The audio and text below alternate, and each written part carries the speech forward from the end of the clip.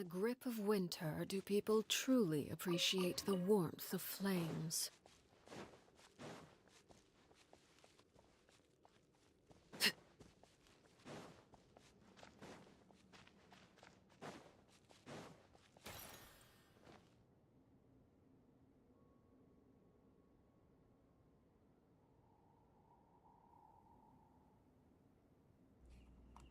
Can you hear me now? You're muted, babes! No! Seriously?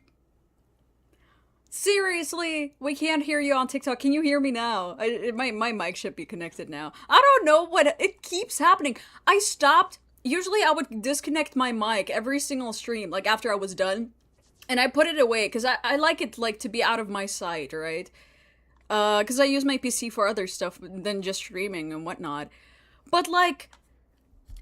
Oh! Even if I keep it connected, it keeps disconnecting from OBS. Girl, we stupid. My bad. Listen, okay, we can start the conversation all over again, because apparently I was talking to myself. Did you guys watch the HSR livestream? As I was saying, when none of you heard it... Oh. Thanks for the heal. As I was saying, the next HSR patch actually doesn't look half bad. Like, we're getting 2 stories. The patch is only 5 weeks long instead of 6 weeks.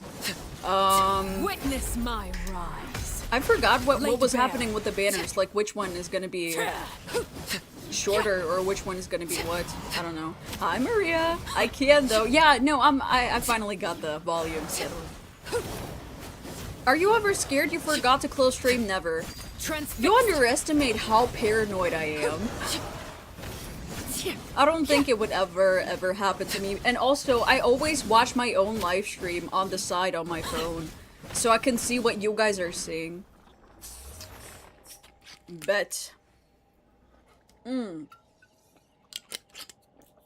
I hope I can get Robin and Aventurine. They look fun. I know, right? I don't really know what to do on HSR, and I also haven't streamed it in a while, even though I really wanted to do the story, the current one, and the Fate story. But like, that's a lot of hours of streaming. Was the water good? It was really good. Sparkling water. What did I want to say? What did I want to say? Can you show your Arla build? I can, but I'm not sure if it's replicable for the average Genshin. She's C6R5. Was it the best water you've ever tasted? No. I've tasted water from like springs and stuff. That's the best water. Like cold water from like actual springs. That's a 1 out of 1 experience. What did I want to say? Right, HSR story. We're getting 2 stories. We're getting a continuous mission next patch, and we're getting an actual like main story, which is crazy. I was not expecting that. Oh, yeah. I'm so sorry. She's C6R5, I fear. I could still show you her artifacts. I slipped off to top 2% from top 1%. I really need to rework her build. I really need to. I need to, well, I am constantly working on it. It's just, I got some not so good rolls in here. Or not the best stats. And I also, this is not a 4-liner. Yeah. Sucks to suck. You got C6 Arla? No way. Hi Pigment, the goat is live. How are you doing? That's awesome. Thanks. It was a long time coming. If you guys are pulling for Arla, best of luck to you. She's... Oh my god! Wait, that's the Arla song! Wait! Oh my god! Oh, that's the Arla song! I don't know if you guys can hear it, because I know the Spotify is always a bit, like, on the quiet side.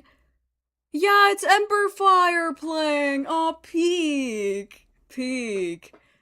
Her C20 is so good, yeah. I thought I heard... We are Charlie okay. You thought this was... Okay. Whatever. Do not insult my goat like that. Yeah, that's C6R5 Arla.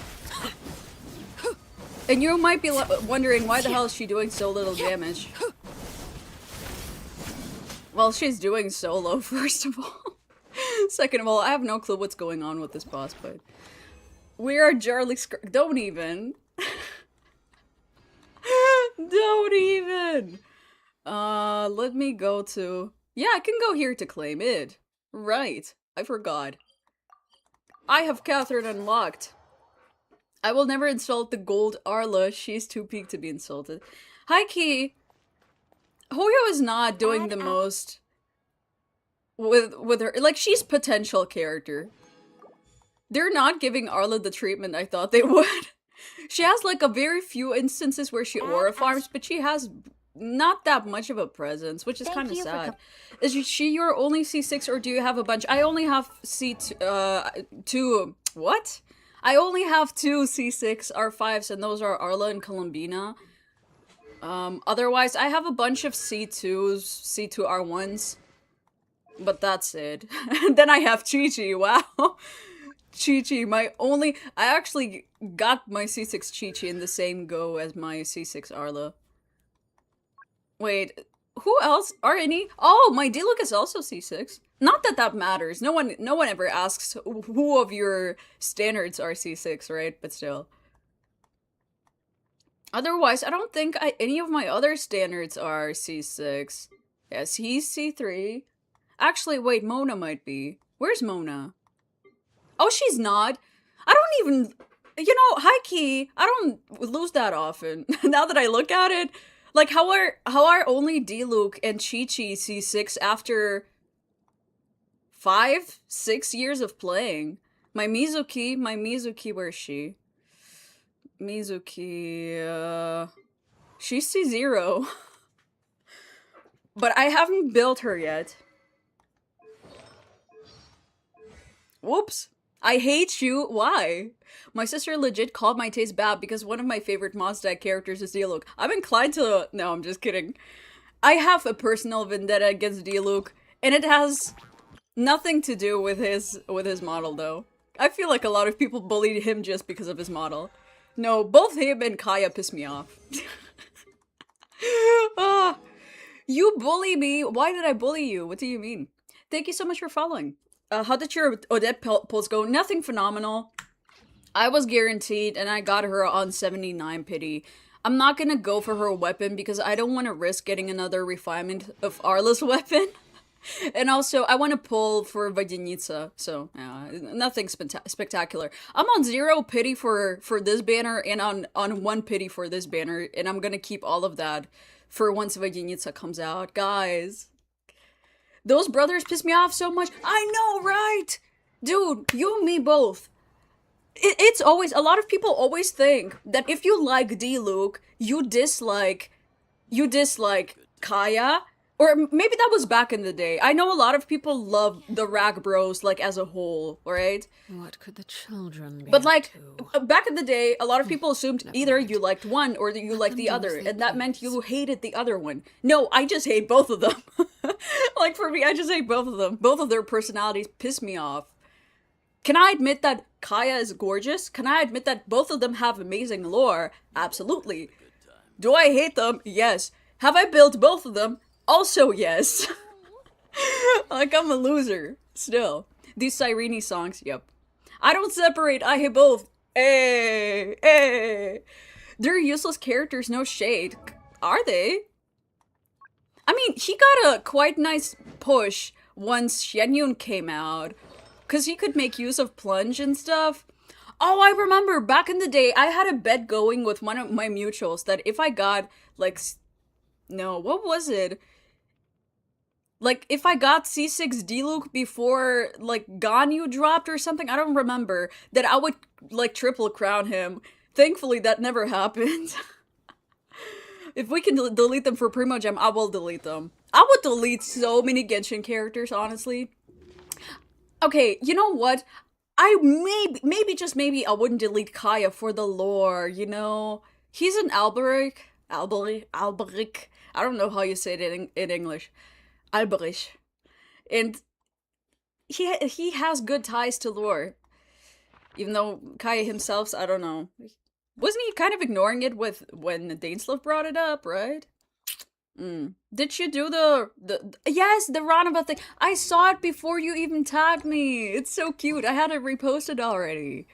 Kai is beautiful. D-Lucas eye is salting. Unfortunately. Get his skin. D-Luke's skin? With all due respect, I've never seen a skin that's less worth getting than D-Luke's skin. With all due respect, that shit is not worth the money. If you got it with the discount, props to you, because you got it at the perfect time. Never in my mind would it occur to me to, what is it? Okay, let's assume I don't even have the top-up bonus, right? If you don't have the top-up bonus, that would be 50 bucks. If you have the top-up bonus, that would be 30. For this bullshit, where his model looks the same, he barely got a better hair. Okay? And then this, okay, the outfit is alright. For a male character, sure. Bit basic, because it's always the same. They always do the same things. I would have loved to see him take the vest off. He had very cool art where he's wearing like the white vest or something. He looks super like handsome in that. This is like, it's the same shape, design, or whatever shape. It speaks to me exactly the same as this does, in a way. Like, this is kind of, you know, the jacket and stuff, boring. Boring. The effect, boring. Does he get a new, like, voice line or something? Wow, that was really worth the money. Sorry, I'm just, especially if you come from Honkai Impact 3rd, from Hoyo, right? Where you get spoiled constantly. This is just such a slap in the face. I would never in my life consider it. I would never in my life get that. I'm so sorry. Like, don't even joke with me, lad. Show us cons. Oh, D-Luke. My D-Luke is C6. And my Kaya is also C6. I was buying him from the shop. Miko and Mizuki leaving Raiden chopped wasn't something I thought about. I really hope that they buff Raiden eventually, because there's just no way. I cannot put my Raiden to use. My C3 R1 Raiden. But my Yai Miko, she became a freaking Bitcoin, because I had her C1. Then I got her C2 from Temper Thyself and Journey Far, and now, like, I'm dead set. I'm just set, and I got her dead. I'm set for teams at the moment. 5-star skin is so boring. Yeah, there's a good reason why they never did a 5-star skin again. They should be embarrassed. They should be embarrassed about this. Like, wrapping this up as if this is somehow any better than this and selling it for that price. They should be embarrassed. They should be sitting down and rethinking if they don't actually want to pitch down the price again. Because this is embarrassing. I don't think they'll do a 5-star skin, like, for a long time. I don't think they will do a 5-star skin until we get, like, maybe Archon skins or something. Kid you not, I don't see it happening anytime soon. It's a lore skin. And... like, okay, and for the lore skin, it was still terrible. Like, even... They still could have made it a 4-star skin. Or if it was a 5-star skin, then maybe they should have put in more effort if it is a lore skin. Traveler has better lore skins, man. Even if it doesn't really have effects or something. Like, that makes it any better. Like, literally, it makes it worse. That makes it worse. Alright, regardless, let me just real quick get into Miliastra, get the dailies done there, and then we'll skedaddle into the Archon quest. I think. I do not even remember, to be honest, what the lore was tied to. All I remember is the trial, it lasted like a good maybe 30 seconds at best. What are the... I also don't understand. Again, of course, I can only use Honkai Impact 3rd as a reference point, because it's the same company, right? Why do they not do outfit trials to showcase the outfits separately outside of some fuck-ass event or something, where you can only do combat for 30 seconds and then you never see the outfit in action again? Like, make it make sense. It's so stupid. Or, like, do an outfit trial card like you do with the Miliastra skins. Like, it cannot be that hard. They do not make it always attractive to buy the skins in Genshin. I cannot lie. Or especially it wasn't without 5-star skin. I finished the Archon quest yesterday and oh my god, it was so freaking good. Nice. I'm really excited to do it today. I'm gonna hopefully finish up Act 2. I heard it's about, what, 4 hours long, right? Lore skin my ass, making an excuse for cheapiness. Yup. They can't sell you the skin if you know it's super chop. The skin sale is only FOMO. But some of the Genshin skins are not that bad. Okay, do you add people? I would if I had the space. Unfortunately, my friend list is already full. I'm already backed up as well on friend requests. I have been adding people.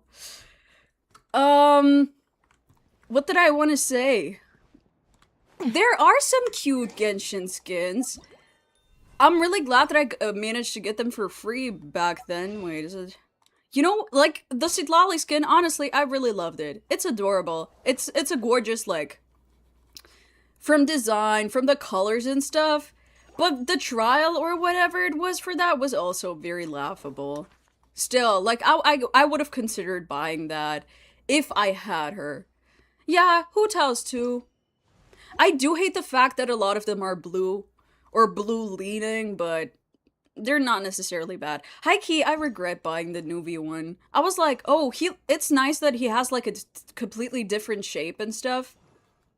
Because, you know, in this one, his shoulders are emphasized. There's very long layers. And this one is like the average normal suit that they do with the male characters. And I kind of regret it in hindsight. But I do still like Nuvi as a character, so you know what? I thought I'd treat him. Alright, let me do Genshin. I hate Nuvi skin too. He looks really weird. He kind of looks weird. You're right. You're right. I don't know why. I probably was just sitting on some Genesis crystals back then from Welcome Moons or something. I was like, you know what, bet while the discount is on, let me just get that. Did you do the Archon quest? No, we're gonna do the Act 2 today, so if you want to stay for that, feel free to. I'm really hyped. I think I may have walked into the quest, but it didn't trigger any dialogue. Thank you so much for the gifts, Kika. Thank you. We need free Toma skin, we do. I would also really love Shinyan skin. I would really love Kujosara skin and a Rosaria skin. They all deserve them. And the reason I'm saying that is because that would mean they would have some kind of event or something. I would really hope for that. Fischl clears all these flops. True, true. Her event, her skin is really, really cute. Alright, 4-star. 4-star. Sure, let's do Kali. That's about as far removed as you can get, right? I'm pissed I missed Kaya's and Lisa's. Oh, that's a pain. They're really good. Especially I think Kaya has a really gorgeous skin, and it was the reason why I built him in the first place. I was like, you know what, Bed? He became more beautiful, might as well build him. I use him from time to time in Imaginarium Theater anyways. Alright, both 4-star, that's under 3.0. Do we have any ideas? That's Sarah. Sarah. Let's see. I don't see her. I have to look in here. Alright. Not Sarah. But Inazuma. Oh, it's Goro. It has to be Goro. Gio and Goro. Yuemiya, it has to be a 4-star. So it has to be Goro. Yeah, there's no one else. Let's go. I got your Arla. You're safe. Ah, congrats. Do I pull Odette or C1 Arlecchino? If you have needs, like team needs for Odette, go for Odette. Everything is about to be shelled for Stellar stuff, so. Although you could make things work with Traveler. But high key, Genshin currently prefers like a lot of...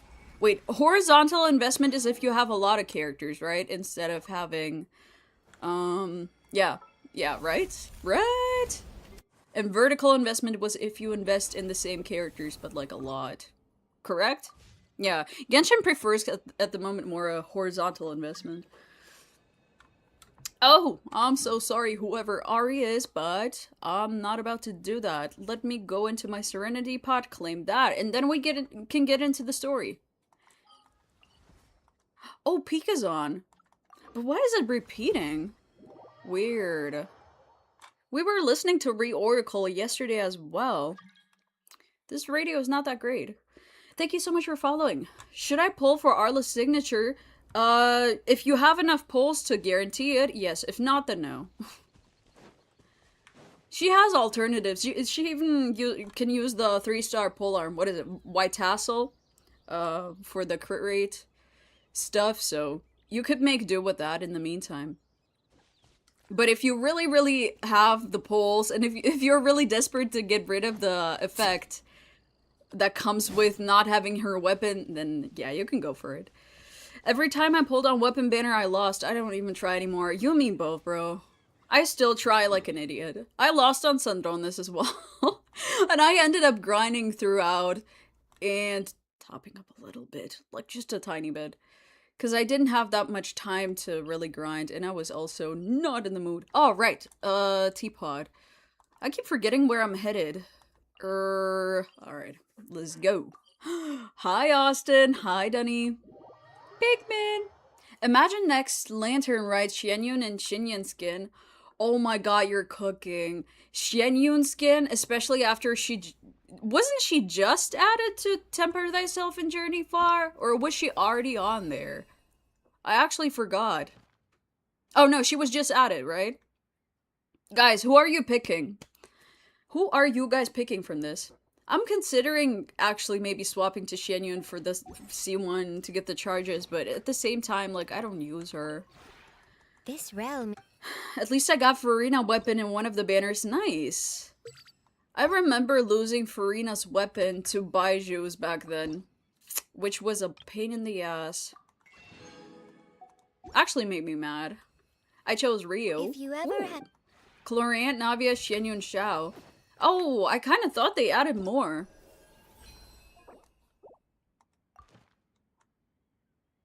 Wait, Mizuki and Sijuin too, right? Weren't they also just added? Something no? you wish to report? Go on. I'm You have picking my Mizuki. undivided Ooh. attention. I can purchase skins with Primo Gems. No, you can't purchase skins with Primo Gems. You can purchase skins with Genesis crystals, but that's a paid currency. So you have to top up for that. Or, you know, if you are gonna buy skins, just buy Welkin Moons, because those Genesis crystals from that, they're gonna just continue adding up.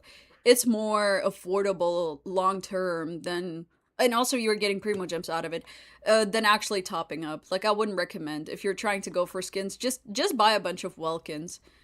Alright. We can head into the main story. Are you guys ready? Are you prepared? I'm so hyped. Should I save for Skirk? Maybe. She's strong. I don't know if she fell off now. With the new reactions, we're gonna see that once the, like, Spiral Abyss and Stygian Onslaught comes out. But I'm sure it's about to be more chill towards the Glimmer reactions, the Stellar Glimmer reactions.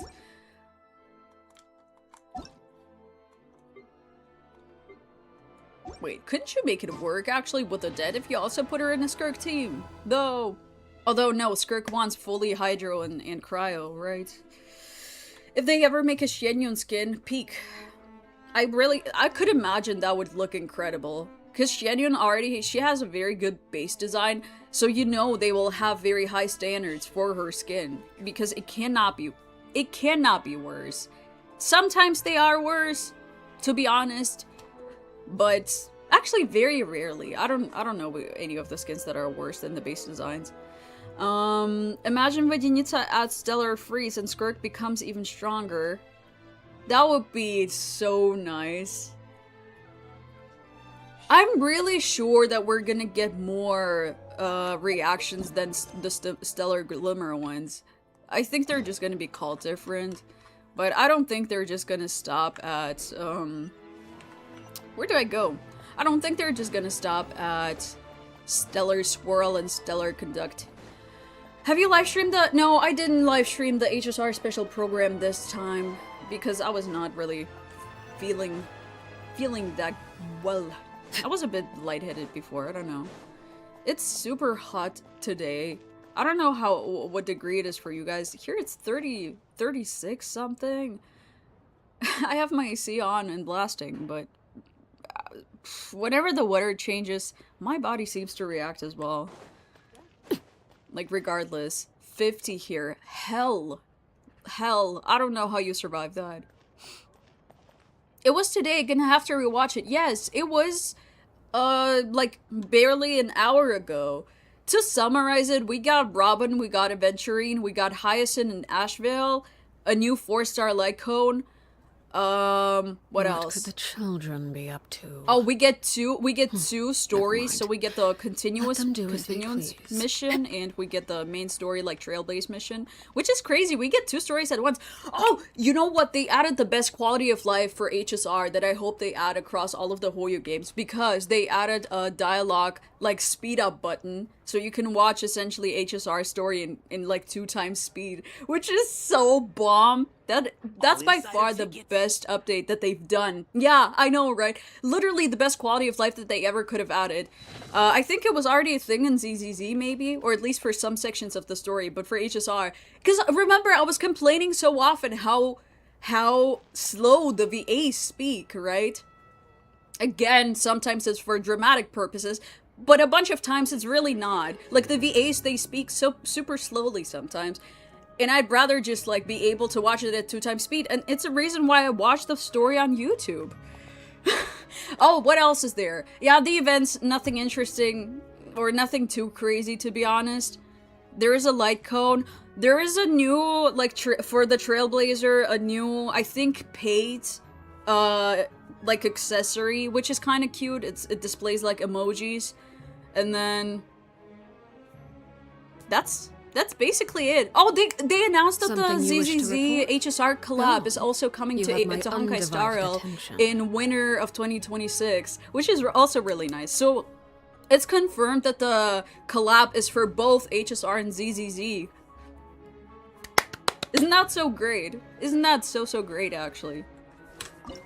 I'm really glad about that. That's why I enjoy Genshin's dialogue more. Yeah, I also really enjoy ZZZ's dialogue, because the dialogue there, it's like, you can listen to it at a normal pace, and it doesn't feel like it's super straining. And across the board, Zenless Zone Zero has the best voice acting for all the Hoyo games. Like, for the English dubs. Where in hell? What do you mean? Oh, what's with the camera? Also, can you guys, I didn't check, but can you guys hear this well enough? Listen, disciple. This should be if loud you've got enough, a problem you right? can't handle, then I'm the one for the job. But if you're looking for prayer, you'd better find some other sister. This should be loud enough, right? You're... Thank you so much for following. I love the VAs, but their talking speed is going to kill me. Dude, HSR, I'm literally in hell in HSR. I don't know who's telling them to speak that slow, but Amphorius was the biggest offender of this. I remember, actually, I kind of feel bad, but I remember Cyrene's VA pulled up for like a very short amount of time during stream while I was streaming the story. And I was complaining. I was complaining so much about how Lygus VA was talking way too slow. Like so slow, it was really painful to listen to that, right? Like, I was complaining the entire time, and I didn't think she was in there. I was just going off on like VAs and how slow they were talking. I kind of felt bad. But she's not an offender of that, at least. Fair warning. Whoa. Wait, what? It sure is cold today. I wonder how much heavier the snow's gonna get. Here to see Odette? I just need to see your tickets for the preview. Alright. Perfect. Thank you.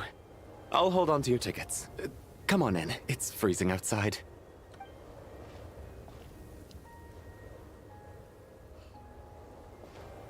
It's freezing out. I cannot take that seriously. It's freezing outside and Lumina's pulling up in a freaking small dress. This is going to be a long act. I'm down. I'm so down. Okay. I think I'll leave the Lelek question until after the show's over. Then I'll go find Odette. Hi, Venti. Welcome in. Mitya! Child said he was originally going to come with Tonya. So I'm guessing Tonya's already here somewhere. Is there anyone here who looks like a Tonya? Let's see. It's a small audience. Makes sense for a preview. But wait, I do see some familiar faces. Mr. Chuganov's back again by the looks of it. Oh, and is that Mitya? And that Fatui officer, Valeri. Guess he must be playing cat and mouse with Mitya again.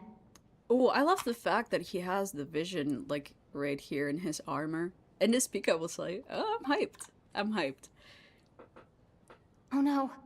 It looks like the show's starting, and I still haven't found Tonya. Never mind. I'll just have to take a seat for now and see if I can catch her afterwards. Okay, I'm not gonna look, I guess, at the TikTok chat for now.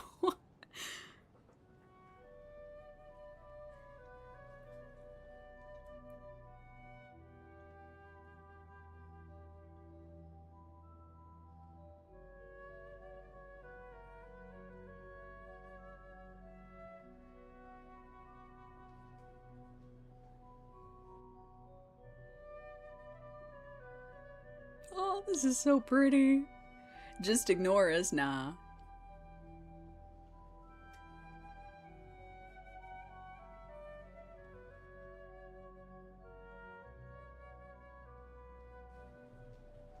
Oh.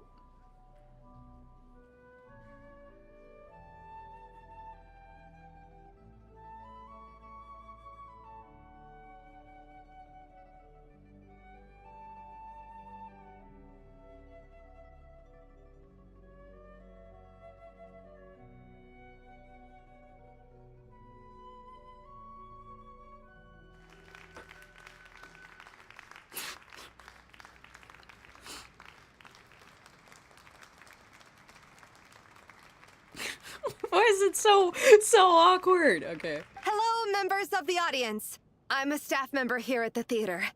Today's performance was a very special one for us, as it marks the first attempt in a long time to revive the classic Snezhnayan ballet, Spirit Seeker. Dude, it's like half empty.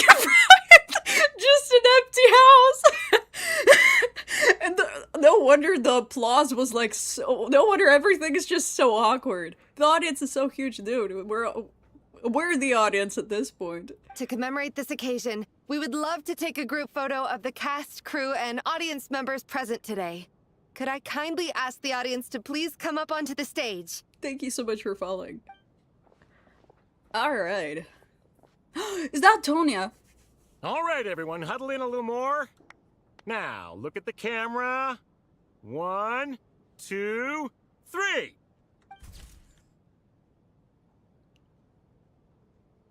Is that her? Is that her? Oh, this is so cute. I hope we get this as a T-pop picture. Are you quite satisfied, Mr. Energy Scientist? I rather hope you don't have any other escape plans to add to my workload today. What are you talking about, Sarge? This was simply my way of inviting you to watch Miss Odette's new show with me. Okay, you guys don't want me to look at the chat, apparently. Alright. And wasn't the performance spectacular? In the future, I heartily encourage you to take a leaf out of my book. Find some soul-nourishing pastimes to enrich your time outside of work. It was indeed a fine performance, but I must correct you on one point. This is not time outside of work. These are working hours. Working hours and non-working hours are just a social construct. Human technology can never advance if we're too rigid in our thinking, Sarge. May we leave now? Already? I mean, I was kinda hoping to soak up the atmosphere for a little longer, but... No? Okay, guess I'm pushing my luck. Didn't seem like too much to ask, but fair enough. Off we go then, Sarge. Back to the land of working hours. Lead the way. No, I'll miss him. That has to be her. She's the only person in the audience around Tonia's age. Oh my god! Sorry, dude. We've heard about all these characters from child stories so long ago, and now we've seen what Skirk and now Tonya? And we know how Tusher looks like since years. I cannot believe it. Excuse me? Are you Tonya? Oh, she's so cute. Your brother's busy today, so I took his ticket. Don't worry about him. He's fine. Oh, okay. Sorry for the trouble. Oh? What's wrong? Are you sick? No, I'm fine. It's nothing. Maybe she caught a cold on the way here because of the weather?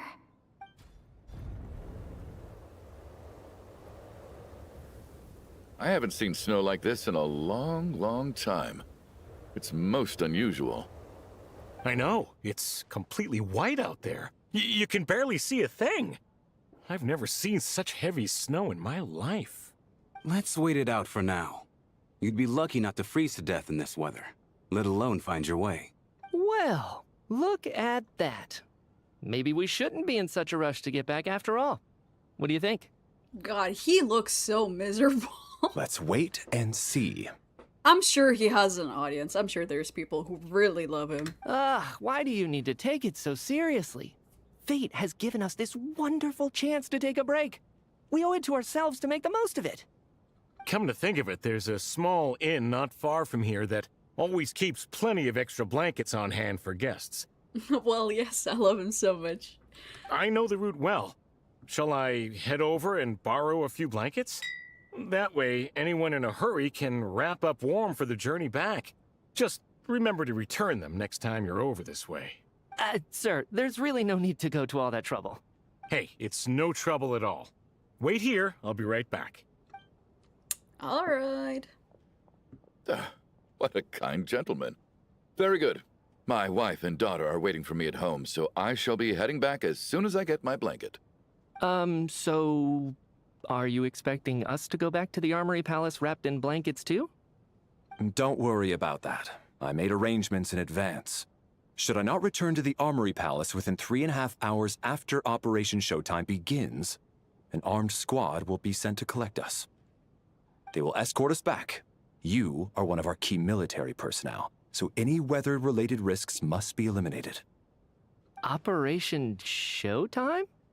So, wait. Every single time you drag me back to work when I sneak out, it's a whole official operation? I gotta say, you've really turned this into quite a moral dilemma for me. It's snowing pretty hard out there. I think you should stay here for now. You seem a little under the weather. Sure. My brother might come pick me up in a bit anyway. Child! Mr. Worldwide. Better get comfortable. I'm comfy. Not really. This chair is so Time to get to uncomfortable. work. I should head backstage and find Odette. I need to look her in the eye and ask her about Lelek. I need to get this out of the way. If you hear something that sounds like a fart, that's not me. That's the freaking chair and it's me trying to get comfortable, okay? Like, this is the chair. Okay, just so we get that out of the way, especially if you're new here.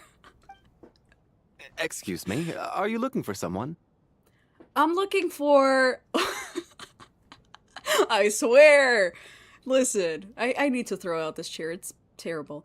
I'm looking for... Vodyanica, I guess. How do you know that Miss Vodyanica is backstage? Unless... oh! Are you here at Mr. Chuganov's behest? Sorry, but that area is currently off limits to everyone except the cast and crew. Huh. Bad timing, I guess. Well, I might as well stick around. I doubt Odette will be leaving before the snow lets up in any case. Alright. An hour goes by, but the snowstorm shows no sign of stopping. What happened to the gentleman who went to fetch the blankets? How has he still not returned? Is there a reason why they're not trying to close the door? Am I missing something? I was thinking the same thing. It's still snowing very hard. Do you think something might have happened to him?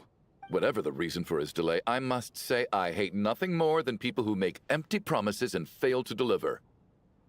Well, I have to treat my employees like that on occasion, but that's different.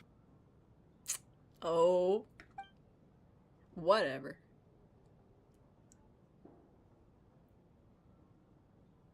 You seem anxious, Mr. Valeri.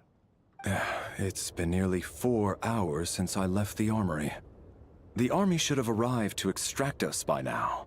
No, it's actually pissing me off that they're not closing the door. I'm sorry. They know how much I despise tardiness and disrupted plans. There's simply no reason that they shouldn't have shown up by now, barring exceptional circumstances. Surely a snowstorm like this one counts as such. Few things in this world can stop the Snezhnayan army, Mr. Mitya. And a snowstorm is certainly not one of them. Why don't you go out and take a look? They might be right outside, waiting for your orders before they dare come in. An absurd hypothesis. I have no intention of leaving your side for even a moment until I have escorted you back to the Armory Palace. Okay. This doesn't look like an ordinary snowstorm to me. That guy who left earlier. It looked like he just vanished into thin air. Either that, or my eyes were playing tricks on me. A man-eating snowstorm? Come on. Night hasn't even fallen yet. Spare us the ghost stories. Her hair design is so pretty. They left the door open for 4.5 hours. Like, what even? Traveler, didn't know you were coming today. How come you didn't say anything? I'm here to say, Odette, I'm not sure how I should say this. Nah, we know. Oh, right. I assumed you were looking for me and Vodyanitsa. Odette's still backstage. Whoa, that's quite a snowstorm out there. I've been working backstage this whole time, so I didn't even notice. No wonder the audience hasn't left yet. Huh. Is weather like this rare even in Snezhnaya? Yeah, snow like this. I'm sure I've seen it out in the wild before, but never in the city. Actually, I take that back. I don't think I've seen snow this bad even in the wild. This is something else. It's not normal. If even Alosha thinks snow like this isn't normal, could it have anything to do with that monster people have been talking about? Ooh, are we gonna say Tsaritsya this patch? We can't stay Please. cooped up here forever. Have to. Someone right? needs to go out and take a look. Should I go with you? No need. I have plenty of experience with snowstorms. Besides, I work here while you're an audience member. I should be the one to do it.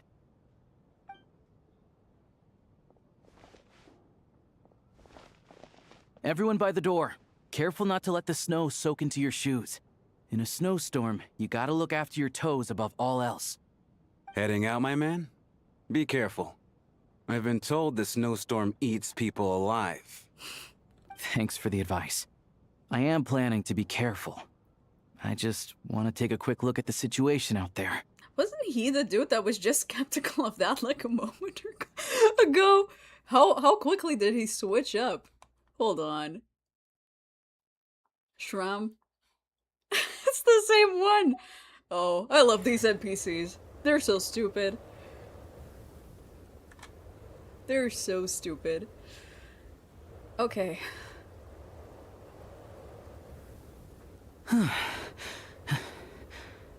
He's back! He's back! How was it? What's going on out there? Did you see any soldiers patrolling the area? Something about this storm isn't right. There's no one out there. I didn't see a single soul. And something in the air gives me the creeps. This isn't your average snowstorm. I suspect it might be related to recent events in our nation. I strongly advise everyone to stay here until the snow dies down. Are you serious? So all of us are trapped here now? That sounds a little far-fetched to me. You want to go outside and see? I, for one, am not risking my neck in that weather. Yep. This just turned from a minor delay into a major hassle. We can only hope that our friend who went to fetch the blankets just ditched us and went home. Is it really that bad? But my daughter, I won't be able to read her a bedtime story tonight. Huh? What are you all still doing here? Whoa! It's snowing hard. The cast and crew from backstage are quickly brought up to date on the So now we're situation. stuck here? Oh, this is terrible. Luckily, it was just a dress rehearsal today, so there aren't too many people here. Thank you so much for the roses, Andre. I love how there is no music, only one sound. It's true. On the bright side, the theater's always well stocked with supplies. If the snow still doesn't let up as we get into the evening, you can spend the night here, everyone. Wait, I didn't forget to turn on the music or something, right? No, I didn't. At least, I assume that's alright? Odette? Fine by me. This seems like a sensible backup plan under the circumstances. My thanks to the theater for being so accommodating. What are you staring outside and praying for, my man? You anxious to get home too? Oh, Your Majesty the Tsaritsa, I beg you, please do not let tonight's snowstorm stop. What? This is a golden opportunity to spend the night under the same roof as the 2 top stars in all of Snezhnaya. It's a once-in-a-lifetime experience. Did you pray today? Oh? I think I've changed my mind. Sir, if you so much as look at us funny, you'll be seeing stars in a whole other way. Behave yourself, or you'll be begging for that blizzard. We gotta jump him. Isn't that his wife? Might be. I think it might be, actually. Or someone, I don't know, someone close. We gotta jump him. It's getting colder. We need to keep the indoor temperature up. Close the door and lock it tight. Let's head somewhere warmer. Finally, the door closed! Oh, peak. Let's go. Why did it pop up now? Oh, you can click on stuff? Okay, a staff member at the Korolevsky Theater, exceptionally diligent and reliable, he rarely makes mistakes. Regular theater goers know him well as he has long been responsible for checking tickets at the entrance. He also seems to be a fan of Odette. Let's just do the NPCs first and then... Oh, no details? Chugunov. Okay, owner of the Iskra manufacturing plant and a member of the Snezhnaya Veche. He carefully maintains the image of a devoted family man and deeply loves his wife and daughter. The factory he operates is known for excessive energy waste. Okay. No one. Alright. Rampana? A staff member at the Korolevsky Theater, drawn there by dreams of a celebrity lifestyle, she now handles duties such as announcing performances and hosting events. She can occasionally get a little too fixated on things. Alright, sure, let's go with the characters now. Mitya, an expert with the Energy Commission and a prominent figure in the military, he has an exceptional command of all manner of energy-related technologies. Though he can be rather talkative at times, his scarf more than makes up for it. Oh, his scarf is peak. It's so nice. I love it. Hell starting. What? What? Okay. Vodenitsa, the prima donna of the Korolevsky troupe, a mysterious Rusalka whose extraordinary singing has captivated countless audiences.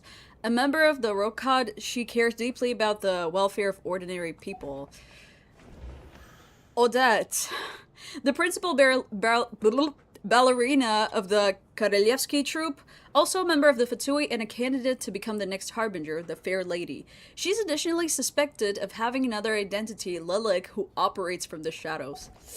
Youch.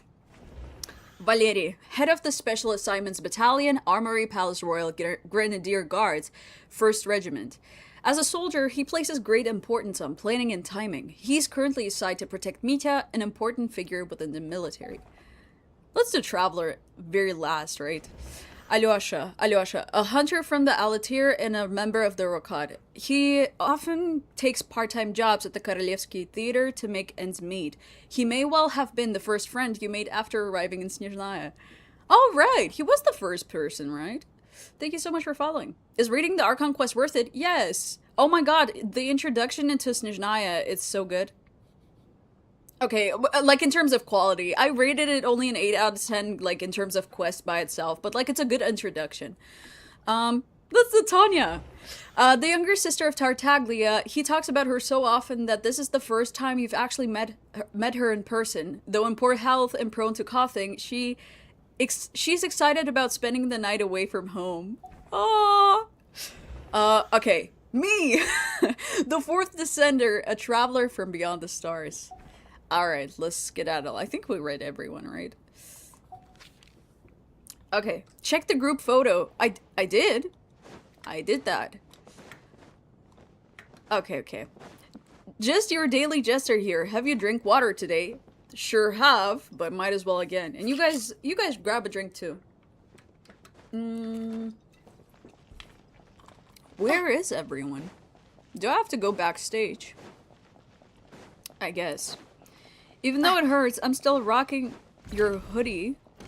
What? Is that a song? Read a joke. Give me a second. And then there's the aristocrats. Easiest of all to deal with. You don't need to use any force whatsoever. All you have to do is show them the rope you plan to tie them up with. Do you know why? I don't. Do tell. Because nothing horrifies them more than the thought of a cheap, coarse rope leaving creases on their precious $1,000,000 more coat. They'll do whatever you ask to avoid that fate. Unexpected, but funny nonetheless. Tell me another one. Well, look at that. I got myself a new listener. Hey there. Let me introduce myself. The name's Shram, and I'm a mercenary. The kind that gets paid to do odd jobs for rich folks. And I am Chuganov, an entrepreneur. If my name is unfamiliar to you, you will no doubt have heard of my factory, the renowned Iskra manufacturing plant. I'm Traveler. Enjoy your conversation. Are you really that famous, Mr. Chuganov? How come I've never heard your name before? Excuse me? Is that a joke? Or are you being serious? Oh, I'll have to ask my rope later. He's probably tied up more entrepreneurs than I've ever heard of.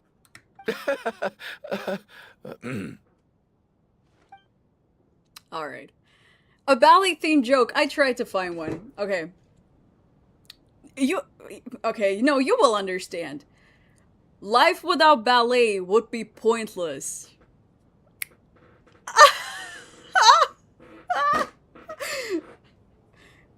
You have to know something about ballet. Okay, you guys understand what point is, right? Hey, it's really on theme though. It is man, why is it... I don't understand. Why is it that whenever I read a joke while we're on Genshin, it's like dead silent? Why is it? It always happens every single time. We've read how many jokes now? Like 5 or something? It's been dead silent every single time in game. Like, come on. Why is it setting me up? Thank you so much for following. Alright. This is highly irregular. A delay of over an hour during an operation like this theoretically warrants a Harbinger-level response. I wonder what the issue is. The storm, or something else. Sarge, the day you learn to let go and just enjoy moments like this is the day you'll finally understand the meaning of life. Why, hello, ma'am. I believe you were the one sitting at a nearby table back at Podvorye Restaurant. Any friend of the theater's star performers is a friend of mine. It's a pleasure to meet you. I'm Mitya, from the Energy Commission. Greetings. Major Valeri, head of the Special Assignments Battalion. Armory Palace Royal Grenadier Guards, 1st Regiment. I am here to ensure Mr. Mitya's personal safety.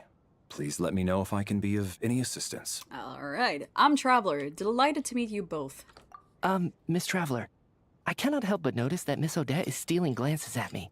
Any idea what that could be about? She's so cute. I've racked my brains, but I can't think of anything I might have done to offend her. Perhaps she noticed me spacing out during her performance? No idea. Keep racking those brains. You'll figure it out. What? You mean I really did do something to upset her? Well, thanks for letting me know. Okay. You guys are telling me not to read the chat. Alright, if you say so. So, Mr. Mitya, is your work related to Project Suja? Yes, that's right. The higher-ups in the Fatui transferred me from the Energy Commission to the Armory Palace because they wanted me to... Silly. Really? I can't even talk about that? Pretty sure it counts as part of my private life. All right, I won't say anything. Sorry, traveler. As you can see, I'm afraid this pleasant chat will have to end here. You're safe in this chat, but I don't know about TikTok chat. Yeah. I'm also not sure. Wait, let's check back This in. is highly irregular. A delay of over an hour during Okay, they're not saying anything interesting after that, just the same dialogue. No, I want to talk to Odette first. I have to say, even though today was a rehearsal and there were some hiccups along the way, Miss Odette's performance was one of the best I've ever seen, even compared to an actual show. I couldn't agree more, especially considering the weight of the subject matter. It takes a truly seasoned professional to do justice to a theme like love and regret. Do you think we were coming on too strong? Odette's ignoring us again. What about you? What did you think of today's performance? Actually, I wasn't paying much attention.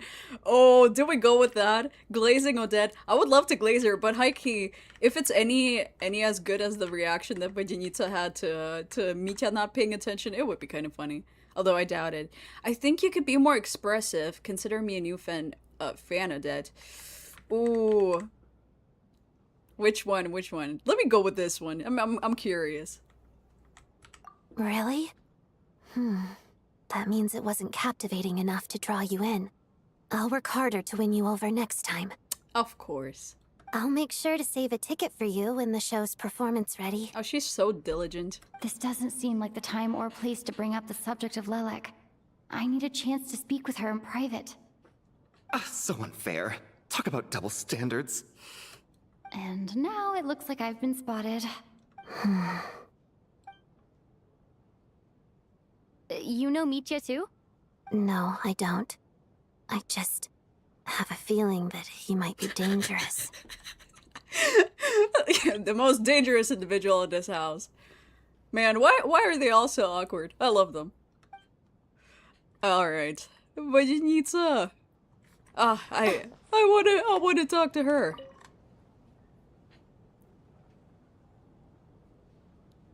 I don't think it's ever been this lively backstage before. I didn't know you were coming today. Oh, she's just rainbows and sunshine. Oh, I love her so much. Hey, have you seen Chuganov? I heard he was coming today. Have you spoken to him at all? Not really. I'm with you. This could be just the chance we need. Yeah, I gotta figure out a way to coax some more intel out of him. I want to know why he suddenly changed his stance on Project Stuzha.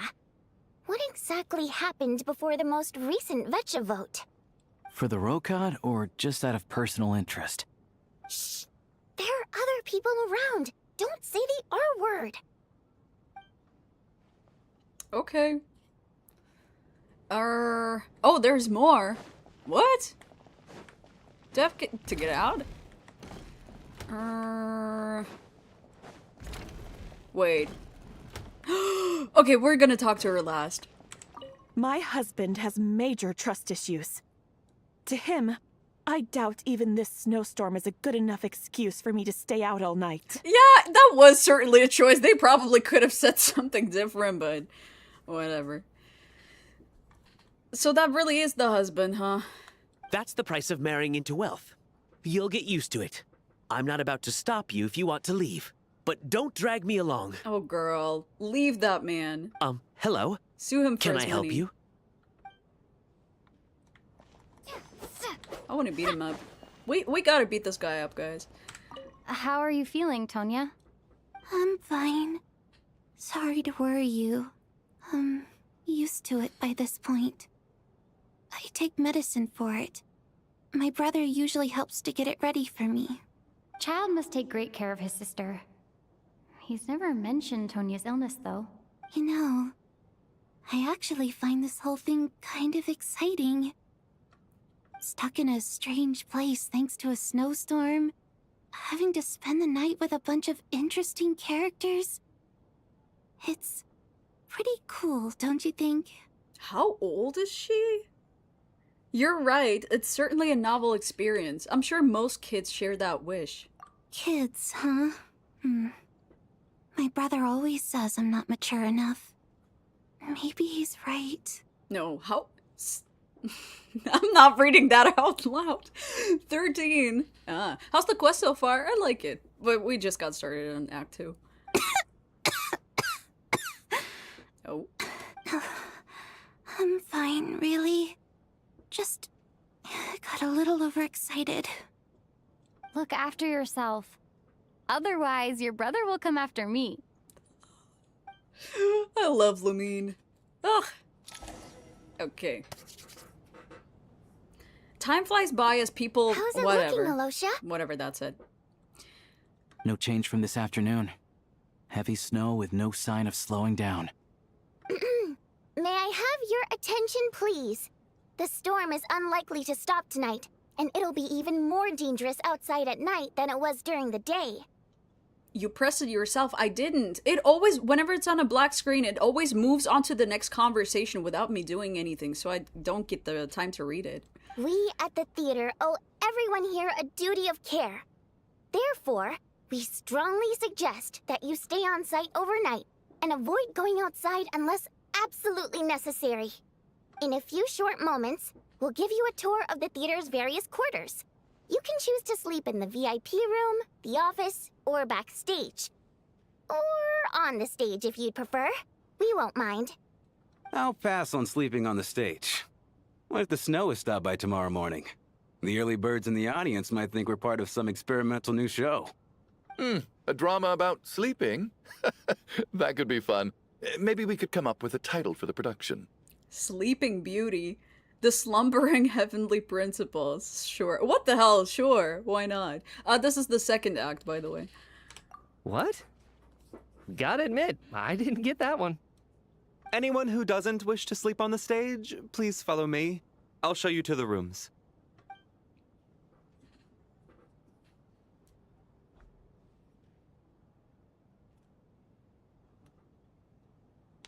I guess I'll call it a night. Though, I feel like I won't sleep very well without Paimon here. I'm sure she'll be worried that I haven't made it back yet. But as long as she looks out the window, she'll probably realize what's holding me up. I wonder if she's feeling any better yet? At least she hasn't been getting any worse. Still, I should try and get back first thing tomorrow morning. She looked way better, actually, when we came back to visit her. She was up and jumping. Her normal self. High key. Low key. Okay. Oh.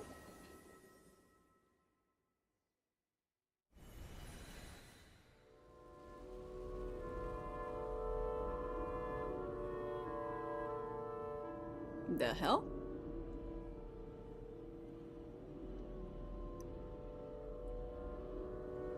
Ah, finally. Welcome back to the world of the living, lazy bones. I was about to wake you. The black mist is almost on us. What black mist? Where are we? Still waking up, huh? You know, the black mist. It's been chasing us from below ever since we were born. You're just dozy. There's no way you've forgotten. Girl, what? Come on, let's keep heading up. Onwards and upwards is the only way to survive. Don't listen to a word those black mist cultists say. Here we go again. The endless march toward survival. What's going on? That black mist down there is creeping me out. And it's rising. Guess I should head upwards and get away from it. The black mist cultists believe that being swallowed by the black mist leads to everlasting peace. But if you ask me, they're just lying to themselves. We're the only heretics left. The only ones who refuse to give in. We have to keep going. Can you jump inside of that? Oh. But how do you I didn't actually mean know to. that they're wrong? Oops. Dangerous question there, Torgov. I was just kidding. The moment your faith wavers, you start a chain reaction that ends in the collapse of your will. Put the question out of your mind. Stay strong and believe that the black mist means certain death. Oh, they're Okay. gone. But it's not my mind that's the problem. My body's about to give up on me. It's already starting to falter.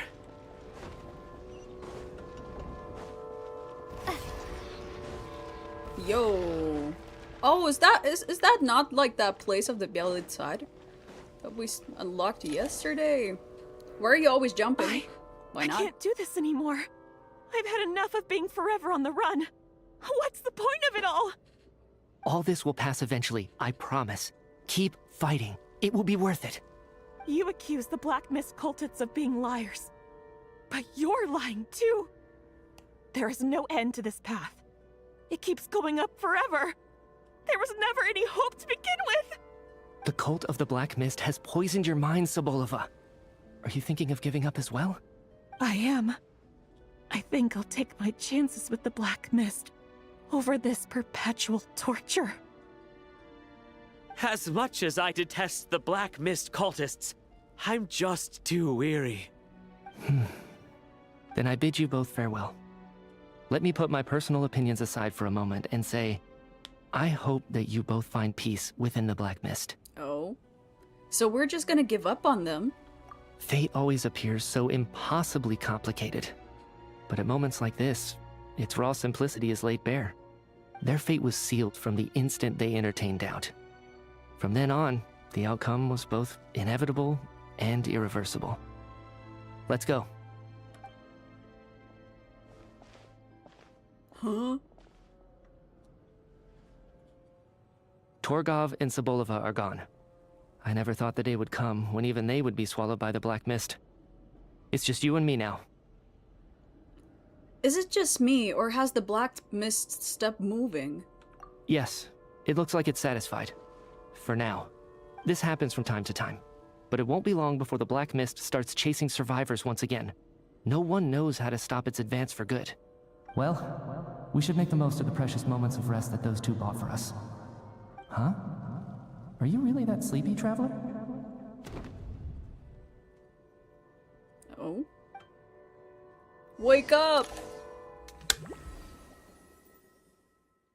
Okay, that was a dream. Right? Ah! Help! Somebody, come quick! Okay. What is it, Chuganov? What's wrong? Huh? Is it morning already? What's all the commotion? Sounds like it's coming from next door. I should check and see what's going on.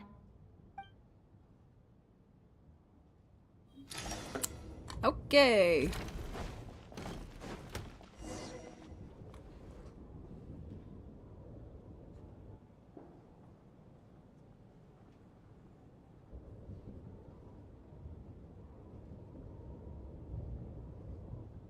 Don't look, Miss Tonya. Stay here. Okay. What happened to them?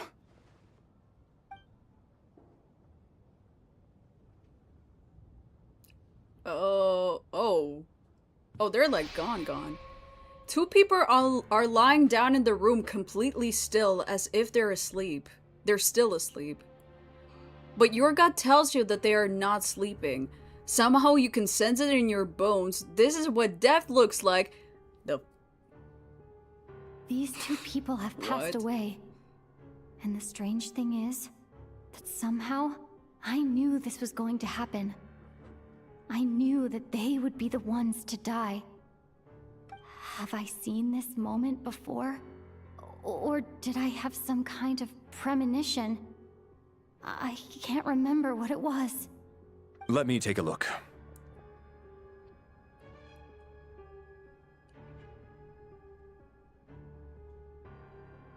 No vital signs in either of them. They're dead. The cause of death, however, remains unclear. No wounds on the bodies, no signs of a struggle, and no skin discoloration caused by the buildup of toxins. But just last night, they were chatting and joking away. This is so sudden. Could they have had pre-existing medical conditions? Even then, the odds of them both dying of sudden complications on the same night are extremely low. It's hard to believe that they died of natural causes, nor does this appear to be a suicide. Are you suggesting they were murdered? Who was the first to discover the bodies? It was me. But these deaths have nothing to do with me, officer. I got up early because I wanted to see if the snow had stopped. Then I noticed that the door to this room was open, and it looked like there was a man and woman inside. I just went over to see what was going on. I had no idea they were... I can corroborate this. I was doing my morning exercises near the stage. When I saw Mr. Chuganov heading this way, I followed him. I can also confirm that I didn't see a single person approach that room before him. The snowstorm was raging all night, and it's still going now. There's no way someone could have come in from outside, correct? You mean an intruder? No, not possible. I slept by the door last night as a precaution. There's no way I wouldn't have noticed if anyone had tried to open it. Everyone, split into pairs and search the theater for anyone in hiding or any signs of suspicious activity. I'll follow up with a full search of my own shortly. Go. There is no time to waste. You pair up with Tonya. By the way, okay, this time it's not skipping, but you can see, like, my hands are up, right? You pair up with Tonya after a thorough search. You're satisfied that no one else from outside the group is in the theater, and everything is exactly as it was left last night. It tends to just skip over those. I don't know why. Nothing on your end either? Backstage is clear. No signs of suspicious activity. We checked the basement. Also clear. I don't think there's anywhere here that a living person could hide. Hello, welcome in. I didn't find anything either. Are we certain that the theater doesn't have a back door? Or any tunnel or passageway wide enough for a person to fit through? No, there's nothing like that. If people were sneaking in through some secret tunnel to avoid buying a ticket, we'd have sealed it off ages ago. I also checked the windows. All of them are locked from the inside, and there's no sign of anyone entering or leaving. It sounds like we can safely rule out the intruder theory. If anyone came in during the night in this weather, there'd be no way for them to avoid leaving footprints or water stains. This can only mean one thing. It's like one of those murder mysteries you see in novels and plays, isn't it? The ones where the killer is... one of us. We can't quite jump to that conclusion just yet. Could he be right? It's hard to imagine something like that happening in real life. Set in a theater during a snowstorm, a murder takes place and the killer is among us. It's such a classic trope that it seems unbelievable. I was trying so hard to not react, but why would you say it? Yes, among us. Looking at who the killer targeted, and the clean entry and exit.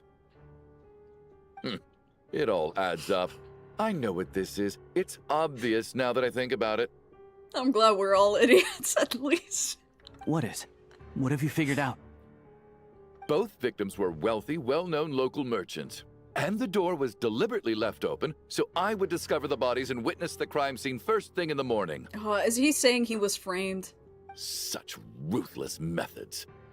This was your doing, wasn't it, Lelik? Lelik? You mean Lelik is among us? And he's the killer? Lelik. I know this code name. Member of the Rokot, anti-Project Snezhnaya. Always works alone. I've read the case files at the Armory Palace. Walk me through your reasoning, Mr. Chuganov. What do you know about Lelik?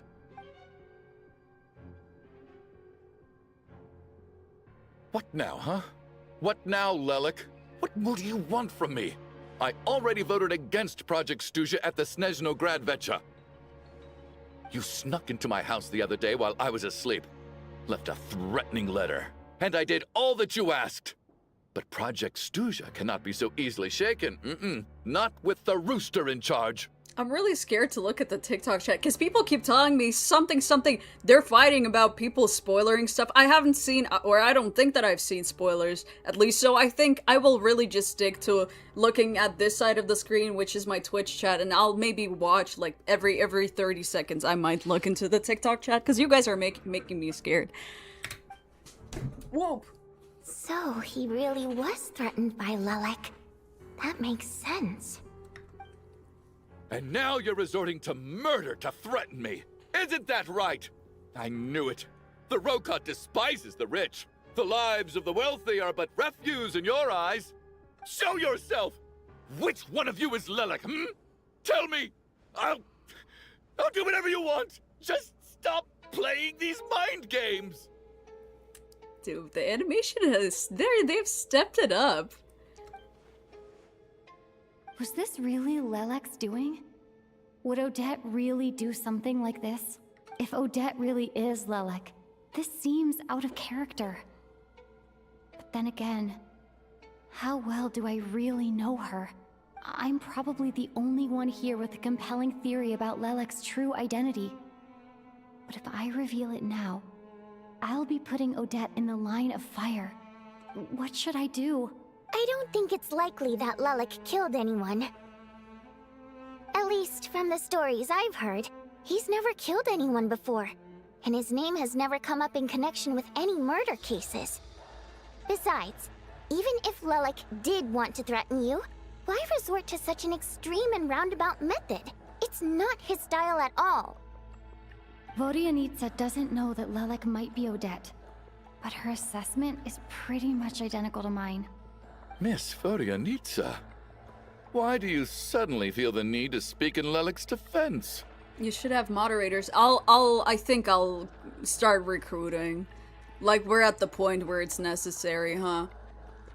Not just for spoilers, but also in general for the past streams.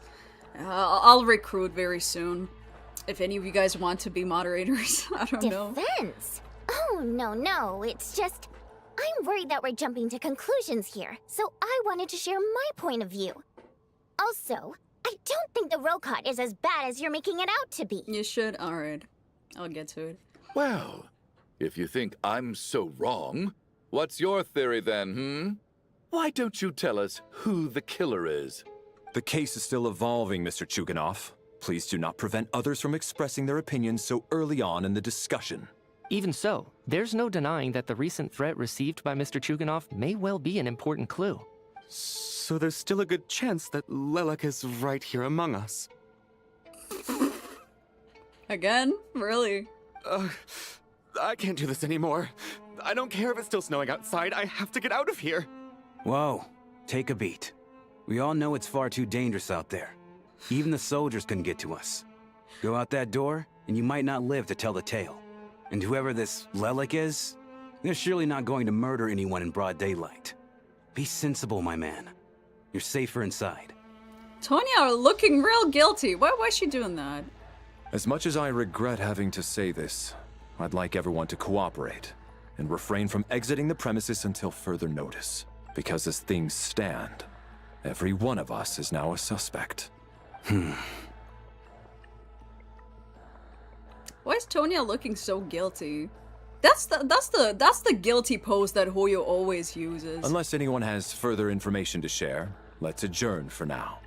Feel free to keep searching for clues, but make sure you don't go off alone. Alright.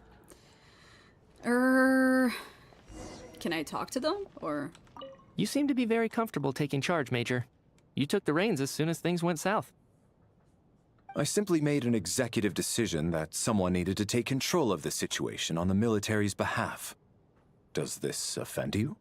Yeah, Tonya is one of Child's siblings. He has like a bunch of siblings. We've seen Tusser before, like during his first story quest, and Tonya is one of his sisters. No, quite the opposite. We feel much safer for it. By the way, what does Major mean exactly? Is it a pretty high rank? How many siblings does he actually have? Does anyone know? Do we have child enthusiasts in here? I'm curious. Future moderator career. Okay. I still find it hard to believe there's a murderer among us. Just last night, I imagined we were like classmates out on a hiking trip. There's no guarantee that you can trust your classmates, especially not when you're locked up together. Why did they do this?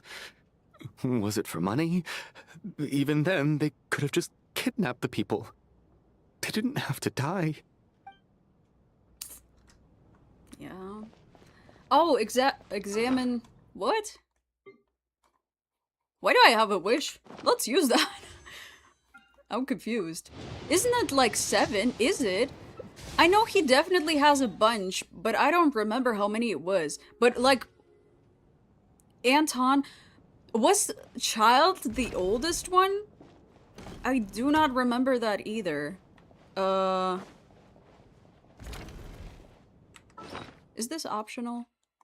I don't get it. Oh, we don't get to keep this. Yo. Deceased. A wealthy businesswoman who began her career selling fashionable cold weather clothing.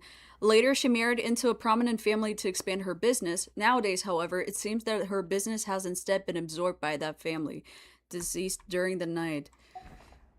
A wealthy businessman who made his fortune in the energy industry. With support from the Northland Bank, his business grew larger and larger. At some point, however, it began to feel as though the Northland Bank had become the one truly calling the shots. Deceased during the night. Okay, those are not crazy... not crazy intel, but sure. You're right. That was my bad. It was a knee-jerk reaction. I didn't think it through. Luckily, no one suspected my identity. Okay. Hello. Oh, phew. It's just you. I thought someone was eavesdropping. Since Vodyanitsa and I were on the same page earlier, I think I should share my thoughts with the Rokot members first. You tell Vodyanitsa... Wait, you... Oh, what? Are you kidding? This time it's not skipping anymore. Sure. You tell Vodyanitsa and Alyosha about Child's intel on Lilac and your views on the current situation. Whoa, whoa, whoa. Are you serious? I don't know if this counts as gossip, but it's definitely on track to be the juiciest this whole year. Odette? Really?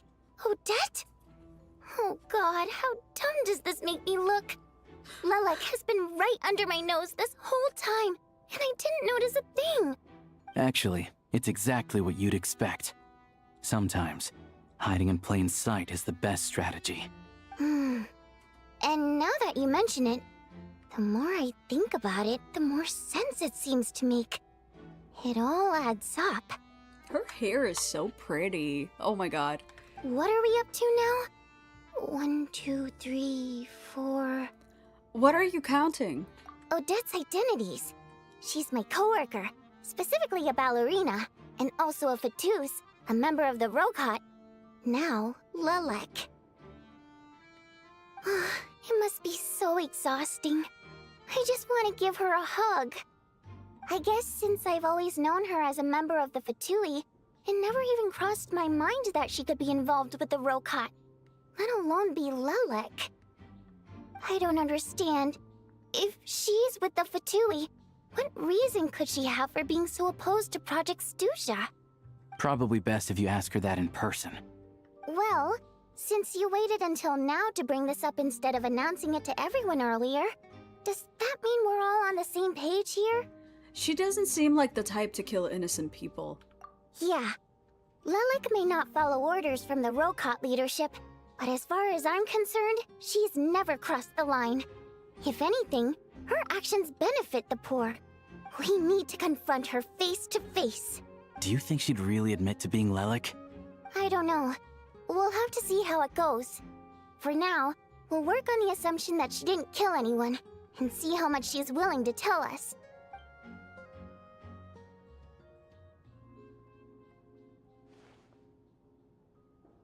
Now's her chance. Odette's alone. Let's go.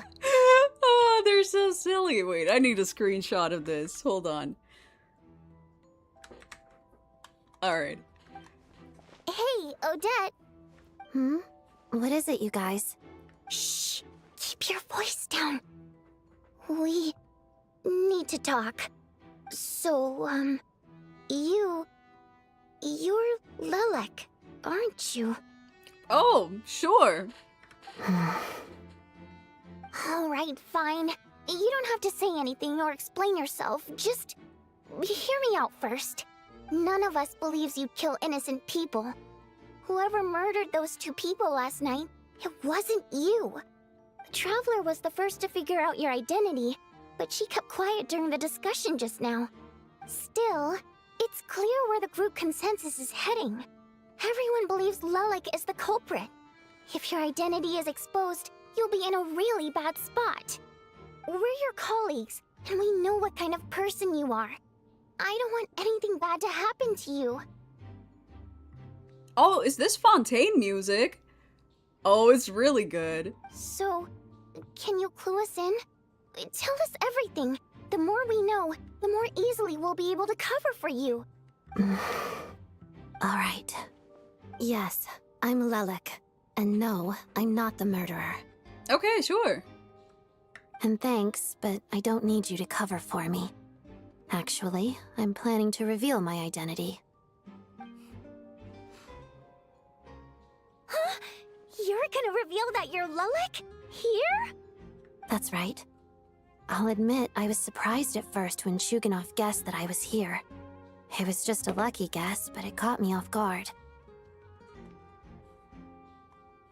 But after taking some time to assess the situation and confirm where everyone stands, I don't believe I have anything to worry about.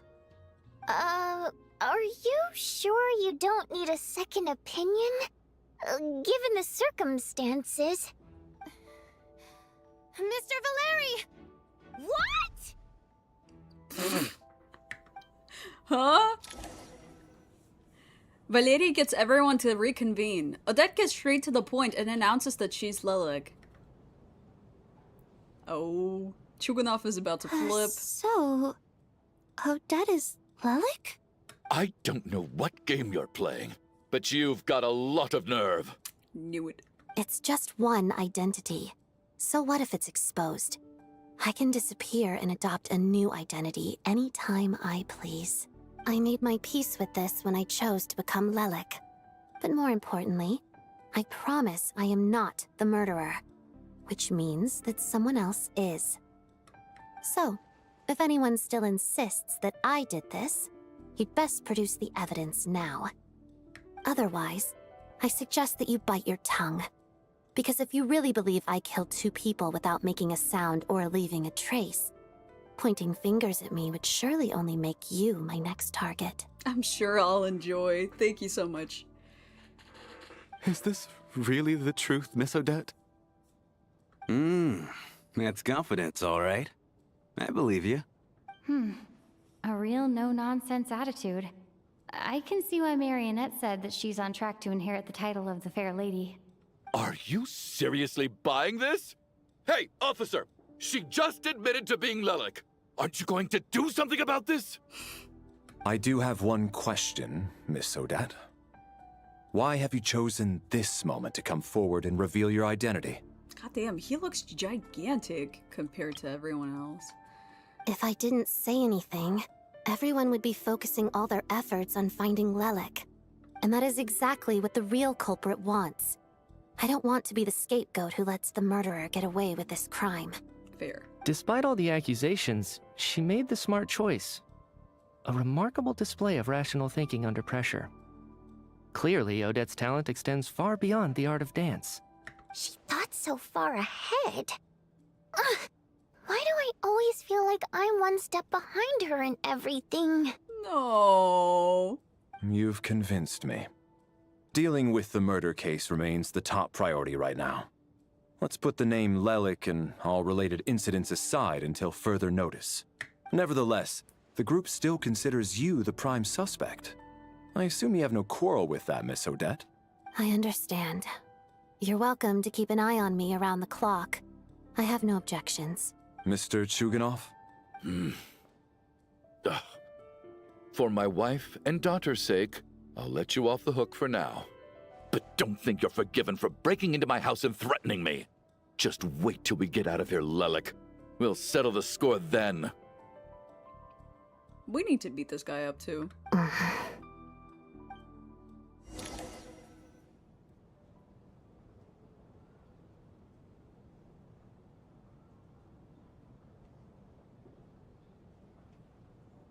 Good for work, real. Lelik guard team. And Lelik too. Here, have some hot water. Turns out Valeri knew about my exploits, so now I've been told I have to guard Lelik with him. Shouldn't you be facing my way if you're guarding me? At the moment, it looks more like you're my bodyguards. If the true culprit is indeed still at large, as you have claimed, we must keep our guard up against them also. Don't worry, Tonya. We'll get through this. Once the snow stops, the officials will step in. The investigation will get easier, and then we'll be safe. But once the snow stops, won't everyone just leave? You're gonna miss us, huh? Well, some of us work at the theater, so we'll still be here. I'll even give you a special backstage pass. Really, Miss Vodyanitsa? That's awesome! You've made a fan for life. Aw, you're so cute, Tonya. You're so cute, Vodyanitsa. Oh my god. Oh my god, she's so adorable. I can't. All right, let's swear to it. I promise to give you the pass, and you promise to never change your mind about being my fan. Promise. Yeah, I'm with you. She's so adorable. I love her so much. Don't indulge her, Tonya. You don't have to swear an oath over things like that. You really do get carried away sometimes, don't you, Miss Vodyanitsa? Hey, mind your own business. Oh.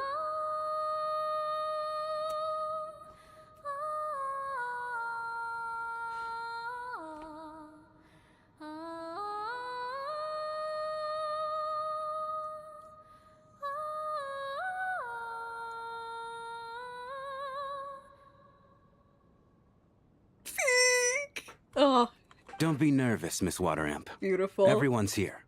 There's nothing to be afraid of. Random singing. I don't care if she randomly sings. Sing more, please. Excuse me?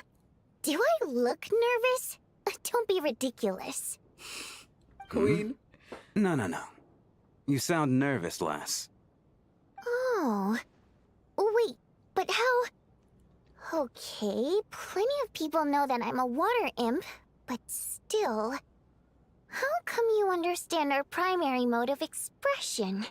Primary mode of expression. I've not come across that concept before. Do enlighten me, Vodyanitsa. Well, it's just...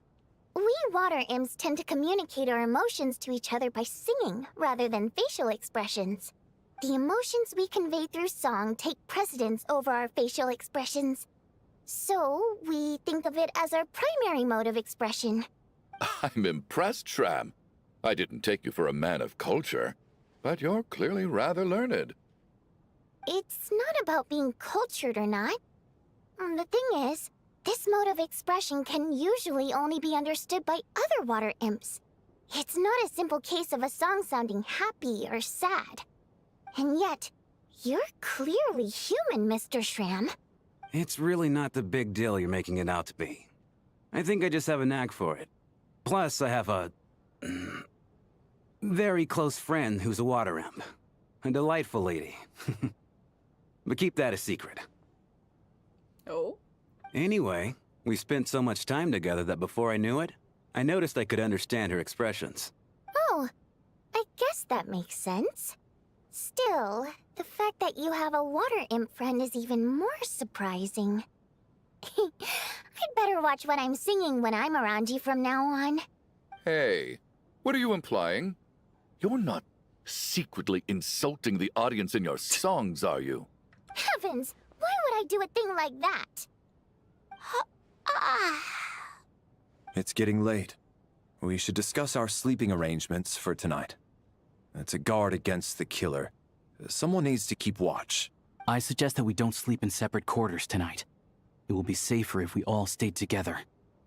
Wait, who looks like male Farina? You mean Mito or what? As long as someone keeps an eye on Lelik, I'm quite sure we won't have any trouble. Are you saying that you wish to bet your life on Miss Odette being the killer? Nonsense. Of course not. Then I propose the following arrangement for tonight. The Traveler, Odette, and I will form the Night Watch. We'll sleep in shifts, but two of us must be awake at any given time. Fine by me. Wait, let me think about this for a second. Does this make a difference? An excellent idea. This allows No. us to handle the night watch Probably while not. also keeping an eye on Lelik. Meanwhile, the rule of taking shifts in pairs resolves the other issue. Namely that we can't necessarily trust the Traveler or Valeri either. I expect that plan took you quite some time to come up with, didn't it? Actually, our field combat manual outlines a similar approach. although the scenario there involves guarding prisoners overnight during field operations.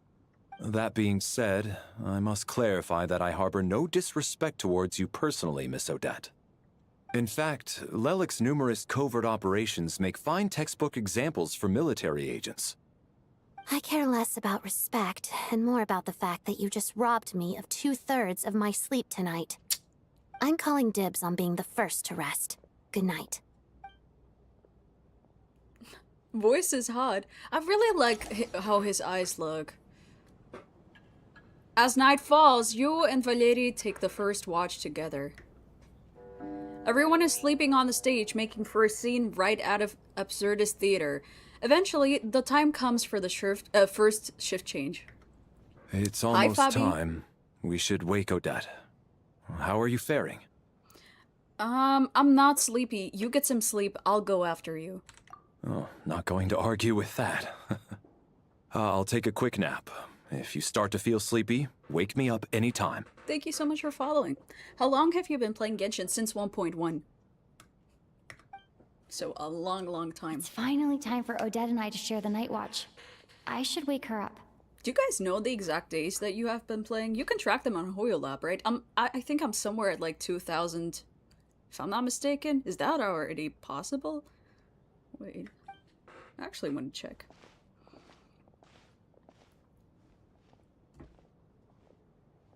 I came here to get information from her in the first place. Maybe I should think about what questions I want to ask before she wakes up. Yeah, I cracked 2,078 days. How long are you gonna keep staring at me? You're awake, but I didn't even wake you yet. Couldn't sleep. My mind's been running haywire. Plus, there's something I've been meaning to talk to you about. You too? I had a hunch that you wanted a conversation too. Let's take this chance to clear the air, shall we? Sure. I just had a simple question for you, really. It's, Rosaline. In her final moments, did she have any last words or anything? Oh, don't do this. Don't do this again, man. I mean, she did have some words. She did have some words, but they were not really nice. Don't waste pulls on weapon isn't true. If you're just starting out, then try to get as many characters as possible first. You're gonna want to focus on getting teams together so you can get by. And also, don't pull on the weapon unless you can guarantee it. Like, unless you can get... How many pulls do you need? One... Yeah, like the same as guaranteeing a character. So one... No, not true. 160. Like, worst case scenario. The music switch, right. The theme. Alright. Not that I remember. It all happened so fast. She did say something. I see. Well, that was all. I have no other questions. Do you miss her? No. She was utterly ruthless in pursuing her goals. That kind of person should be hard to miss. And yet, even though I never approved of her methods, and she was an abrasive person, the fact remains that I am indebted to her. I heard a little about that from Sandrona. Oh, she told you. I guess that makes sense. I think she and Rosaline were on pretty good terms. Still, she didn't know the full details. Yes. Rosaline wasn't the kind to gossip about this sort of thing. Not that it's any huge secret to me, though. When I was a child, I had to join the Fatui for the sake of my mother and me. I trained under Rosaline. It was extremely grueling, and it didn't exactly come naturally to me. All I could do was try to ignore the biting cold and practice, practice, practice. I was a newcomer who'd managed to make a good first impression on a harbinger. There was pressure to live up to her expectations, to be worthy of the fair lady's reputation. Every day was a struggle against the cold, pain, and fatigue. And most nights, I struggled to fall asleep.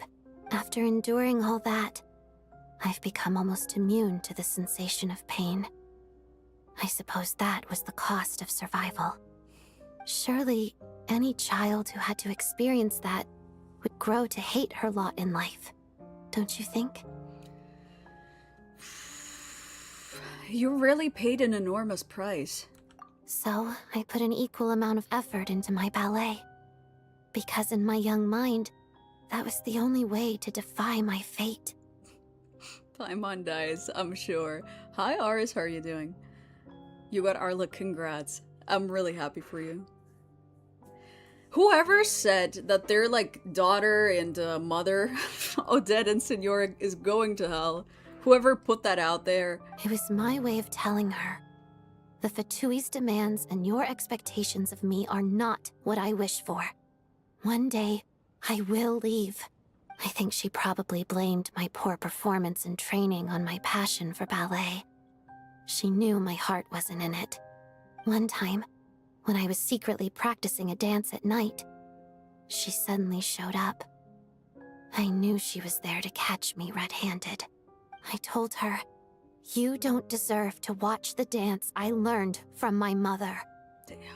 She looked stunned. I guess she was surprised that I lashed out first, before she had the chance.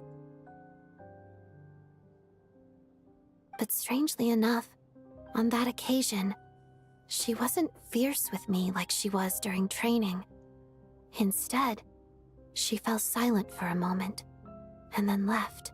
After that, she never interfered with my dancing or asked me how it was going.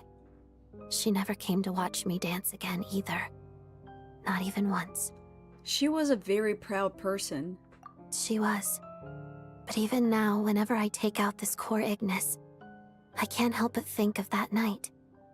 Of the look on her face. So this was a gift from her. Wait! The core Ignis, that's also in her domain, right? No, because the entire time I was like, why the hell does that thing sound so freaking familiar? Or look familiar or something. But is it in her boss domain? That would make a lot of sense then. Yeah, Odette is gorgeous. Sort of. Although gift might be too kind a term. This is her flame sealed within ice. A symbol of her favor, yes, but also her way of keeping an eye on people. She knew the location of every piece of core Ignis. If any recipient started acting suspiciously, she'd be on to them immediately. Trust her to make even a mark of approval feel suffocating. So, when news of Rosaline's death reached Snezhnaya, many people immediately crushed their core Ignis. It gave them a profound sense of relief, like they'd broken free from her shackles. But I kept mine. With my sensitivity to pain being as dull as it is, the warmth from this core Ignis is one of the few things I can still feel clearly. I still wonder, did she really come to stop me that night? I wasn't sure, but I was scared, so I said some really awful things. I guess she didn't leave anything behind. Not that I expected her to. It's fine. It's just a bit of a shame that we couldn't settle our differences before the end. Wait, but Sandrona told me you two had settled things. Mm-hmm. She did. Are you sure she was talking about this event? She said that Arlecchino gave Rosaline some advice, and that Rosaline went to see you. Huh. No, she didn't. I didn't even find out that she'd gone to Mondstadt until a while after she'd left. Wait, in that case... I think you should go and see the knave. Okay, I will. Thanks for letting me know. There's something I'm trying to figure out. I'm beginning to suspect that Paimon's mystery illness is being caused by the energy research behind Project Stuja. So we're switching up just like that, huh? Okay. I hope we find out what she's gonna talk to Arlecchino about, though. Paimon's very important to me, so I have to get to the bottom of this. I figured that since you're Lelek, you might know something about all this. The ultimate goal of this energy experiment is to create a weapon for the final battle. The weapon's construction was completed in Nodcry. Now, all that remains is to arm it with a sufficiently powerful energy. Oh. So that's what they were doing at the Experimental Design Bureau. So this is the purpose of the energy experiments. A weapon makes a lot of sense, I guess, if they're going against the heavenly principles, but... damn. Yes. The weapon's development and all the related experiments are overseen by Lord Piero, the Jester, and the lab is located deep within the Armory Palace. I'm not sure why this experiment would be making Paimon feel unwell, though. The best way to get to the bottom of it would be to go there in person. Once we get out of here, I'll help you apply for an entry permit. Are you sure? Let's not forget that you're also a Fatuus. And I'm hardly the organization's proudest member, as you know. You answered my question about Rosaline. I want to do you a favor in return. It's that simple.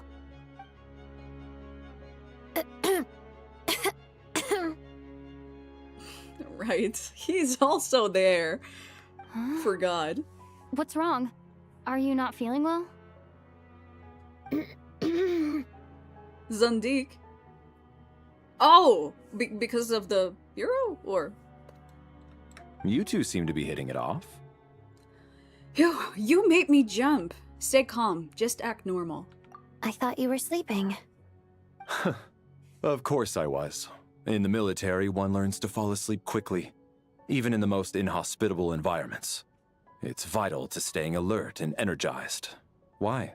Is something wrong? No, nothing. Even if he was awake, he can't have overheard us, right? Well, thank you both for keeping watch. Traveler, I'll take over for now. It's your turn to get some sleep. Sure.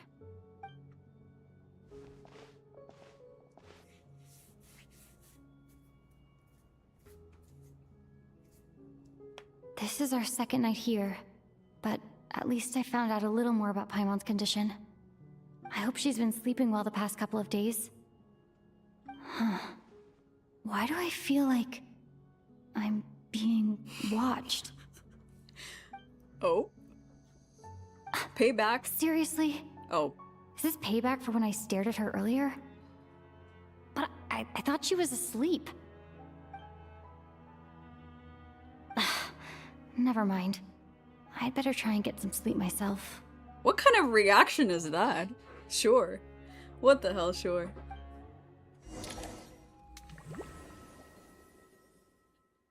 Again?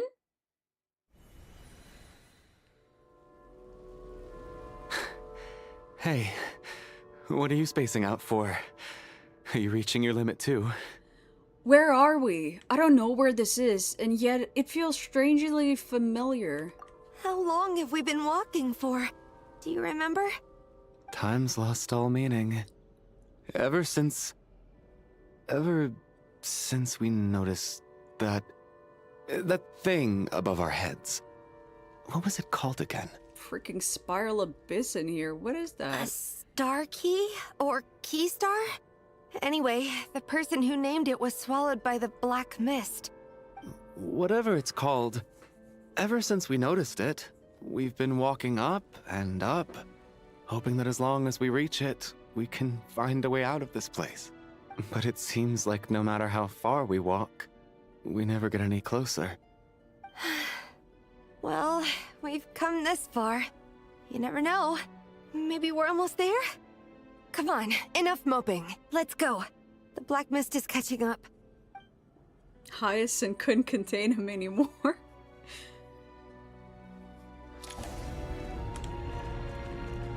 Alright. Oh, they got health bars this time!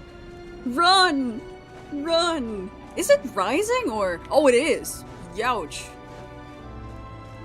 We got ourselves a straggler. Monsters! Watch out! Not again! I've lost count of how many times we run into them. Be careful. I'm surprised they know how to fight. Yo, yo, yo, yo, get off that ledge. In case. Not the right way to die.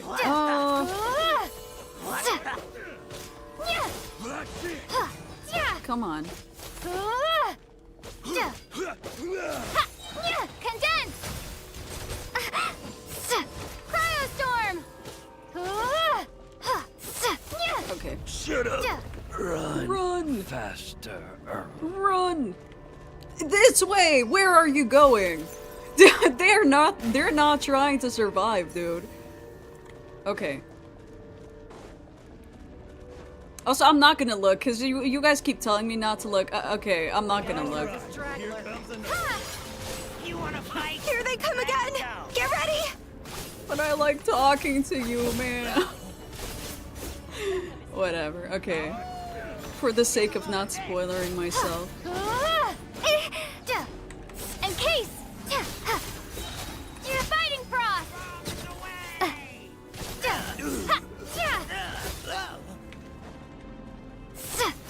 What the? What the?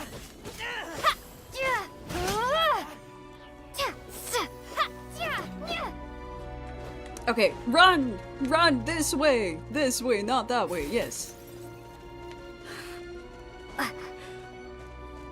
Come on. You better keep running. Sprinting, looking at the voices. Monsters ahead of us. The black mist behind us. It feels like there's no escape. I love flinging them over there. Yeah. Okay. Get out. Can you fling that one also there? No, you can't. How about this one? No, you can't. Oh, that's sad. They aren't real jars, it's all in your head, don't worry. I thought my sister was about to come in my room. That's why. Because I'm not sure if she knows I'm streaming. In case! Are you hurt, Coolish? No. I'm fine. It's just... Suddenly I don't want to walk any further. No. I get you. In fact, I reached my limit a long time ago. Sometimes it feels like there's hope where there shouldn't be. Hi key, y'all. I set the AC like way too high, so I'm getting like an immersion of Snezhnaya. Dude, I'm freezing. Where is the... Give me 1 second.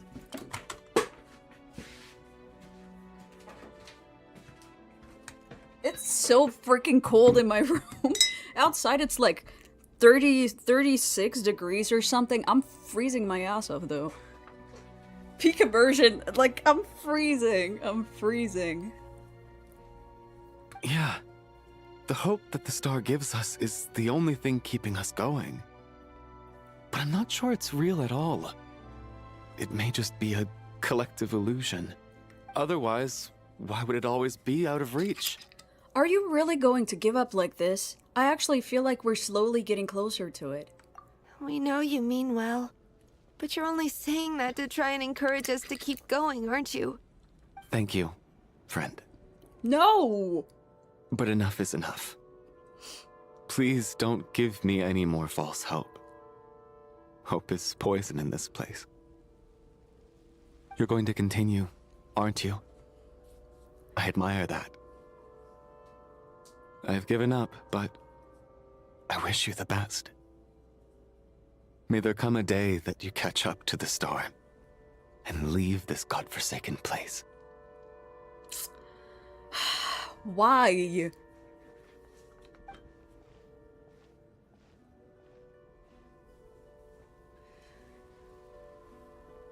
This is kind of killing me because I swear, back in the day, I thought this was what this spiral abyss would be like.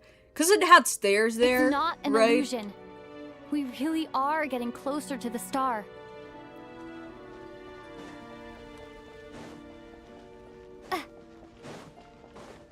What's funny is, okay, I know, you're about to say, oh my god, she's bringing up Honkai Puck 3rd again.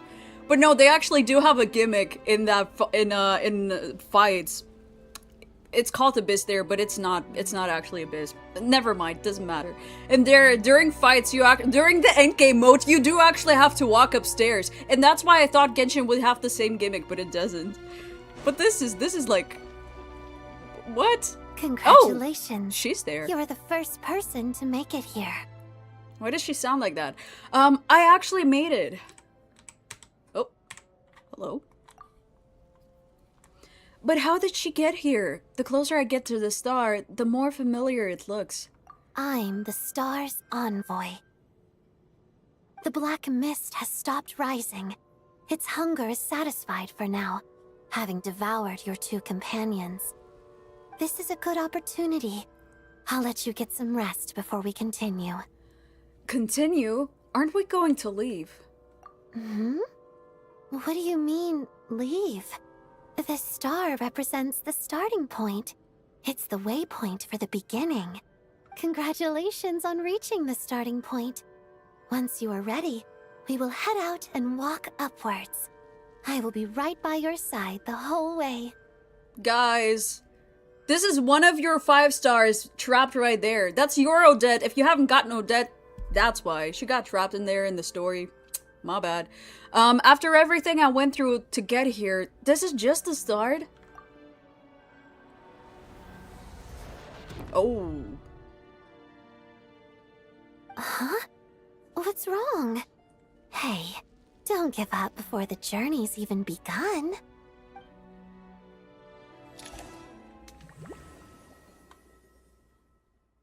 What the hell? Sure?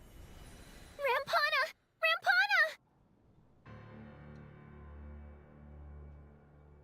Is that Vodyanitsa's voice? What happened? Coolish! Wake up! Please wake up! A drama about sleeping, which began as a joke the other day, is now playing out on the stage. No one counted on it being a tragedy. Oh. Everyone is gathered around the two sleepers and the center is the stage.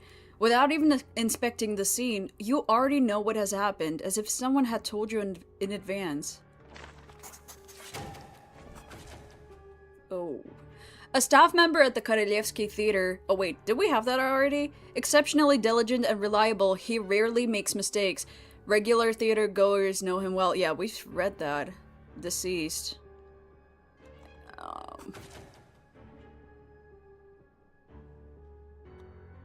The situation is identical to that of the 2 casualties yesterday.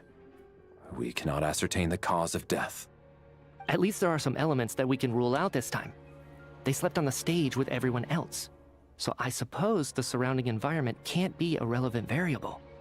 Rampana. Coolish. Weren't some of us keeping watch last night? 3 of us, in fact. How could you not notice something was wrong?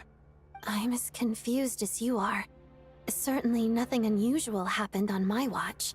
Likewise, and from what I've observed so far, both Miss Odette and the Traveler can be trusted.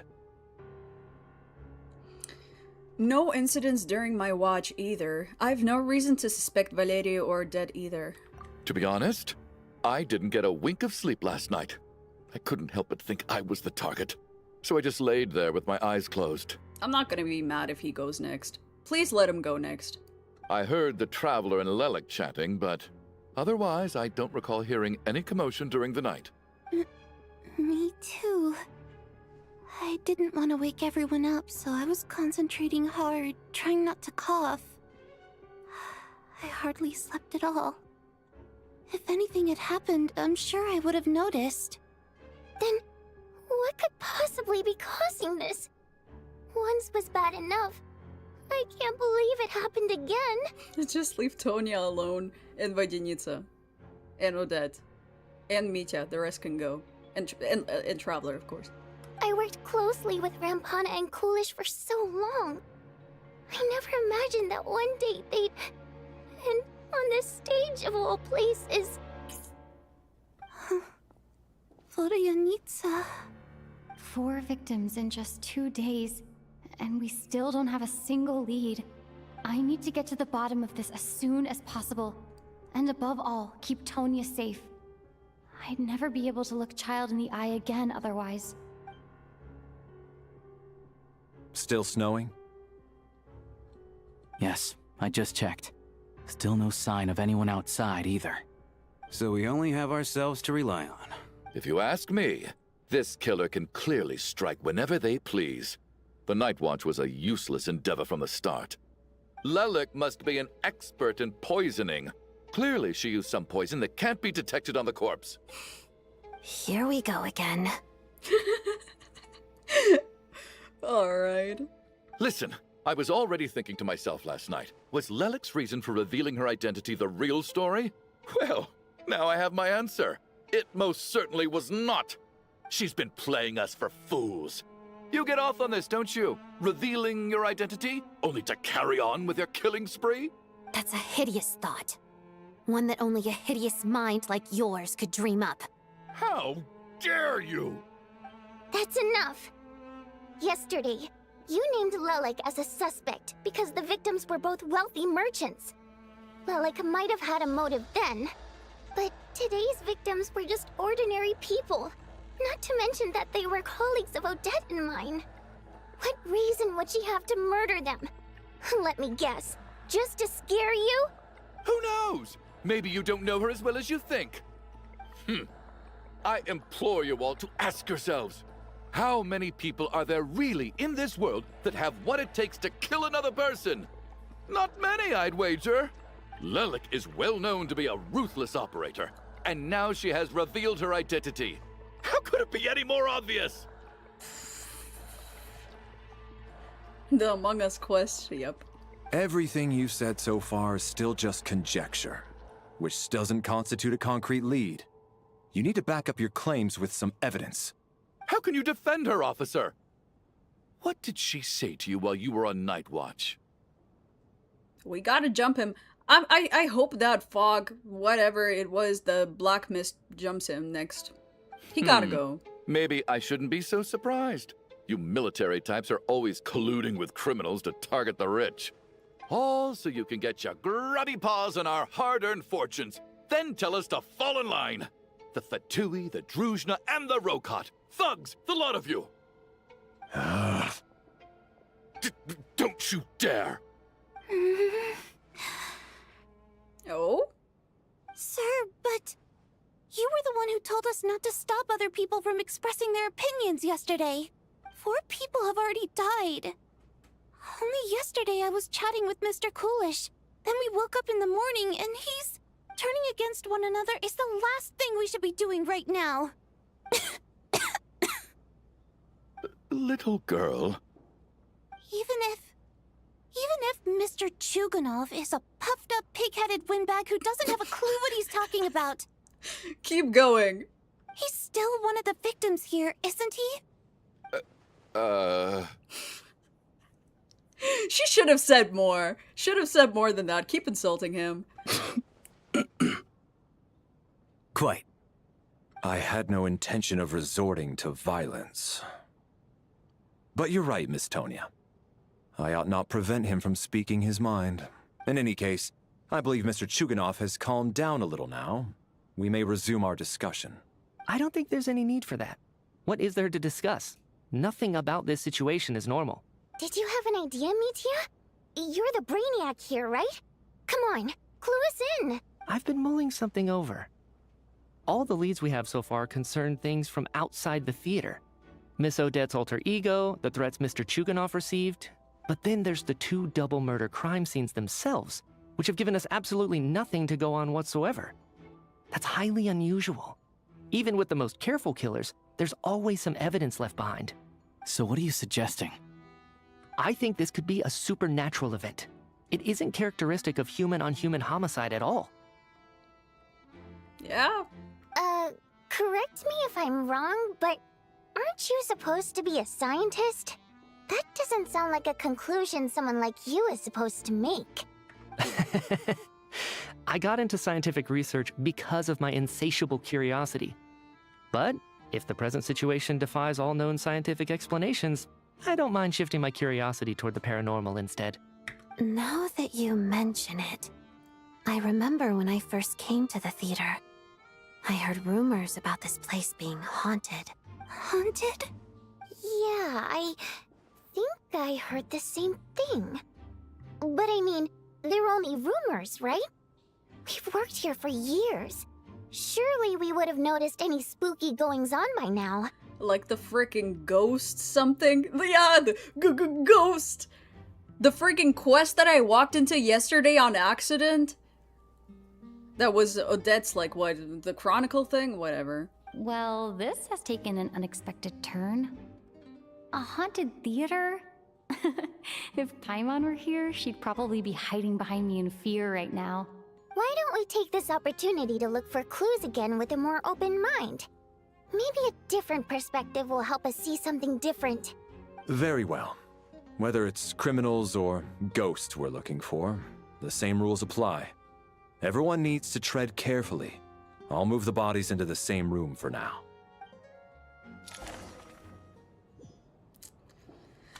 Alright.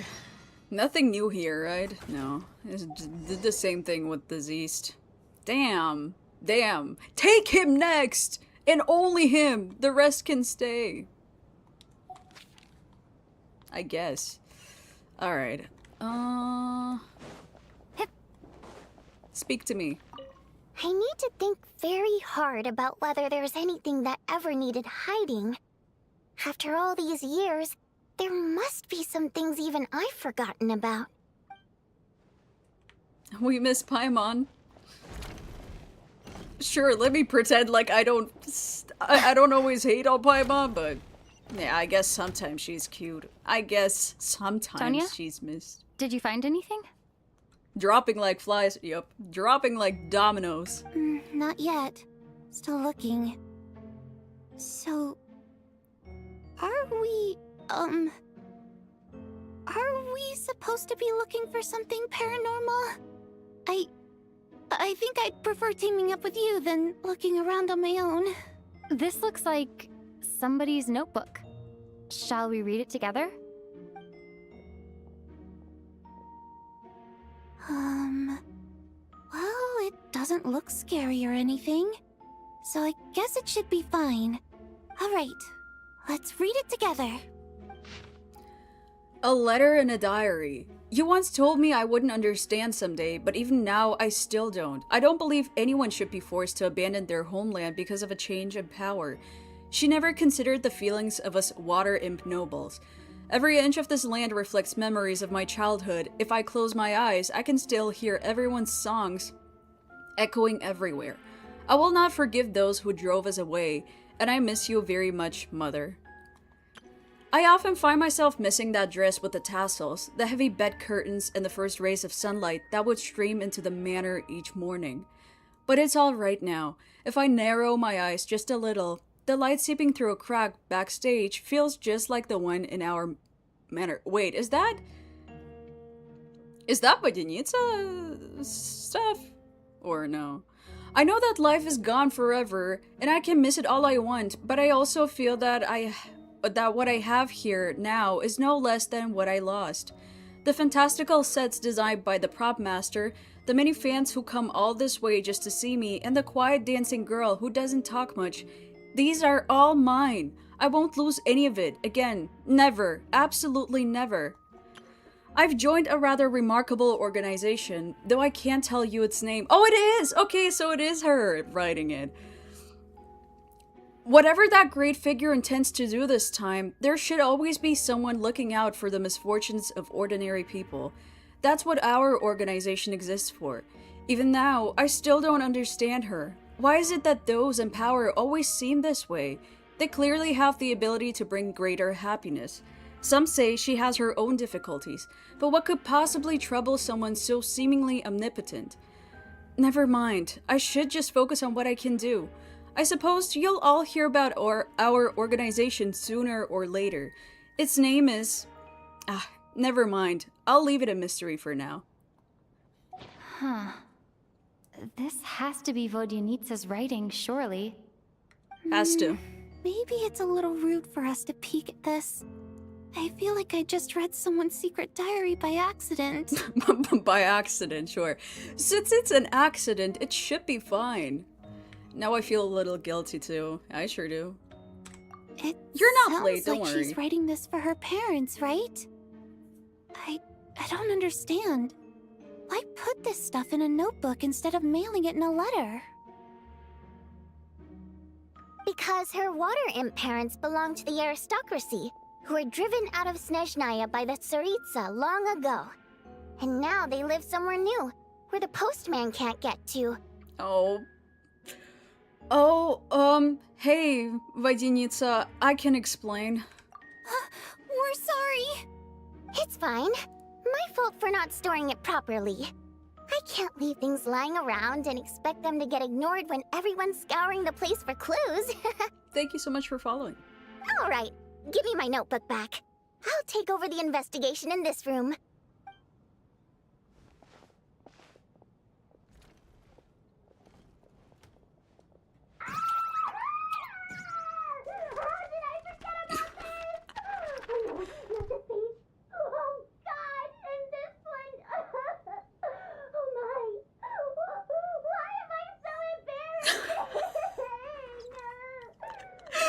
I freaking love her so much! Oh.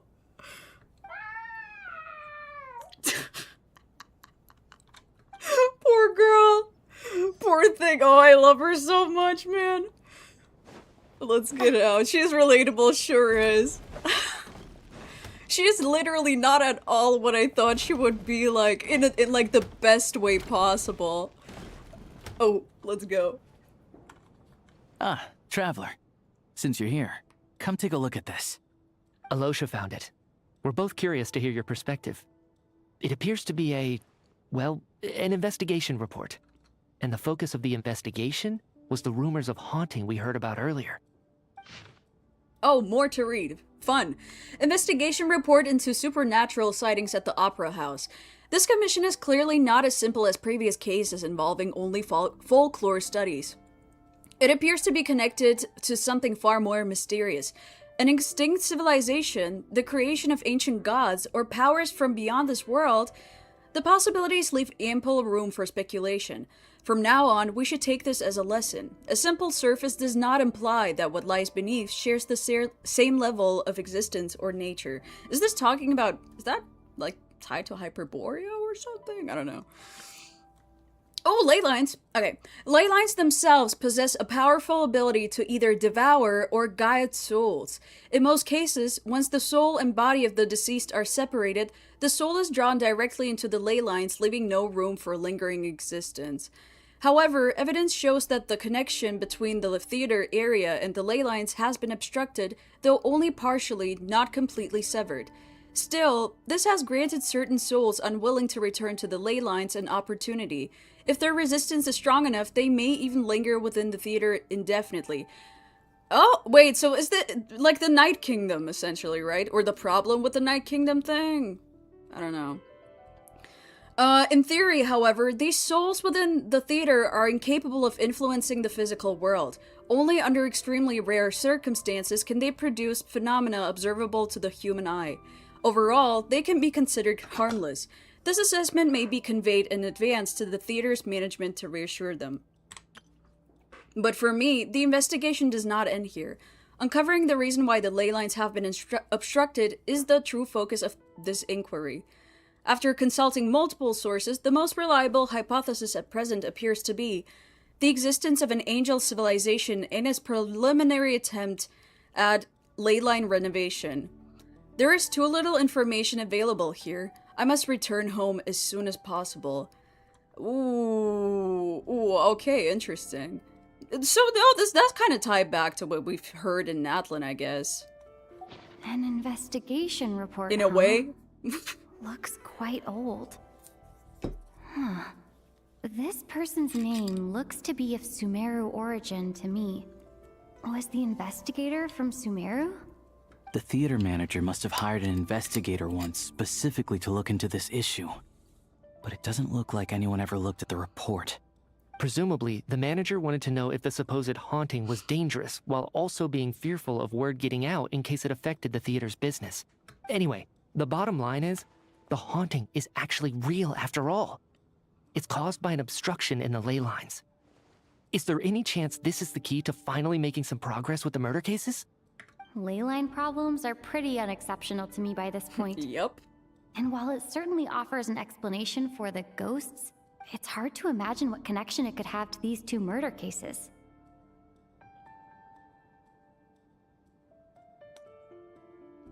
Some of the language that appears at the very end of the report caught my eye. Angel civilization, ley line renovation? Bars. Rhymed. My area of research doesn't touch on any of that, so it's completely outside of my wheelhouse. Huh? A piece of paper just fell out from the report. It landed right by your feet. Scooby-Doo's theme song, for real? Let's see.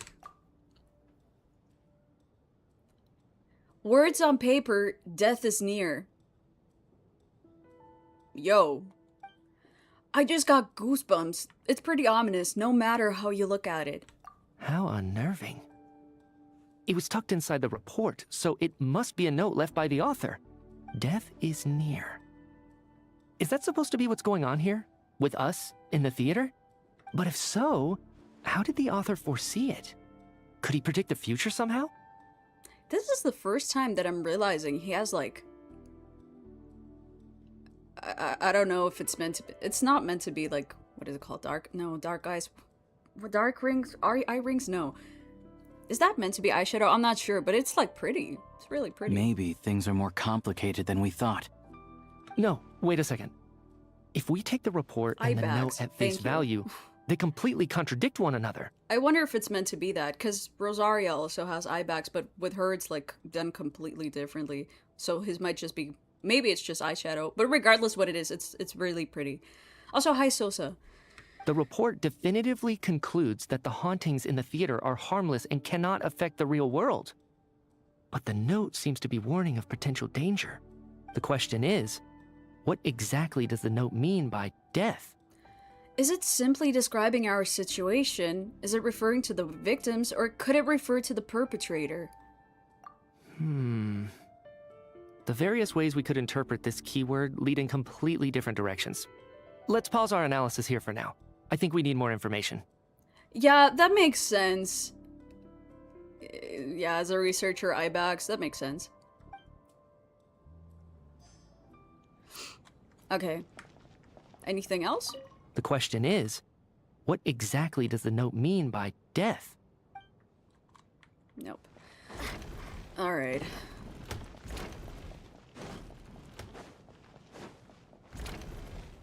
Okay, I haven't been looking at the TikTok chat. I look like once per minute, maybe. You too, traveler. Hi, Key. Let me make the chat like super small so it only displays like one message, if at all, or like, yeah. Okay. Some sort of notebook. What is it for? I'll open mod recruitment soon. It's the on-duty logbook for the theater. Coolish was the main person to use it. He mostly used it to record any unusual incidents during a show, audience numbers, exit times, and so on. I saw Coolish at the entrance before coming in. I think he was holding his book at the time. Yes. He'd always have this logbook with him when he checked tickets at the entrance. This should confirm a lot of key details about the recent show. So, you find anything unusual? Yes. The number of people. I've checked and double-checked, but the numbers just don't match what's recorded in the logbook. Apparently, we have an extra person among us. Oh? Are we certain that logbook is accurate? Could someone have sneaked in without buying a ticket or something? They keep saying that, man. Unlikely. Coolish took his duties very seriously. I've rarely seen any errors in his work. Not to mention that this was a dress rehearsal, meaning smaller audience numbers and tighter ticket restrictions than usual. Everything would have been well within his control. We no longer have our tickets with us, do we? They got collected on entry. I assume there's no way we can check them again. Unfortunately not. The theater recycles tickets. Once people are in the door, they don't tend to leave until the show ends. So we collect the tickets at the point of entry. Too bad Coolish is dead. If he were still around, we could just ask him. Still, I'm inclined to believe that this discrepancy in the head count is significant somehow. Did an extra person just materialize out of thin air? I'm just realizing Valeria has the same thing going on with his eyes too.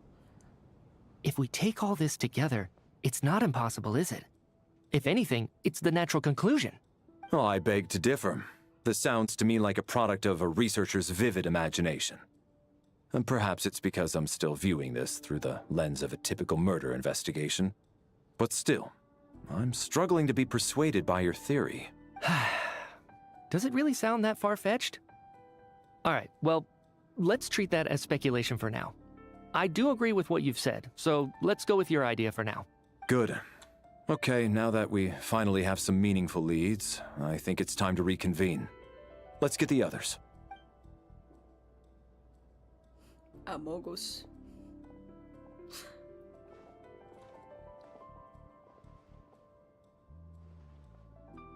So, that's about everything we've discovered so far. Please take Chugunov next. Take him. Just take him. I'll share my theory first. Based on what we've learned from the logbook, I believe the extra person among us is most likely the killer. If the killer had simply bought a ticket, it would have greatly increased the risk of their identity being exposed.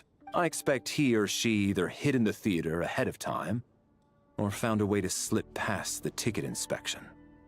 They then blended in with the group and waited for an opportunity to strike. What about the note found in the investigation report? Any thoughts on how that fits in? The killer may have simply planted it there as some sort of sick joke. I've seen my fair share of psychopathic killers. They love playing cryptic mind games. So, it has nothing to do with the haunting of the theater after all. This theory makes sense to me. If we have an audience member unaccounted for, chances are they didn't come here to watch the show. Could it really be that simple? So, in other words, all we have to do is find out who got in here without a ticket, and all our problems will be solved? Then let me make one thing clear. All the theater staff should be well aware that I came here for the rehearsal legitimately, yes? There's no way I'm the one who didn't have a ticket. Take him! Take him already! He pisses me off so bad. It's true.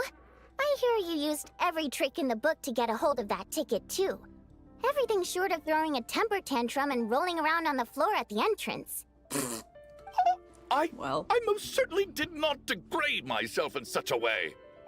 Probably a stupid question, but I might as well ask. Did anyone here get in without having their ticket checked? Guess it was naive of me to expect them to just admit to it.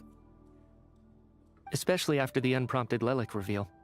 Once was already a miracle. Twice would be unfathomable. The most likely extra person who entered without a ticket is... independent mercenary unaffiliated with any mercenary organization. Flexible in the job he takes, he often works for Snezhnaya nobles. Outgoing and humorous, he has an endless supply of mercenary jokes. I mean, I guess. Hunter from Alatir and member of the Rokad, he often takes part-time jobs at the Korolevsky Theater to make ends meet. He may well have been the first friend you made after arriving in Snezhnaya. So is he part-time jobs, but is he a part of like the cast? I don't know. Yeah, can I just select him to get it done with? I don't know. Yeah, not them.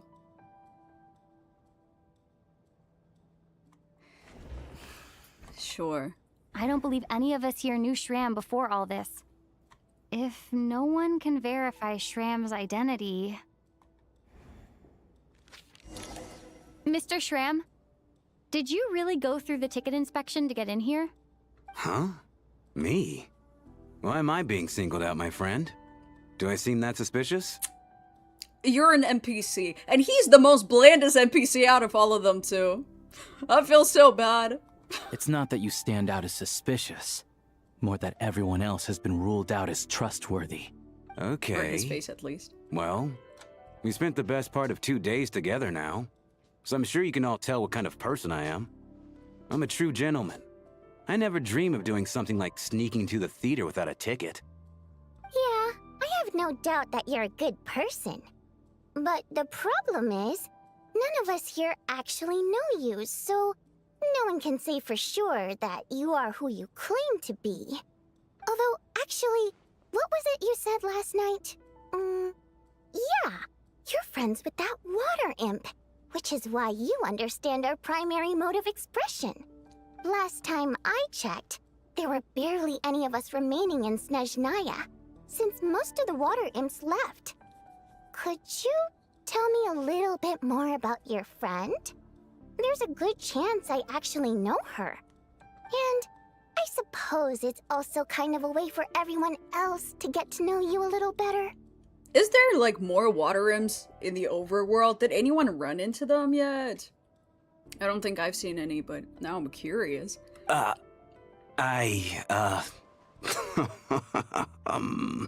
Good grief. Are you blushing? Pull yourself together, man. Stop giggling like a teenage boy. It's revolting. Hey, revolting is a little strong. All right, fine. I'll admit it.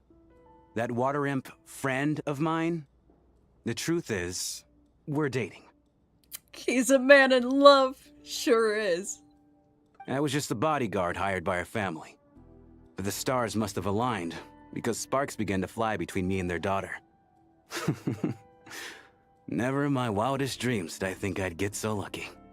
We don't need details. Just get to the point. Okay. I'm just a little hesitant to reveal her name, that's all. You know how it is. These are delicate times. Even with me to protect her. If word gets out that she's dating a human, both the Fae and human factions will give her a hard time. Really? Wait, no. That can't be. Huh? Shram, what the devil are you talking about? Now I'm confused. What are they talking about? Why is everyone looking at me like that? Surely you can understand where I'm coming from. Delicate times? Factions? Yes? You know, the Civil War? Last time I checked, the Fae and the humans were still at each other's throats.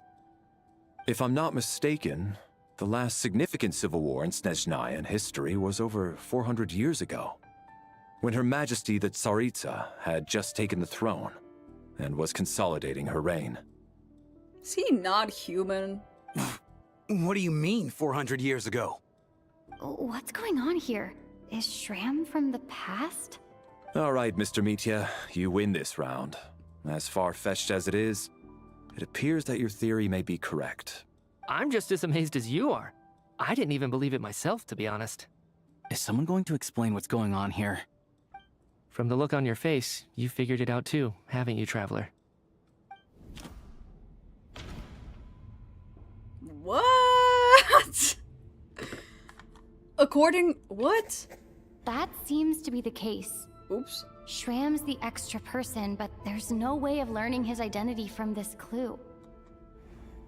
What did that say? According to the theater's duty log, there seems to have been an extra person at the scene. Alright. A letter Vodyanitsa wrote to her family but never sent. Vodyanitsa's private letter touches upon the history of the Water Imp aristocracy's exile, but reveals nothing about Shram's identity. A clue that has yet to surface. No. The truth lies within the clues we've already discovered. Investigation report into the alleged theater haunting. Is he just like a soul that didn't go back into the ley line, or...? The theater's ley lines have been modified to block souls within its grounds from returning to them. Some souls can even wander this place forever. Mr. Shram's statement proves he's from hundreds of years ago. And according to the investigation report on the theater hauntings, Mr. Shram is very likely a lost soul wandering the theater. Damn, it really is like an Atlan situation, in a sense. A soul wandering the theater. For some unknown reason, the soul that has been wandering the theater due to the leyline issues has joined our group and blended in. Yeah, that must be the immediate reason why the ticket count doesn't match the number of people present. Okay, one of the recent victims. I'm just clicking them in order, I can't lie. It's an irrefutable fact. It is the outcome of whatever's going on here. What we need to do now is find the truth within this information. I have stopped reading the TikTok chat. Like, I see it in my vision that it's like scrolling by, but I don't know. I'm thinking of just turning maybe. I don't know if you can turn comments off, actually. I can't even pin comments anymore either. Someone who died long ago. The contents of the investigation report have been verified. There are indeed leyline issues and wandering souls in the theater. Death likely symbolizes the deceased. Mr. Schramm, for instance. Death is near. Huh. That must mean that there's a dead person in our midst. That's the truth, isn't it? I'm so confused though, because how does he have a physical body then? Yeah, the logic is clear now. The investigation report said that there would be souls stuck wandering around the theater because the ley lines were cut off. Mr. Schramm must be one such soul who died in the theater a long time ago. In which case, that also makes him our extra person. So when the note said death is near, it must have been referring to death as in the deceased, people who died a long time ago. Someone who died a long time ago. In short, there's a dead person among us. The extra person we've been searching for is a ghost from the past. Wild. You mean I'm a ghost? No. Don't make jokes like that, my man. There must be some mistake. That theater is really old, huh? Imagine just how old the Tsaritsa is. I mean, you have to think back. Yep. But even if I was dead, I know for a fact I didn't kill anyone these past 2 nights. I believe him. Yeah. Even if all that's true, the report also said the souls inside the theater can't affect reality, right? They're harmless. Then what if the problem isn't the souls at all, but the ley lines themselves? The ley lines have a powerful ability to attract and devour souls. Let's say that the ley lines are like a black hole, constantly seeking to engulf souls. But the souls that don't want to return are trying to avoid being sucked in. Huh. Why does this analogy sound so familiar? What happens when the black hole can't achieve its goal? I'm only speculating here, but what if it ended up swallowing innocent souls by mistake? Or intentionally taking other souls to compensate? The Black Mist. That could explain why we weren't able to determine a cause of death. If you're right, and their souls were devoured by the ley lines, it does make some sense. It's okay. Give Lumine some time to process. She's still thinking about Paimon or something, probably. It does seem to explain a lot of the things we couldn't make sense of. Does that mean it's true? Except there's no concrete evidence. Mitya is relying on a lot of logical leaps. Still, it seems like the best explanation we have under the circumstances. Alright, so how could Schramm not know that he's dead? Seems a little unlikely that he hasn't noticed anything unusual even after several days interacting with us. And how long has he been alive? On the contrary, like what? It's perfectly normal for a soul to wander the theater for centuries without questioning their existence or reason for being there. It's simply what's natural for them. Well, 400 years, but like, huh? Alright. No, stay with us! Stay with us, Schramm. You know what, Mr. Brainiac? I think you might actually be right after all. I'm trying to remember and... even though my head feels like it's going to explode, I think... it's all coming back to me.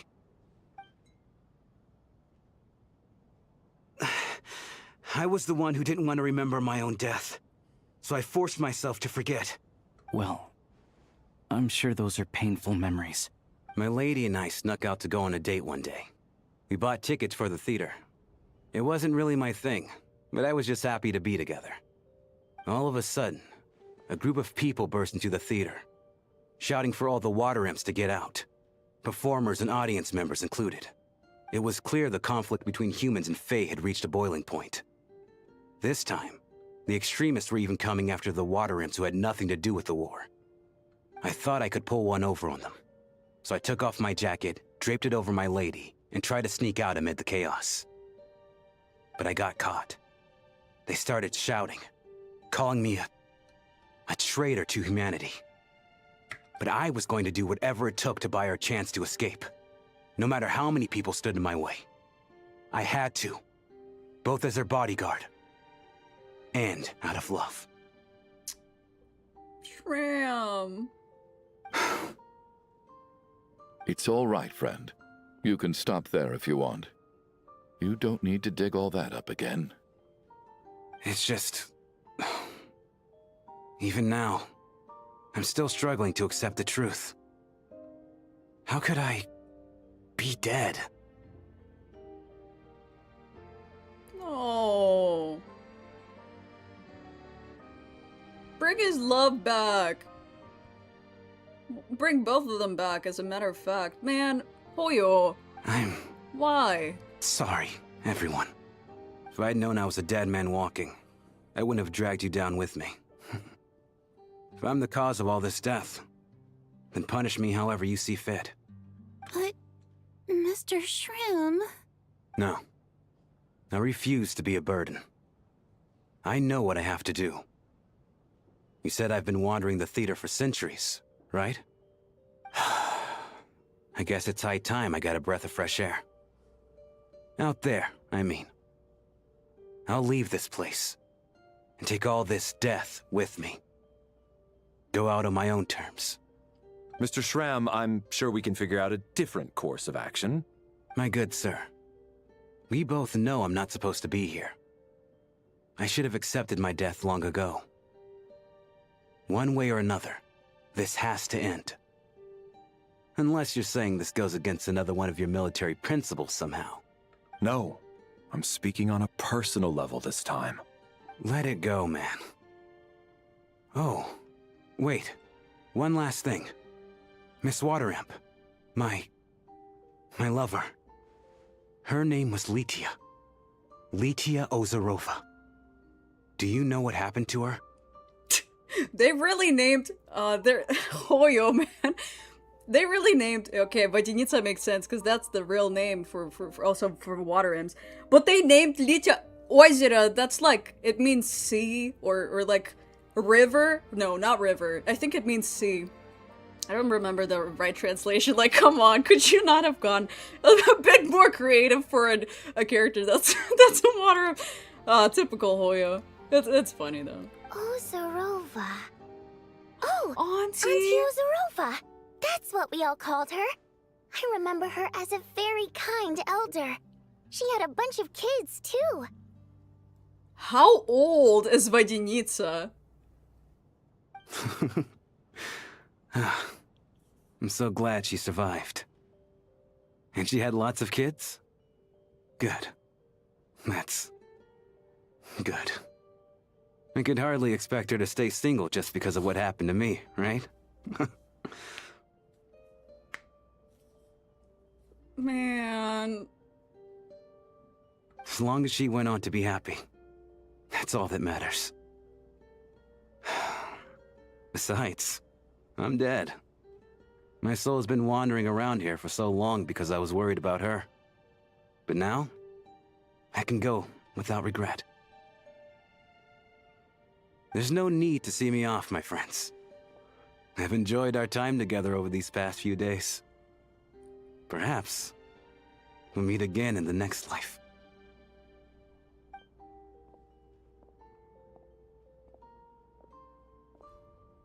Why?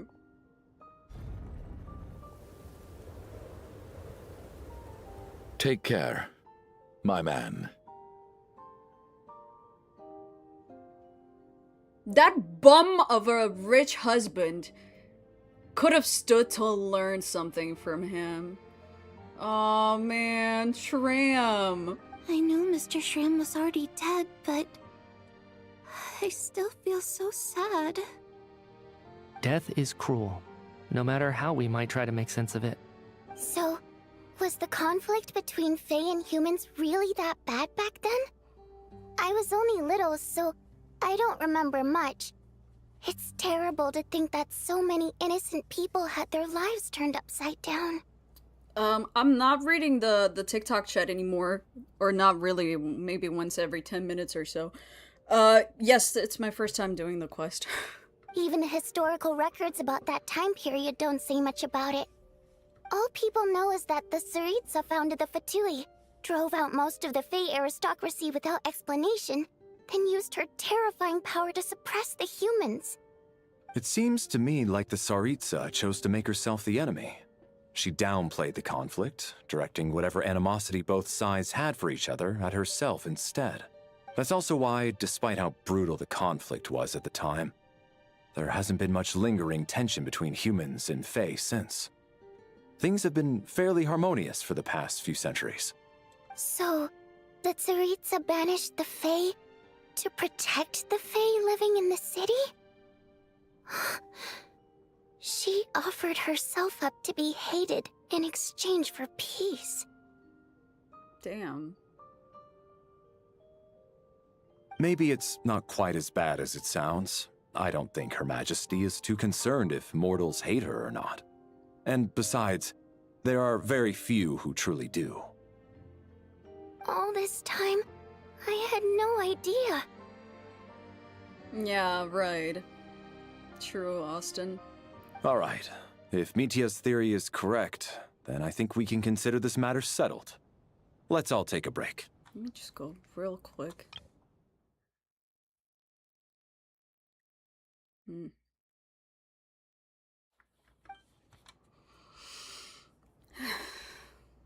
Ugh, if only this blasted storm wasn't still raging on.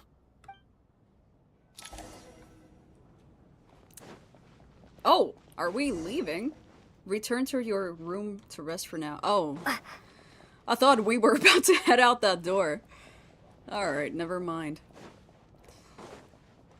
Let's see, let's see. Oh, I should have looked at the picture, actually.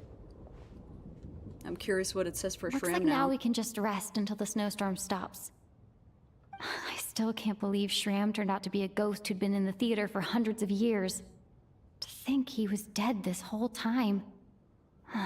What a strange turn of events. Knock knock.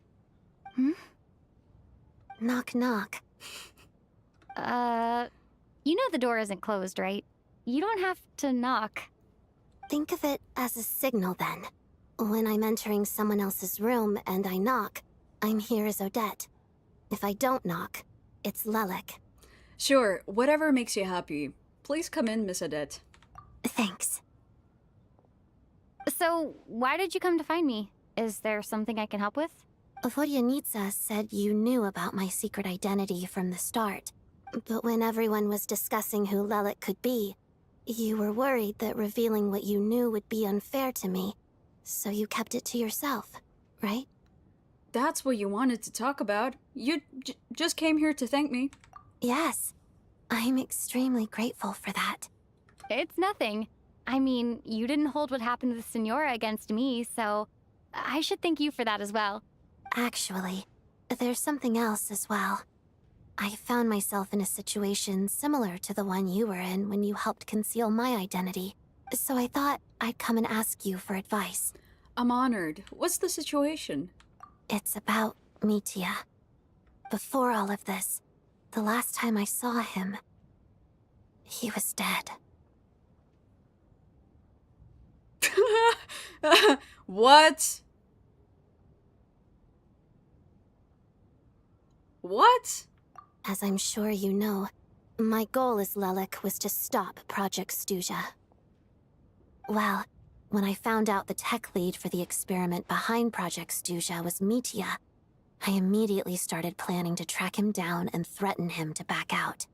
I often saw him around the theater, but I soon concluded that making my move there would risk exposing my identity.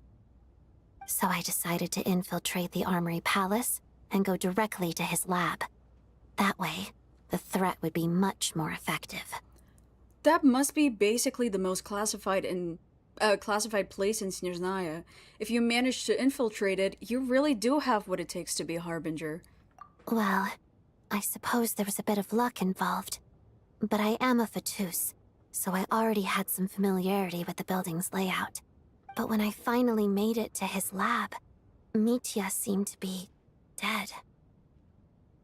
How did you know? Are you sure he wasn't just dozing off? I checked his breathing and his pulse. He had no vital signs whatsoever. I'm certain of that. If he was in that domain, and she was also in that domain, and she was acting weird, what are the odds she's also dead? I thought maybe another anti-Project Stuja activist had beaten me to it, and chosen a much more brutal method. So I made myself scarce. Dude, everyone gotta go. That's why you were so on guard around Mitya that first night here. Yes. When I saw him sitting in the audience during the performance, I could barely contain the shock. To me, it was a miracle. Somehow, he'd come back from the dead. But then, the murders started happening and things got so complicated that it wasn't really at the front of my mind.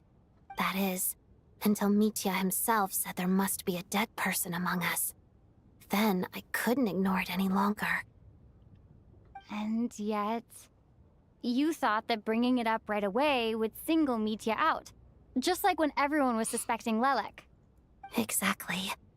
I thought there could be something I was missing. Besides, we soon figured out that Mr. Shram was a ghost. And we knew there was only one extra person. So we thought he had to be the one. But now it seems like there's another candidate. I understand why you kept it to yourself. There was so much information being thrown around during that discussion. Bringing up Mitya would have just introduced more confusion. So, what do you think we should do? Let me confirm one thing first. When was it that you found Mitya dead? Around a week ago. Sometime in the afternoon. Oh, so it was recently. Well, damn. A week ago? That's earlier than I thought.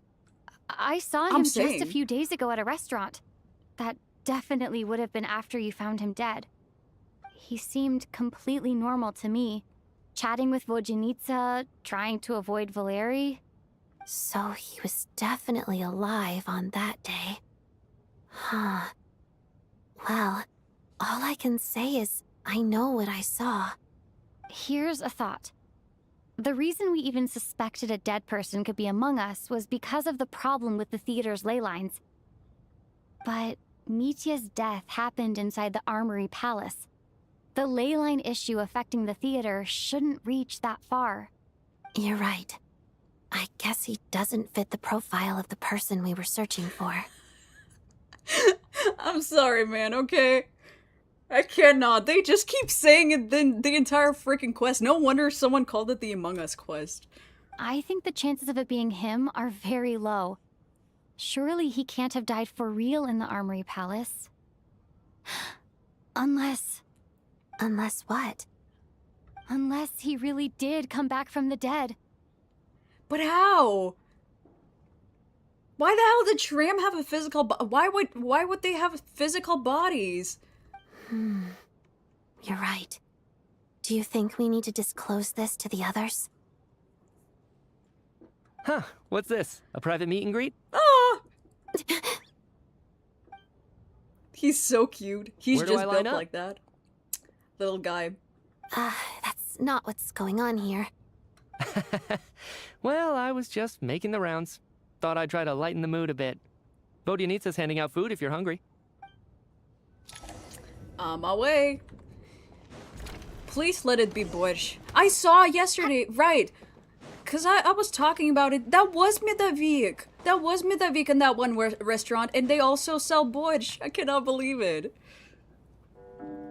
Outside, the snowstorm continues to rage. And before... I didn't click anything! What is going on with this storm? Could it be connected to that monster that just arrived in Snezhnaya? I couldn't even read it. See, you saw I didn't click anything, right? I couldn't read that. I almost hope it is. Her Majesty the Tsaritsa left to vanquish that beast herself. We just need to wait for her triumphant return. Do you think people still feel the cold after they die? I'm wondering about Shram. Oh, maybe we should have given him a coat before he went out there. Death itself is cold, isn't it?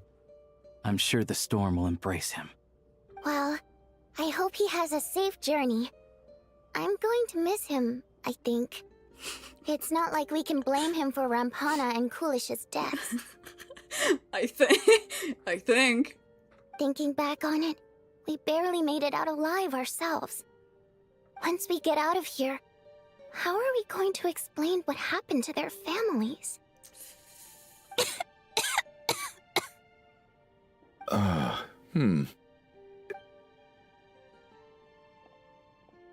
Are you okay? Here, take this. I've never used it.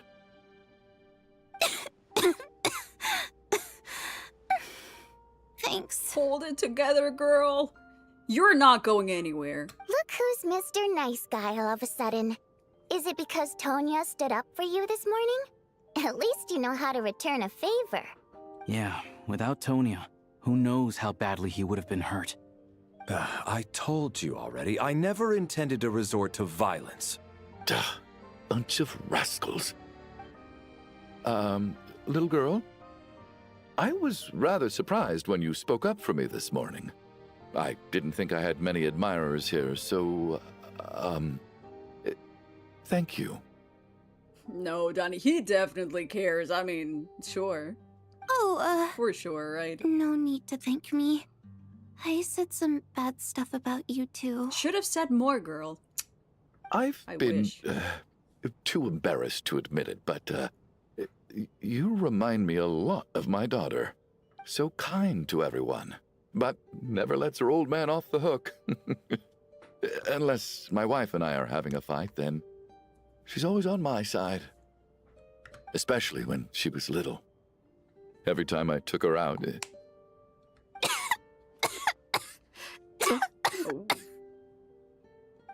All right, easy now. How long have you had that cough, Tonya? I don't know. It's probably been a while. I'm fine. Are you taking anything for it? Yeah.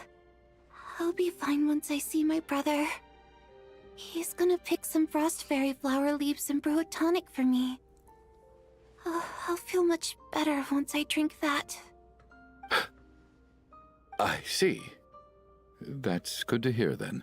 What kind of reaction was that? We should probably discuss arrangements for tonight.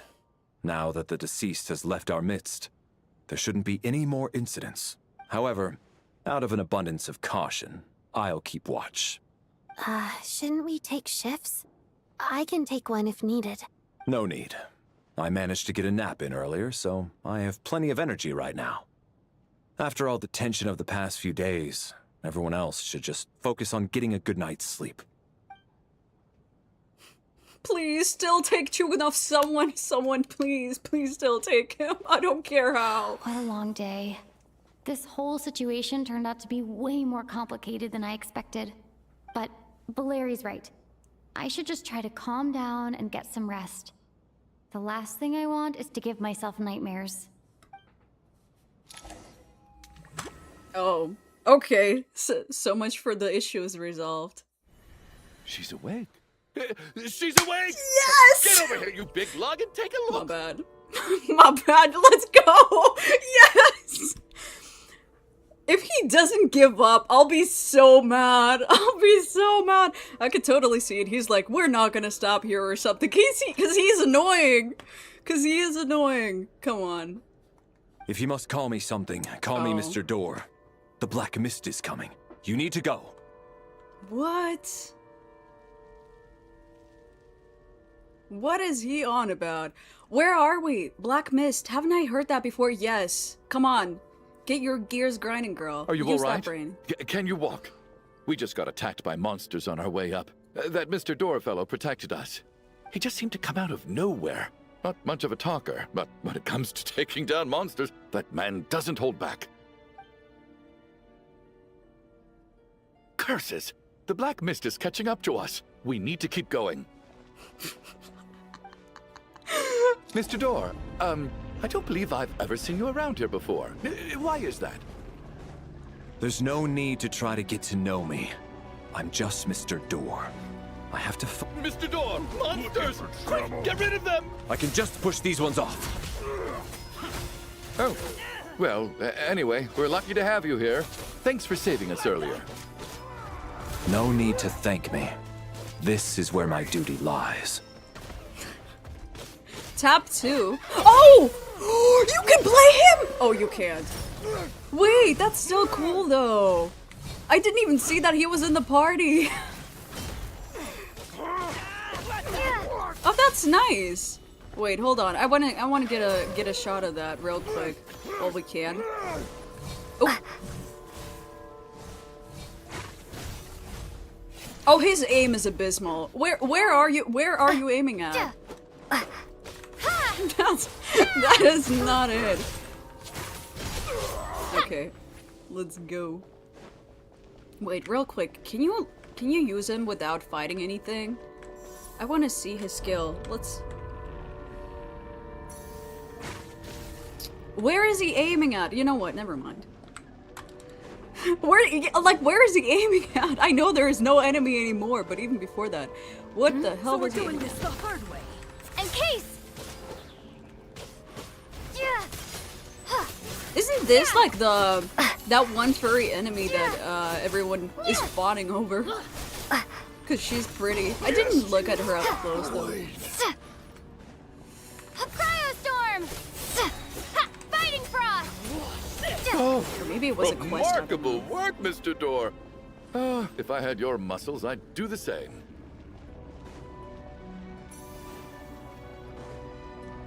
Chugu fraud. I love that. Are none of these doors the one you're looking for? No.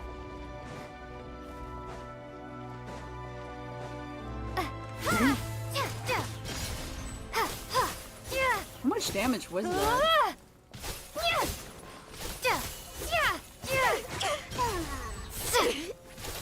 Ooh. His thing, whatever he summons, the shield or whatever, it looks cool. Impossible. I'm so exhausted. And the Black Mist is still rising. Oh. He's giving up! Ladies and gentlemen, we've gotten there! Chugu fraud is about to be gone. Wait, look! There's more monsters down there. Are they coming from within the Black Mist? No, no! They're gaining on us! Quick, keep going, or they'll be at our heels any second! Never mind. Oh wait, he's kind of slow though. He's kind of slowing down. He'll give up. Mr. Door, what He'll are you give doing? up. We need to get out of here. They're coming! Found it. This is my door.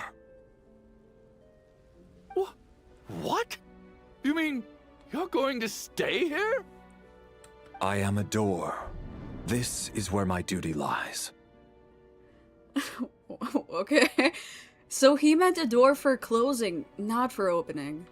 No! You saved us. We can't leave you behind. You must keep going.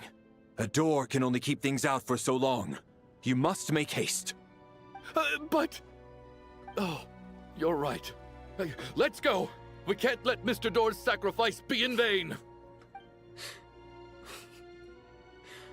Dude, if Lumine doesn't remember this The one... Black Mist isn't moving anymore. Looks like both the monsters and Mr. Door are gone. I didn't just imagine all that, did I? Surely I wasn't so scared out of my mind that I hallucinated a door as a human being. No, I remembered Mr. Door too. Oh, okay, good. There's no way we both hallucinated the same thing. That doesn't mean that Valeri dies, right? Surely. It's just whoever the fuck Mr. Door is. Hmm? Getting sleepy? Well, looks like we're safe for now. Go ahead. Let's get some rest.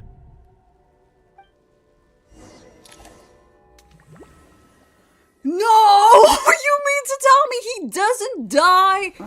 What time is it? Is it morning? I think I had a nightmare.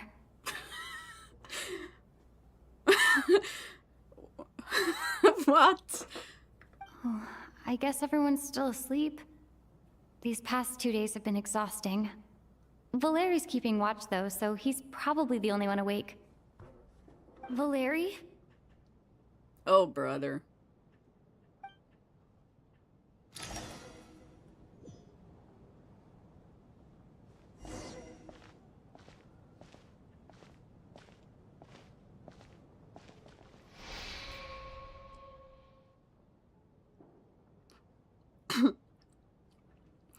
He looks as calm and as composed as ever. Even now, it seems as if there is no burden he couldn't shoulder.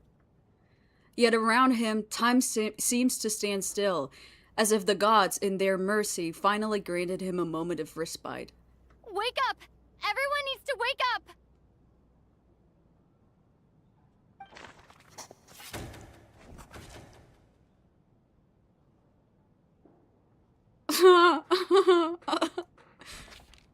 Just like the last 2 nights. No clear cause of death. Are they just keeping the bodies there? Like, are they just laying there? I've been a real thorn in your side, haven't I, Mr. Valeri? Now you can rest in peace. But for me, life will be all the duller for not having to run away from you, my friend. Yes. That's so fucking morbid. Wow.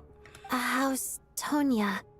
Is she okay? Not that they have a choice, but still. I just checked on her, and it doesn't seem like anything serious. She's just exhausted from the past couple of days, and she's still recovering from her illness.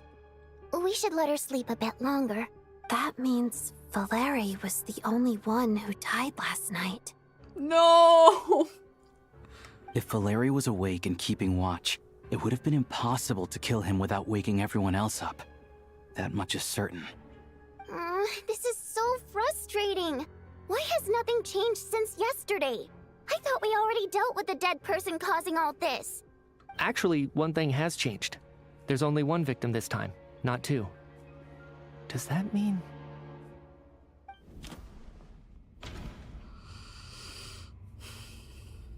The drawing is very... That's so sick. Valeri died twice in a single night. No similar cases have ever been confirmed. So, this theory doesn't seem to hold up. Mr. Schramm was one of the people who should have died last night. But Mr. Schramm was already deceased to start with. That doesn't seem very likely. I'm just gonna go through them just to hear what Lumine says if there is something interesting, because sometimes she does say something cool. Valeri sacrificed himself to save someone else.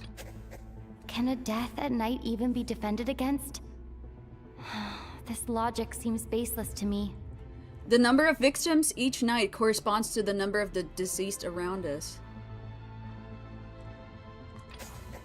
After the deceased Schramm left, there was 1 less victim last night. That more or less tracks. It's a reasonable conclusion, considering the only variable that changed.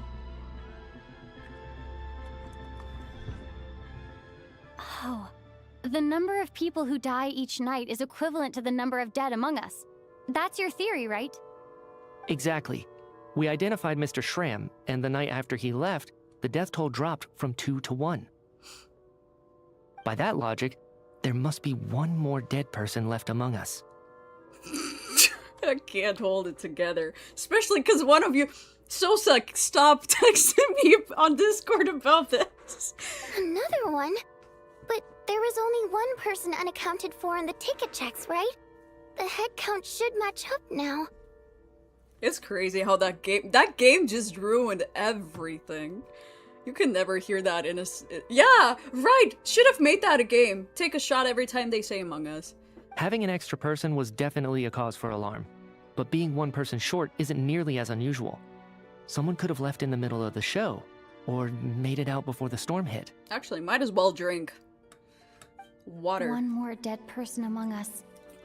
If Mitya's theory is right, then what Odette told me seems a lot more relevant. Come on, you guys. You play along. We've already missed many of them. However, all the other times now, or every single time they say Among Us again, let's just all hydrate, okay?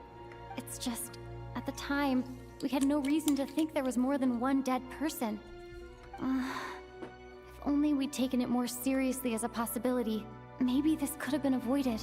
I'm sorry. This is my fault. I had information that could have been helpful, but I held back. I should have brought it up right away. I'm partly to blame as well. I was too quick to dismiss Odette's concerns. What is this about? What have you two been getting up to behind my back? Sounds like there's some big news you've been keeping from the rest of us. Well, we're all ears. You're dead. Odette tells the group about finding Mitya dead in... whatever. I'm the dead person? Wow. That's certainly news to me. Odette and I talked about it yesterday, but we thought it just wasn't possible, so we left it at that. Yeah, I don't blame you. If I'd been there, I probably would have reached the same conclusion. It just sounds too unbelievable. Let me just try and verify this. I just scoured my memories trying to think back to the afternoon Miss Odette mentioned. But I honestly have no recollection of dying. That's where I'm different than Mr. Schramm. Having seen Mr. Mitya a few days ago myself, I also find it hard to believe he could be the other dead person among us. Well, if it isn't Mitya, then who? Do we vote on it? If you don't mind me asking, Traveler, I believe you mentioned that you know Tonya's brother. Had you ever met her before all this? No, never. Wait, are you saying... Now just 1 minute. I know where this is going. You can't just randomly point a finger at anyone you want. You're in the hot seat, and all of a sudden you want to divert our suspicions onto somebody else? Objection. Trying to pick a fight, Mr. Chuganov? Whenever you open your mouth, all you do is attack people, and I've had enough of it. If you don't want to engage in a civil discussion, you can shut up. You little brat! Did Mitya ask about Tonya because he suspects her? I suppose I only identified her by age and nothing else. Could that mean... She's a fraud. I'm just saying. You're going around casting suspicion on people for no reason. How could Tonya be dead? What? I can vouch for her, if nothing else. I've seen her before. She's the sister of that Harbinger, isn't she? The one called Child. Oh, really? You're telling the truth? Since being here, I don't think I ever mentioned she was Child's sister specifically. Does Chuganov actually know her? If Chuganov can vouch for her, then it can't be Tonya either. In which case, it seems unlikely that there's another dead person among us at all. Miss Odette, could you go over that afternoon with me one more time, when you found me dead? No problem. We need an Among Us counter at this point. How many times has it been?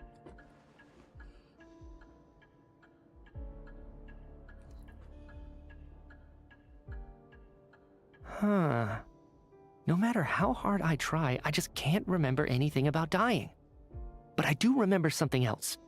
Miss Vojanitsa, during our last meal together, I told you how some of the researchers were suffering from temporary memory loss. Do you remember that? Oh, yeah. You said it was hindering the progress of your experiments. You thought they were just under too much stress or something. Right. And even though I don't remember dying that day, I'm pretty sure I experienced something like amnesia. Some of my memories from that afternoon are missing.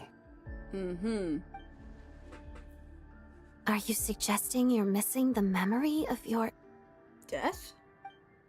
Of course. How am I only just realizing this? Humans aren't necessarily aware of their own death.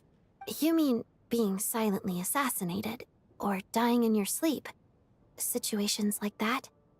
Just to clarify, that's water. This is water.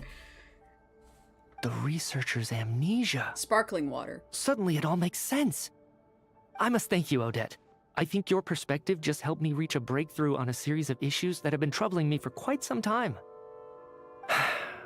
All right. It's decided then. I'll be the one to leave today.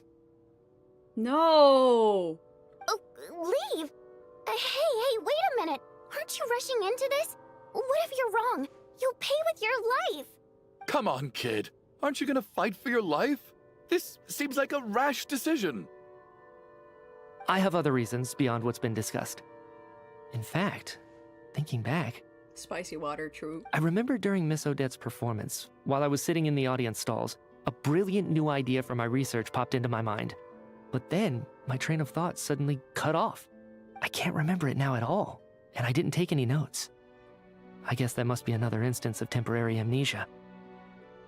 No. Hold on. I see where you're going with this. You're suggesting that each instance of temporary amnesia is a death, right? There's a glaringly obvious flaw in that idea, no? How can one person die so many times? I believe Miss Odette's account. During the period where my memory is blank, I must have been either dead or in a similar state.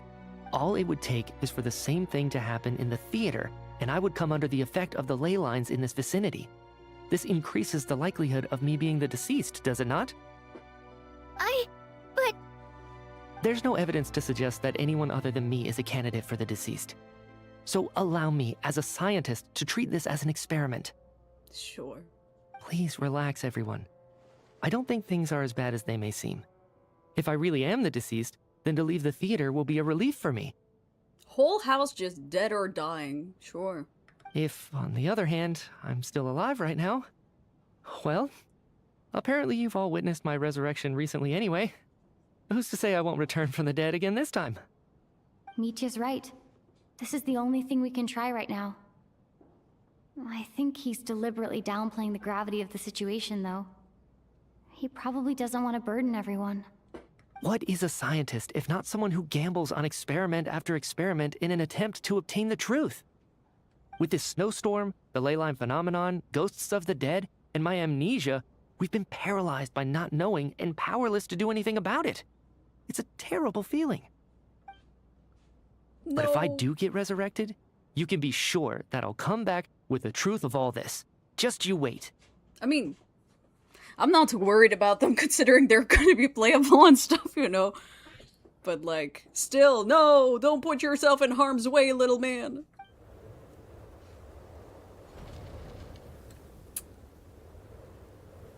His scarf. No. As night falls, the theater is filled with a heavy silence. More than half of the group is gone since the first night here. Youch. Beyond the loop. Beyond the loop. The loop. The loop? Poor Is the Mr. dream the loop? Mitya. What's the loop? I didn't even get to see him one last time. First dead playable. Wait. Is it? Maybe it's a good thing that you weren't there to see it. It was a hard thing to watch. Would technically Kachina not have counted? Kachina died, and actually a bunch of Natlan characters died, but they got resurrected. So, I mean... I hate goodbyes. Why does it feel like everyone around me is slowly disappearing? Not just in here, I mean. In the outside world, too. Maybe it's the realization that, at the end of life, everyone has to face it alone. Come to think of it, the main reason we're still alive right now is pure luck. Each morning here, for every one of us, there's the chance that we might not wake up. You could take it a step further and say that the same is true outside, too. Who can never be 100% sure when they drift off to sleep that they'll open their eyes again in the morning? If I make it out of here, I'm going to cherish every moment that I'm awake and live without any regrets. Without regrets? I feel like a strange sense of anxiety has been quietly growing inside me over the last 2 days. Are you okay? You look really glum. If something's bugging you, let's talk about it. There's only a few of us left here now. After everything we've been through, what's the point in keeping things bottled up? Honkai Star Rail has dead playable characters. Isn't it like Gallagher and Misha? But can you really count them if they weren't quite real to begin with? Or who else died? Oh. Can you count Himiko? I don't know. I have a travel companion named Paimon. Alosha and Odette have met her before. She's been feeling unwell recently. You're worried about her, aren't you? That makes sense. We've been trapped in here for days. Yeah, but Amphoria is also not real. Although they will technically... I wonder if they will retain their memories of the cycles once Amphorius finalizes. To be honest, I used to feel like I was just a spectator in this world, watching everything that happens from the sidelines. Maybe it's because I'm a descender? A descender? But with Paimon by my side, over time, I slowly felt my connection to this world growing stronger. She loves eating, sleeping, and having fun, but she's also a great guide. It's her authenticity that makes this whole world feel more real for me. Over the last few days that we've been apart, I've often caught myself wondering, what would Paimon say if she were here right now? Aww. Aww. But by the time I snap out of it, the conversation has already moved on and I'm still in my own little world. I'm trying to overcome this sense of detachment, but I really miss Paimon. I guess, in a way, she means the whole world to me. What an adorable thing to say. Oh, I'm sure Paimon would have loved to hear that. Yeah, this is the most Traveler. I'm so glad that Traveler is talking. I bet she misses you when you're not there as well. Maybe you're her entire world too. I don't know if this will make you feel any better, but back when the water imps left Snezhnaya in droves, I also felt like the whole world was suddenly empty. I could be surrounded by people all smiling and having fun, and still feel completely separate from it. So, I totally understand how you feel. Later on, I started to think, maybe accepting the fact that our loved ones won't always be with us is something that takes a lifetime. All we can do is cherish their companionship from moment to moment. So, once we get out of here, you better hurry back to our side as fast as you can. You can't let your story end in regret. That's the trope I hate the most. And it's the trope that Hoyo loves the most. Or, well, not letting the story end in regret. Oh, Hoyo and their narratives. Thank you. That's exactly what I needed to hear. But Vodyanitsa, if you hate goodbyes too, why didn't you leave with your people? That's just the choice I made. I used to regret it, but I don't anymore. Like I said before, singing is a water imp's primary mode of expression. It's how we convey our emotions. Our songs have echoed through this theater for hundreds of years, each one a story pieced together through moments of joy and sorrow. But does a story exist without someone to read it? To me, the answer is no. So I made the choice to stay. That way, there would still be someone left to sing these songs and listen to their stories. Otherwise, they could have been lost forever. Could you teach me how to understand your people's songs sometime? I want to be able to truly hear them, like Mr. Shram. A fan after my own heart. Thank you, Tonya. How about I sing something for you, and you tell me what you hear? Okay, I'll do my best.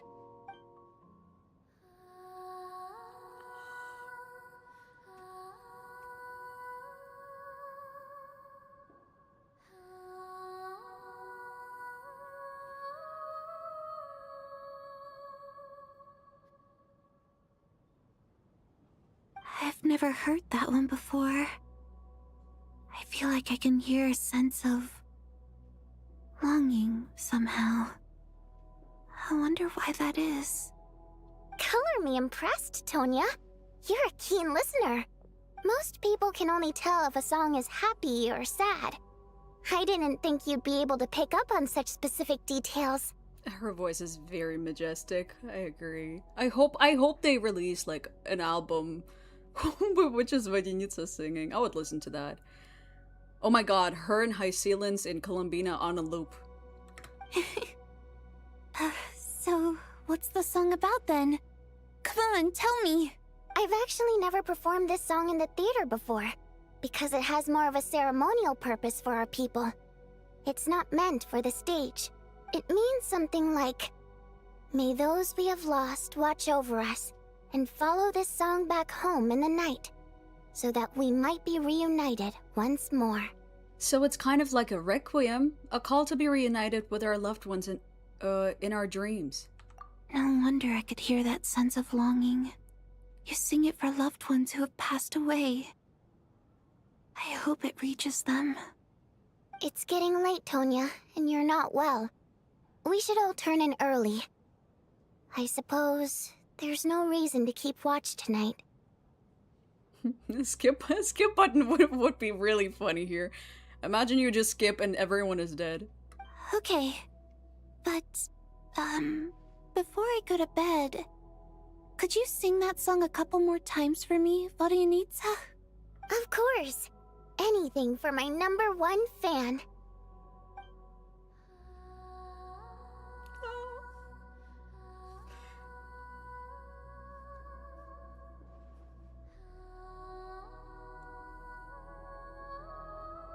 I'm such a fan.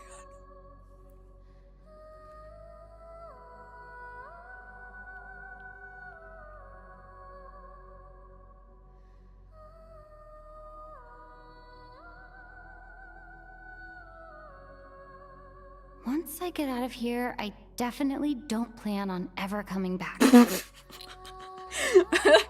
Very fair, very fair, very, very fair. I understand.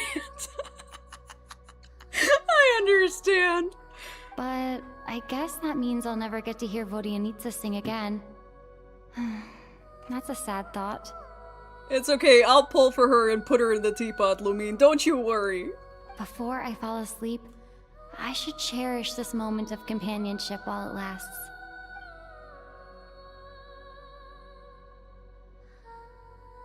Oh, that's so pretty. No! I mean, why am I even surprised? Of course it's gonna happen. Oh. Where am I? It's so dark in here, and I feel kind of dizzy. Tonya? Am I alone? Huh? What was that noise?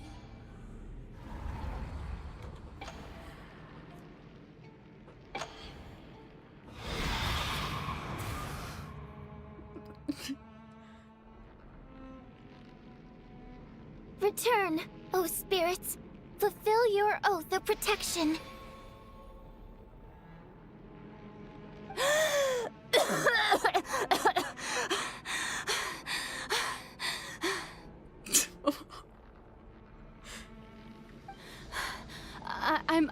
I'm alive? What just happened? No time for questions. Quick, over here. Turn on the switch. We need to bring back the light.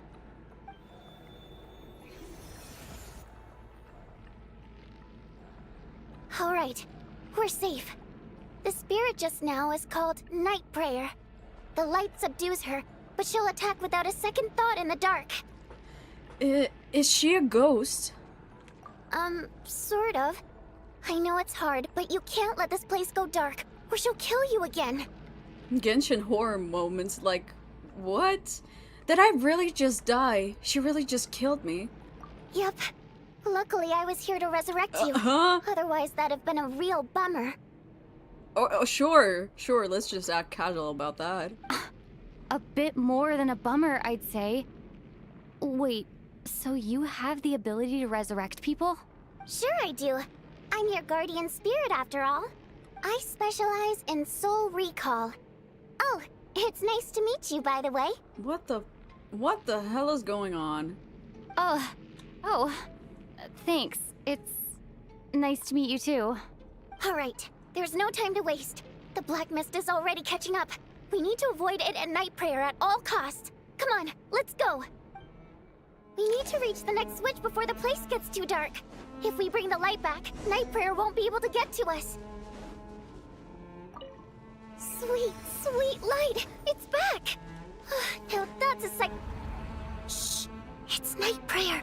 We need to move quick, but don't let her notice you. What? Look out! Do I just run? What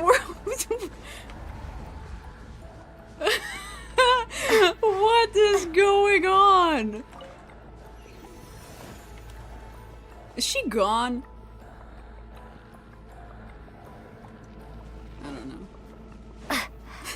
What is... The next switch is... over there! What is happening? Yo! Do I jump? I don't know. Alright. What? Oh, I love this quest so much.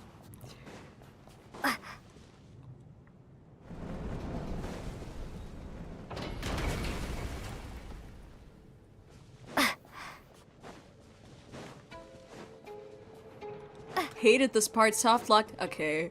Yeah, I get that. Yo. We're gonna make it through. Surely. This quest is so freaking cool. Night prayer is here too. Get out of here. Let's head there and take a look. Okay, but she doesn't really do anything. Evil Tonya. It's too dark. We're not gonna make it. Come on, faster!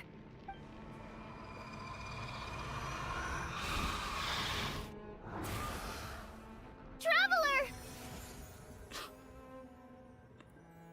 I won't let you die like this. Not on my watch.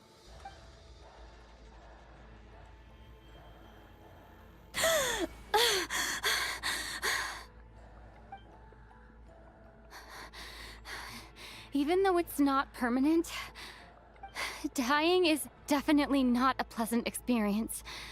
Great. You're back. Yeah, thanks to you. Time for you to get out of here. Quick, before the light runs out. What about you? You're not coming with me? I can't. I've already been used up. What? Used up? What does that mean? A guardian spirit's skills are finite. I can only resurrect someone so many times. I might not look any different, but my essence has been exhausted. Now, I will slowly start to fade away. Don't tell me she's dead. Y'all. Guess what? Don't! I can go no further. The black mist is where I belong. Oh my god. It's okay.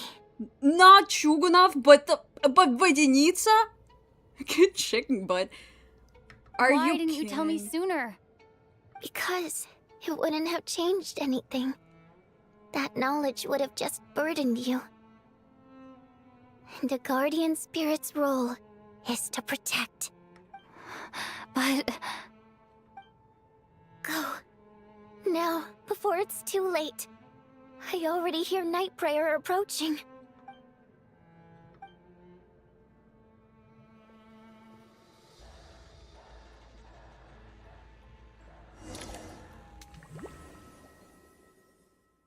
I hate this game. Odianitsa! How could this happen? Odianitsa! May she rest in tartar sauce. That's not funny. We're not making a fish burger out of her. Don't even.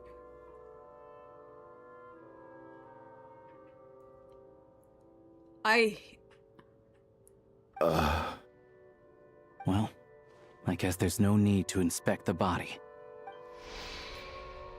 You're beginning to grow numb to the tragic deaths that await each morning. Please, remember! Is it churning in your head yet? The gears, are they turning, Lumine? Before long, the lament of countless water imps seems to resound around the theater, full of deep affection and sorrow for Vodyanitsa. Your emotions begin to respond in kind, leaving a heavy feeling in your chest. Brother. This wasn't supposed to happen. You lied to Seafood us, boil? didn't you, Chuganov? You've been lying from the start. Who said seafood boil?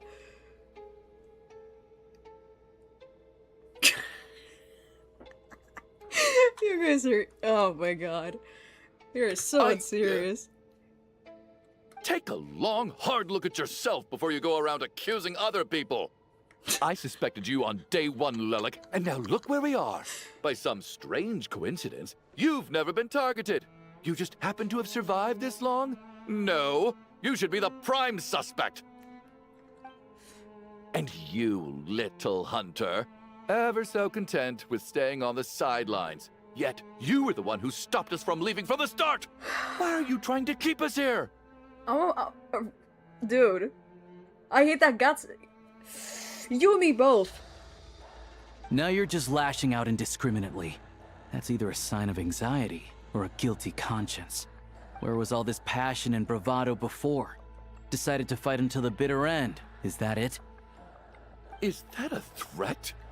Fine, bring it on. You think I'm afraid to die after all this? You want to kill me? Go ahead. I'd like to see you try. After all the trauma of the past few days, everyone's been pushed to the breaking point. Valeri and Mitya aren't here anymore. Someone else needs to step up and take charge. But first, I need to think this through. Considering everyone left, who's the most likely candidate for the deceased?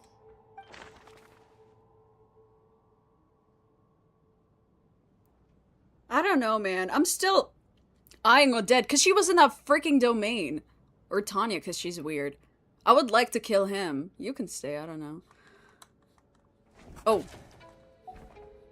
Deceased. But we saw Odette first. I don't know. I guess because we saw her with her body. Tanya was just corrupted. The principal bear... Blah, blah, blah, blah. Oh, we read that before. It doesn't matter.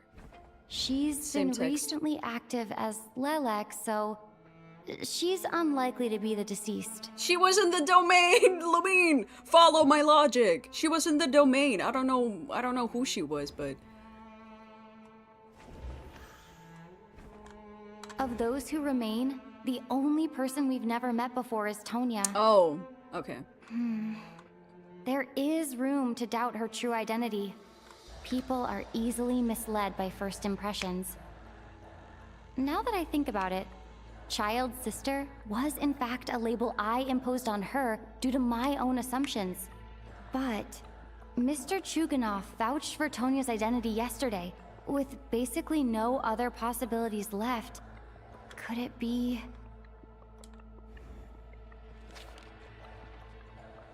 But why would she be coughing the entire time? Tonya, how's Tusser been lately? Tusser? I haven't been looking at the TikTok chat in like ages, don't worry. Thank you guys for letting me know. I'm sorry if you guys are also seeing it on screen though. I'm gonna recruit mods for next time. Your brother Ajax must have mentioned me in his letters home, right? Did he say anything about a blonde traveler? Oh, she's done for. No. And my brother's name is Razik, not Ajax. Oh. Oh. Chuganov, looks like it's your turn to do some explaining. Yesterday you said you could vouch for Tonya. Why did you give us a false testimony? What? I knew you were behind this, Chuganov. You've been lying through your teeth from the start. Everything about you is fake. Down to the wife and daughter you're always talking about. Your entire family man persona is a charade, isn't it? Kill him. That night, when I infiltrated your place as Lelik, I noticed you were home alone. Didn't think much of it at the time. Just thought everyone else was out. But thinking back on it now, that doesn't seem very likely. My guess is, you live alone, don't you? Where's this going? Even that was a lie? But why would he lie about having a family? Curses! Oh, why is there no end to this blasted snowstorm? If it would just stop! I think I remember now. I know how I ended up here. It feels like a distant memory. But at the same time, it's just like it was yesterday. The reason I'm always coughing is because I got sick with frostbite. The locals usually call it the snow cough. It's not a very common illness. It's partly genetic and partly caused by the cold climate, but it can be fatal. They sent me to the hospital as soon as they found out I had it, and I spent so long lying there in that hospital bed. After a while, I felt myself growing weaker and weaker. Nothing seemed to be working anymore. Neither the treatment that the doctors were giving me, nor the medicine my brother was brewing from frost fairy flower leaves. Is he her? No. Huh? Surely not. So one day, I told my brother that I wanted him to take me outside for once, so things could be like they used to, just for one day. I wanted to meet loads of friends, experience new things. He agreed. He snuck me out of the hospital, and we escaped. We got to the theater, bought tickets, and went inside. Oh, it was all so exciting. I remember the show very clearly. It was amazing. But I found myself getting sleepier and sleepier. Oh, Tonya. There is no way. When I woke up, I couldn't find my brother anywhere, so I guessed he'd already left. But there's no way he'd leave me behind. So I decided to stay here and wait for him. At the time, I figured he'd probably gone to brew some more medicine for me. I was planning to chew him out for abandoning me when he got back. Tonya, it sounds like by then you'd already... Yeah, I know. I understand now. Dead, aren't I? This cough and the feeling weak, it's probably just my body's memory. After all of that, it turns out I can't blame my brother after all. I was the one who abandoned him. I'm sorry, everyone. I realized this much too late. It seems like death skewed my perception. And now I've dragged you all into this mess. Chugunov, speak up. Your name probably isn't even Tonya, is it? Didn't that ever strike you as odd over the last few days? Well, when I was little, my brother and I read a storybook, and Tonya is the name of one of the characters. When we escaped from the hospital, our family and the hospital security were looking everywhere for us. So when you first approached me and said my brother had sent you, and called me Tonya, I thought he must have chosen a fake name that only the two of us would know. Because he was afraid of getting caught. No. It seems like that was just wishful thinking. At least your memory of death isn't painful. That is a small comfort. Now it's your turn, Chuganov. Talk to us. I believe no lie is ever told without a reason. You're right. I was lying. I happen to know that the Harbinger child and his sister Tonya managed to get tickets, so I lied to you and pretended I knew them. Okay, he's not the brother, is he? And yes, I was lying about my family too. The truth of the matter is, I lost them. Okay, never mind. Long I time thought ago. maybe there was like a small possibility. Just refused to accept reality. See, And reacted now so I've weird spent to the her. second half of my life living a lie. I'm a joke. My daughter's name was Iskra. And before you ask, yes, Iskra, as in Iskra Manufacturing Plant.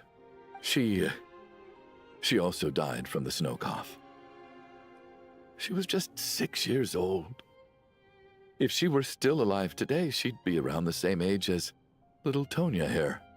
Oh. And that's why he reacted like that to the frostbite thing. After Iskra passed, my wife couldn't bear to face those memories either. So she chose to start a new life without me. One day when I came home from work and saw the empty room, I felt like I couldn't breathe. Subconsciously, I started to imagine that they were still there. I soon discovered that this was the only thing that made me feel any better, so I just embraced the delusion. Yeah, broke and everyone left him, but might he have to go the shitty route? And still his entire thing with the manufacturing thing. Let's just... Nothing more than a pathetic means of escapism, I know. But at least it's not a crime. So explain your false testimony, then. The night before last, when I was chatting with Tonya, she mentioned that her brother would brew medicine for her from frost fairy flower leaves. Combined with her various symptoms, I suddenly understood everything, including the fact that she was deceased. The snow cough used to be an incurable illness. I would pick frost fairy flower leaves to brew medicine for Iskra too. It took hours and hours on the stove. But the year after my daughter passed away, the jester of the Fatui announced that a cure for frostblight, also known as the snow cough, had finally been developed. It turned out that all previous treatments were completely ineffective. No better than random concoctions. That was the final straw for me. I just couldn't take it anymore. Just one more year. One more year, and everything would have been okay. So, more than anyone, I know full well that in this day and age, no one in their right mind would still be using frost flower leaves to brew medicine for the snow cough. Poor Miss Tonya, therefore, had to have been from an era when snow cough was still a terminal illness. So, you projected your daughter onto her? Even though you knew she was one of the dead? Even though you knew that protecting her could get you killed. That doesn't make any sense. You knew she was already dead. What did you hope to achieve by protecting her? I just don't believe in your crackpot theories. Nor do I approve of your actions. How can you just declare a living person dead and throw them out into that snowstorm? Nitya's gone. My good buddy Shram's gone. And now it's Tonya's turn, isn't it? They went of their own accord. The others I can make my peace with. But little Miss Tonya, here she is, standing right in front of us, alive and breathing, and fighting her own battles. Yet you're quite happy to say she's dead? I just want her to live.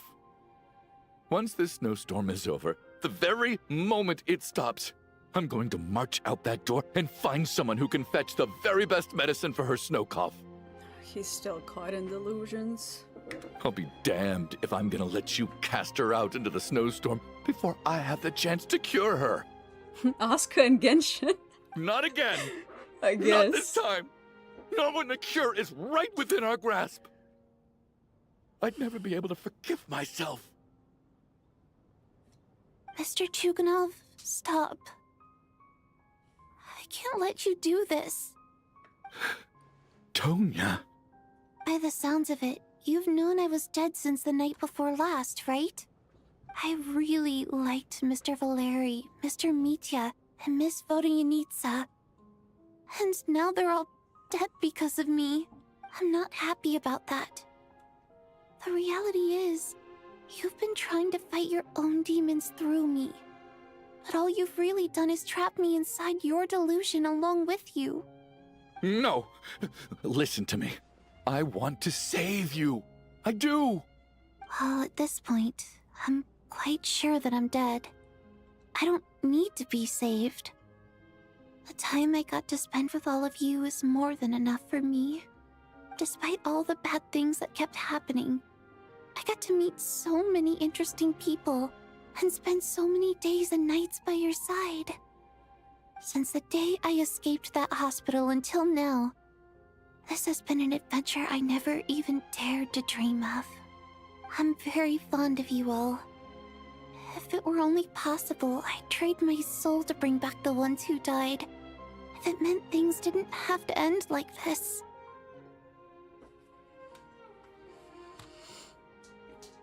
I'm thinking of what Anaxa said, remember? Trading in his soul to resurrect the ones he loved. Remember when I was talking about Autopocalypse? But man. Oh! Did you... That's the chair. Why I'm not fond of you at all, Mr. Chuganov. Oh, man.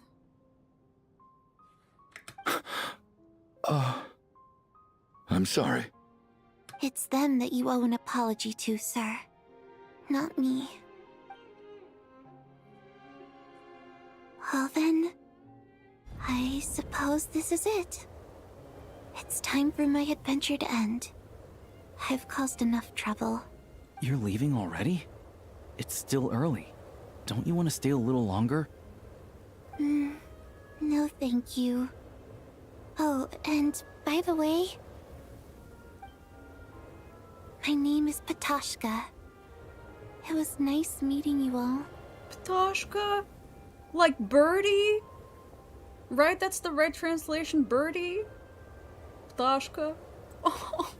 Oh my god. Oh.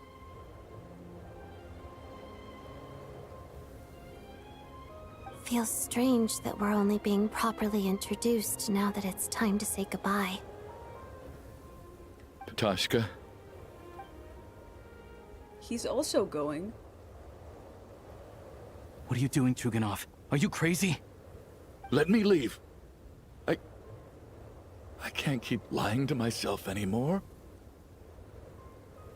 In your dreams. Don't think you're getting off that easy when you had a hand in the deaths of so many people.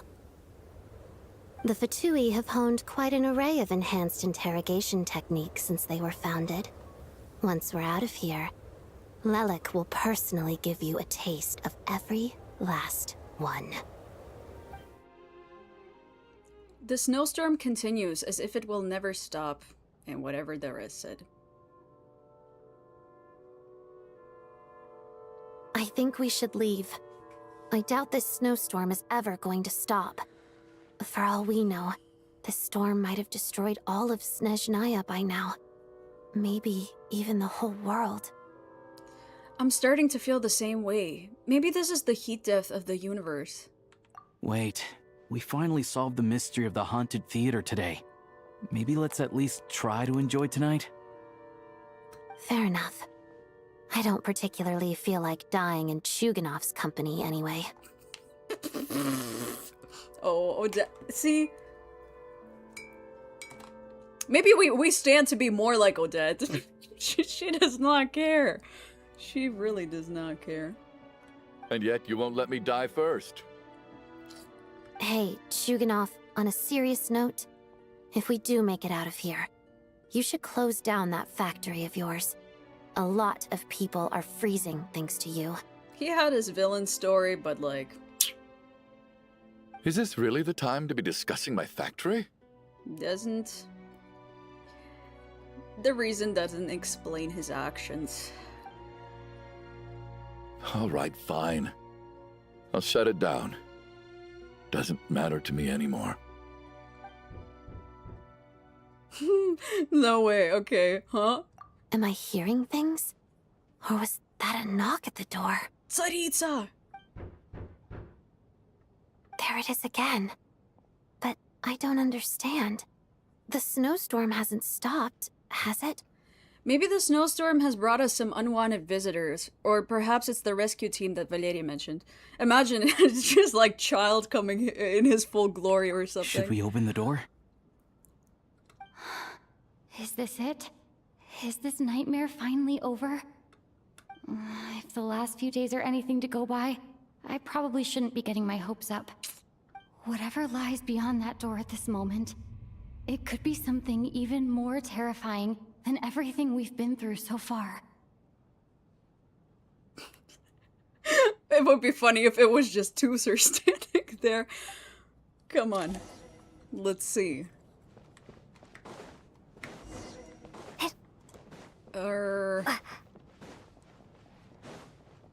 Reef's Nocturne. What does that mean?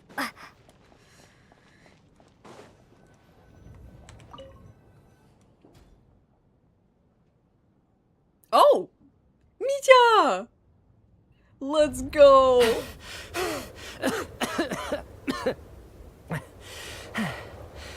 Hey everyone, I'm back. No freaking way! How are you doing? Feeling any better? Mr. Crazy Scientist.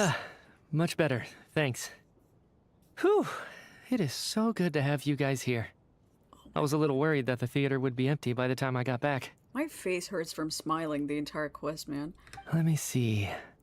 Tonya and Vodyanitsa are missing, which means Vodyanitsa died last night.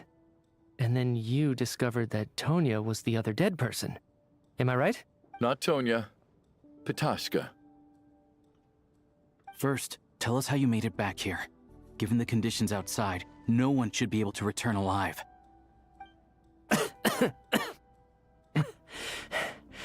You're right. The thing that got me back safely was a song. I heard someone singing. Did you guys, by the way, catch... They for real put a lot of detail into even his fingers. Like, his fingers were, like, full-on red. Like, frostbitten, whatever. Dude, they stepped up the game so much for Snezhnaya. It's insane. Attention to detail. After walking into the snowstorm, my mind grew hazy. I don't know how long I walked through the storm before my mind completely slipped away. Then, suddenly, I heard the sound of singing. The voice instantly brought me back to my senses, and I regained consciousness. So I followed the voice, searching for the source of the singing. I searched and searched, until finally, just a few moments ago, there was the entrance to the theater, right in front of me.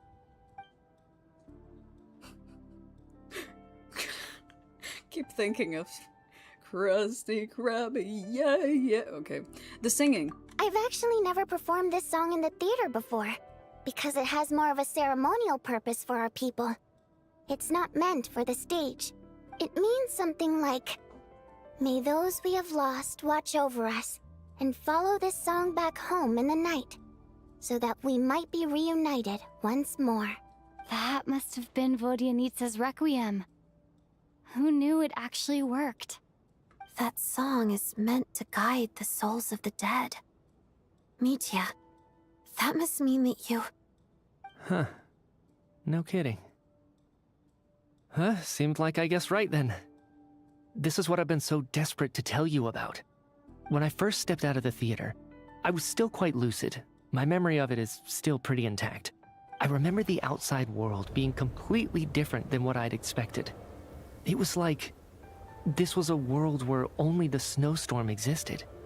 There wasn't a trace of any humans or buildings ever having been there. I don't know how else to describe it, except to say that it just didn't seem like the real world. And as for the Requiem, if I was guided here by Vodyanitsa's song, it can only mean that I must already be dead. And this is my soul, not my body. But I didn't experience a clear moment of death while I was out there. Nor do I feel any different now than before I walked into the snowstorm. You don't seem any different to me either. In fact, this is something I've been wondering about for a while now. If souls aren't physical, shouldn't they lack tangible form? That's what I've been saying. Touch him. Point, do something. Both Shram and Patoshka were clearly deceased, and yet their souls didn't look or feel like ghosts at all. They were visible, tangible, no different than you or me. This raises a truly terrible thought. Is that really what Mitya is suggesting? Oh, those pics are so cool. I hope they make those like wallpapers or something so you can download them. Everyone in the theater had been dead all along. Mitya's soul was summoned back by the Requiem, confirming that he is indeed already dead. And yet, he looks no different from us.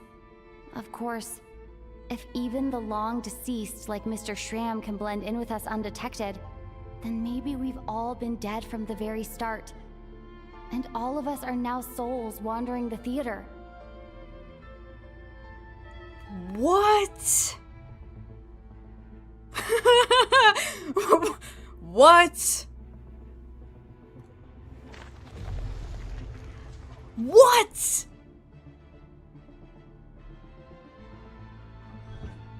Yes. I think that this is probably the afterlife. What? The fuck is happening in Snezhnaya? What did you say?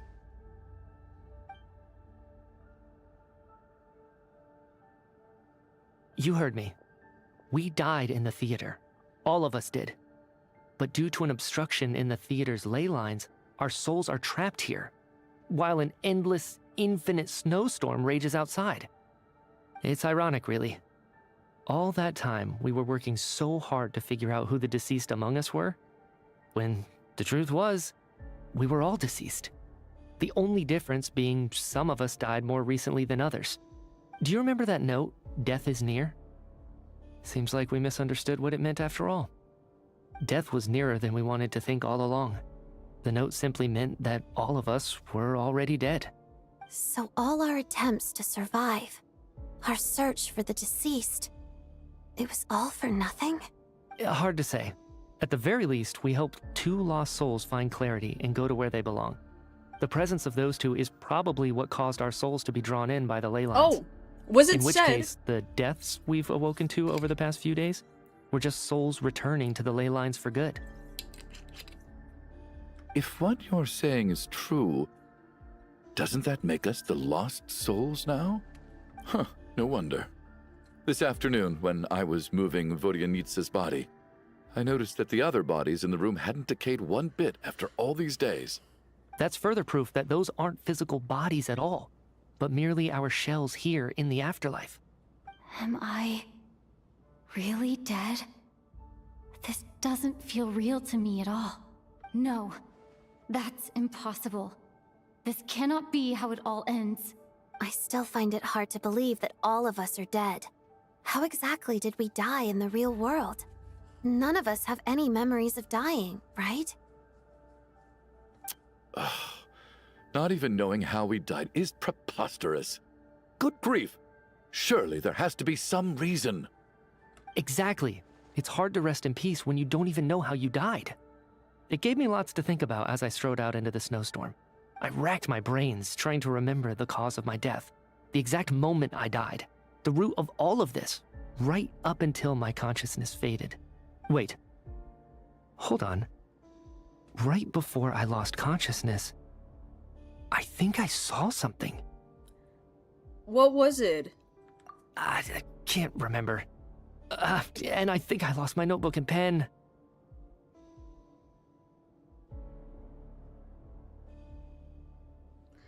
Mitya, your hand. Is that blood on your fingers? Oh, it's not frostbite. Never mind. Huh? You're right. There's blood on the fingertips of my right hand. Looks like it's already dried.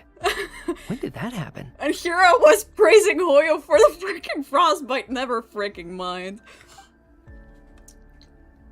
What the? Ow, what? I guess this was what I saw. I must have desperately drawn it in my own blood right before losing consciousness. He's the only one who has been quiet. What's wrong? Do you recognize the symbol? It's Renova, the ruler of death. Alosha, do you still remember that Snezhnayan folktale you told me about? It was about the Grim Reaper. When someone's about to die, he appears as an incarnation of someone familiar to guide their soul into the afterlife. There's no way. And as soon as you recognize his face, your life is over. I heard a similar tale when I was little. You think the Grim Reaper in this story refers to the ruler of death you mentioned? That's right. In which case, death is near could also mean that the Grim Reaper is here, disguised in a familiar form. There is no fucking way! Death, the deceased, and the Grim Reaper? So it's a triple entendre. When I first saw this note, I thought it contradicted the investigation report. But now it seems like that was the whole intention. So the Grim Reaper deliberately misled us. Then, we started suspecting each other and searched for the deceased while they hid in plain sight. By that logic, the one person most likely to be the Grim Reaper incarnate is... Oh my god.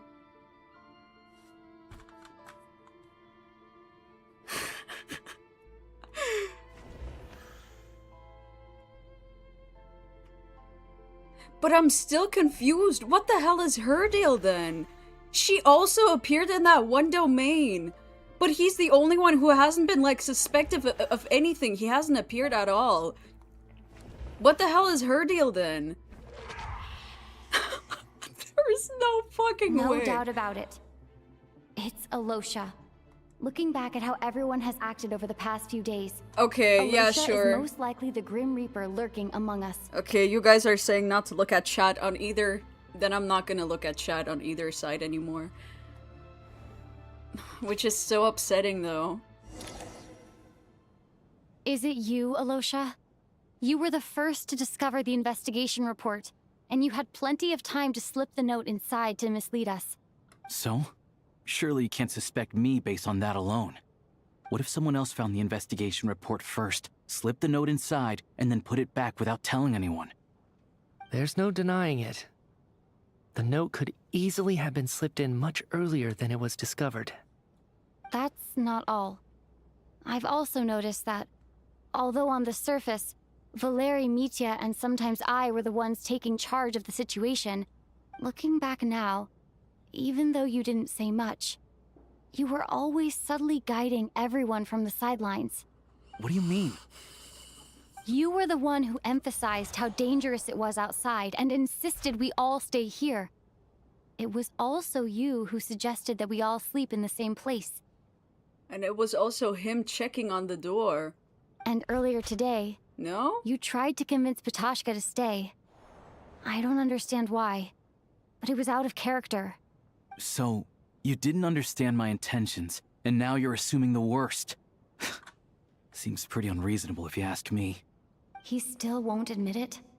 Fine. Let's see how he responds to the most damning evidence of all.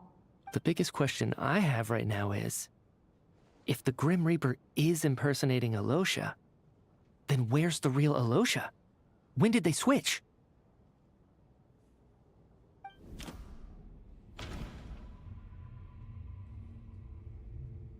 We'll just go through them one by one, I don't know. After the performance while investigating the snowstorm. Oh! That's right. This was the moment.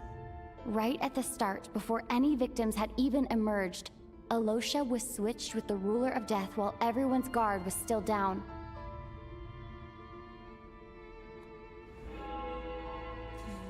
What the fuck? When all this began, right after the performance ended and the snowstorm began to pick up, no one suspected anything unusual. We just assumed we were snowed in. There is no way. It wasn't until we discovered the bodies the morning after that we realized something out of the ordinary was going on. But it's clear now that the oddities actually started earlier than that, when Dimov walked into the snowstorm and never came back. Right. So Mr. Dimov was the first victim, not Sobolova and Torgov. Was that the dude who was grabbing the blankets? I forgot. And if we pinpoint that moment as the beginning of this incident, then one thing becomes clear. Alosha, you are the only person who walked into the snowstorm and came back without the help of Vojanitsa's Requiem. I forgot about that. More precisely, Alosha never came back at all. The one who came back was the Grim Reaper. Not bad. Well, since you've backed me into a corner, I suppose there's no point in keeping up the act anymore. What the? There is no way!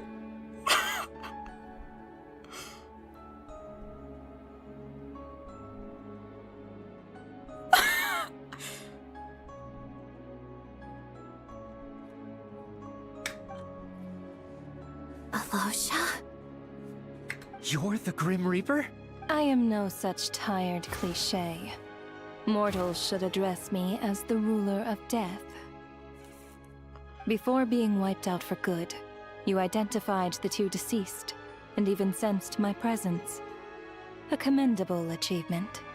Far beyond what I expected. I heard you can ferry souls. Those deaths each night. Were they your doing? Your initial conclusion was correct. Due to the existence of the two deceased, the ley lines yearned to reclaim those long-lost souls. Every night they devoured an equal number of souls to fill the void. This required no intervention from me. Though, of course, ferrying souls is indeed my authority. Here, take a look.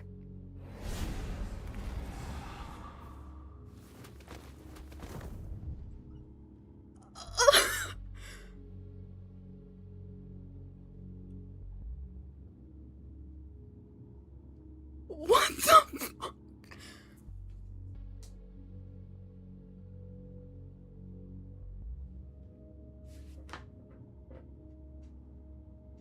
I'm not screaming out for Chugunov. Odette, what? What are you doing? That takes care of today's two. Don't get so worked up.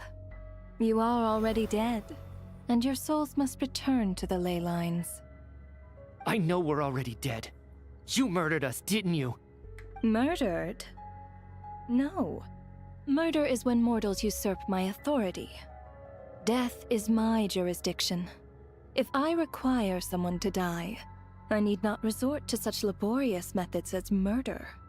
You simply met the criteria to trigger my curse of death. How? I know about the curse of immortality. So there's another death-related curse too? You cursed us? When? And why would you do such a thing? So often, humans pray to me, begging to know when their death will come and what form it will take. But few people ask why. If you must have an answer, know that death comes simply because one's time has come. So you're not gonna tell us the truth? Hold your tongue. By all rights, you shouldn't even be allowed to speak with me. Those angels from the past are to blame for the reckless renovation of the ley lines here. It's made my work on this occasion infuriatingly complicated. Work? So trapping us here, making us watch our friends die, that's just another day at work for you? You clearly have a lot of questions. Fine. As a reward for your remarkable accomplishments over the past few days, I shall answer a few of your inquiries, provided they aren't too unreasonable. After the physical body dies, the soul must return to the ley lines for that person's death to be considered complete. Okay. My work encompasses the entire process of death, including, naturally, the guiding of souls into the ley lines, with which you are now so familiar. You must also be rather familiar with Natlan's Night Kingdom, I presume? It was I who supported the creation of the Night Kingdom. It provided a convenient means of guiding the souls of Natlan. Yes! Here, too, the ley lines connected to the theater underwent some modifications. The angels hoped to make them capable of accommodating the souls of some special creations. Special creations? But this actually hindered their ability to accept ordinary souls to some degree. This effect manifested itself after you died from the curse in the theater, leaving you stranded in the afterlife, unable to achieve a complete death. But if souls who die from the curse of death fail to return to the ley lines within a short window of time, they will miss their chance for good. Then, they will remain forever suspended between life and death, no longer subject to the authorities of either. That's cruel. So if you don't resolve this matter soon, and see all our souls return to the ley lines before long, we'll escape your control. She's trapped in a paradox again? Is she bad at her work? Mitya is sharp. This must be what Renova was worried might happen, and the reason she got involved to begin with. But if you have the authority to guide souls, why didn't you just show yourself and get it over with? Why hide among us in the form of Alosha? Capitana PTSD, exactly. You seek to understand the mind of a god. Very well. I'll tell you. This is a theater, and I decided I wanted to watch a show about death. That's why I encouraged you to take the events to the stage. I found myself getting quite immersed. I suppose the entertainment you provided makes up for all the trouble you've caused me by being so defiant in the face of death. There. Are you happy with my answer? Can't say I am. Really? But it fits the stereotypes you humans have about gods. Just moments ago, you were complaining about how infuriatingly complicated your work here has been. Work is work, I get it. There are times when it's a huge pain, but you just have to get it done, right? That's a rather unique perspective for a human. You are in fact correct. There is a pain point in this case. God, the music is so good. Due to the obstruction in the theater's ley lines, there is a hard limit on the number of souls they can receive each day, making it impossible for me to ferry all your souls at once. Revealing my identity too soon would inevitably have led to futile resistance, and there was a risk that any souls who chose to run would disappear. Then there was the issue of the 2 lost souls you called the deceased. The way you resolved that quandary was all part of my design. That's what I don't understand. If all of us were souls of the dead, what made their presence among us special? Wait, who are they talking about again? For centuries, They have refused to return to the ley lines, exploiting the issues created by the angel Ptashka civilization and to Shram, resist being right? drawn in. Yeah, Ptashka and Shram. Right? Centuries of obsession accumulated during this process. You may think of this obsession as the resentment of the dead, and in this quantity, it was a bomb that could have detonated at any moment. It reached the point where I could not afford to leave it unchecked. But the only way to fix it was to help them acknowledge their own deaths, make peace with their regrets, and willingly walk into the snowstorm. Only then, with my guidance, could they finally return to the ley lines.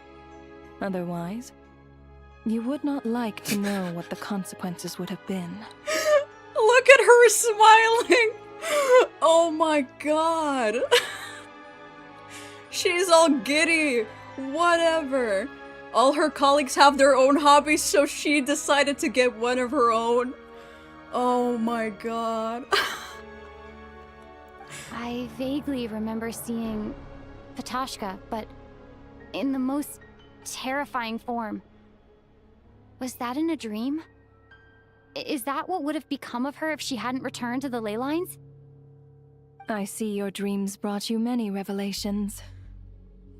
So you see, death in fact grants wisdom to mortals. Souls connect to all things in the world and see the chain of cause and effect between them. It's nothing unusual. Anyway, giving psychological counseling to lost souls is not my strong suit. Okay, sure. That is more of an angel's role. It was something I could not resolve directly using my authority, so I decided it was easier to leave the bomb defusal to you. Meanwhile, of course, their presence caused the souls of other members of your party to return to the ley lines each night. From where I stand, that was killing two birds with one stone. She's funny. She's smart.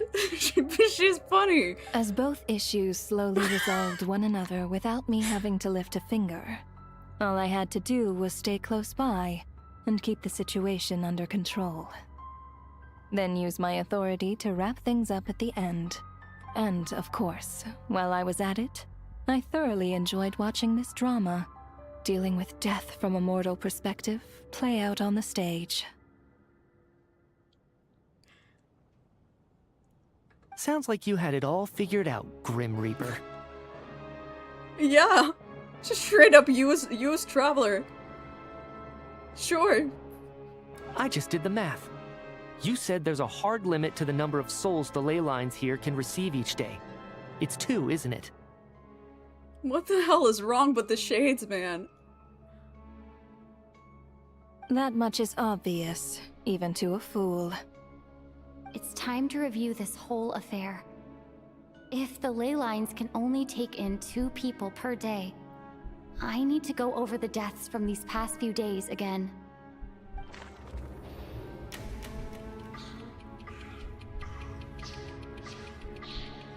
That's so sick. Oh, Looking back now, none of us had the faintest idea at the time. From the moment the staff member named Demoff walked into the snowstorm, the incident had already begun. Okay, so that was Blanket Guy. Day 1. Wasn't it the couple? No, it was, I think it was the couple first, and then it was these two. And then it was him, right? Wait. I'm not gonna look at chat. Don't help me. Is not this- wait, No. what? Let me- Am I dumb? Was I not paying attention? Not deceased yet. No. Let me go over this again. Wait, it was not him, right? Wait, is there more? No. No. Huh? No.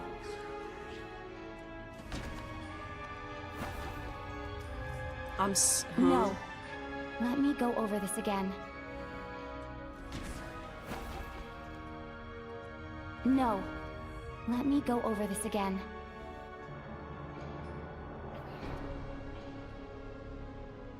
If he wasn't, then she wasn't.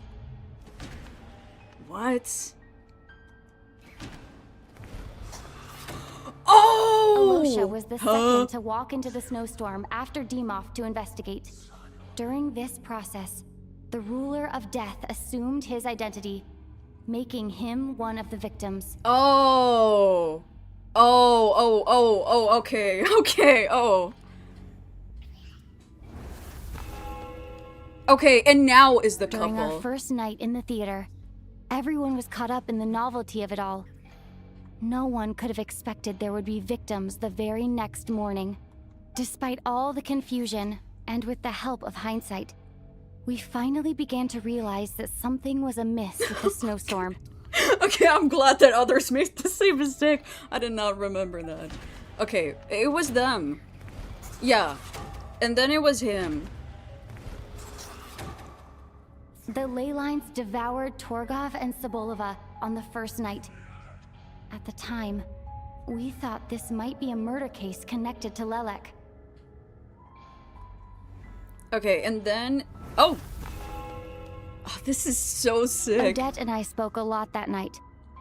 3 people were on watch, but in the morning, we discovered that someone had fallen victim all the same. It was just one person? No, it was 2. Yep, and her. And after was The Shram, deaths of Kulish right? and Ranpana caused everyone to stop suspecting Lelek. Unexplainable phenomena occurred one after another, leading Mitya to suspect that we were caught up in a supernatural event.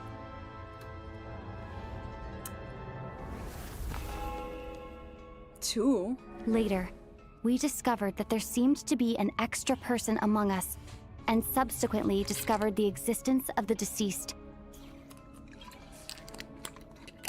Just to clarify, this is sparkling water. But everyone also, grab a drink. For each among us. Okay, it was Shram. It wasn't Tanya? Did they go on the same night? Mr. Shram realized he was the deceased and walked into the snowstorm to return to the ley lines of his own accord. It turns out there really was a dead person among us.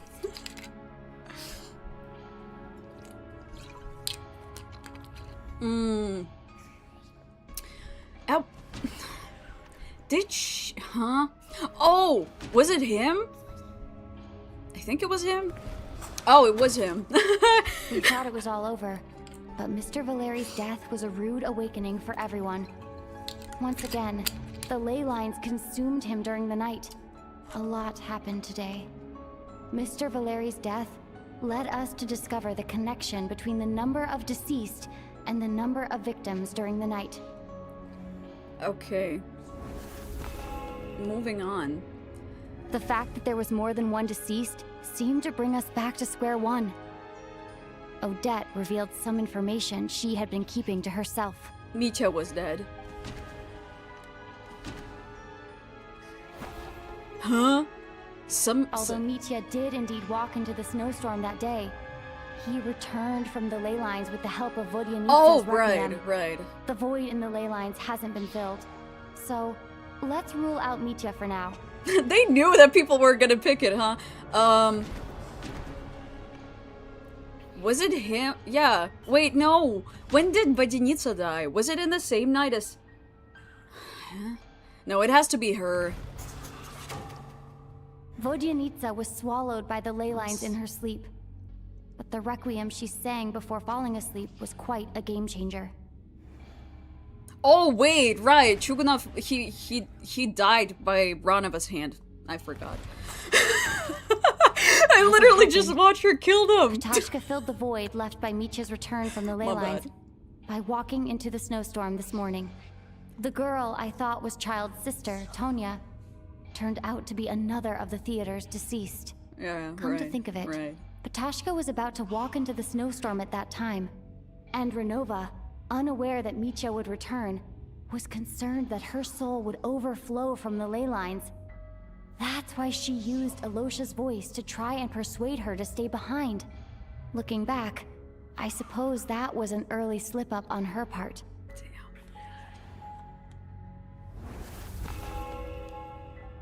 Yeah, and no now one it could have wasn't dead. expected anyone who walked into the snowstorm to return.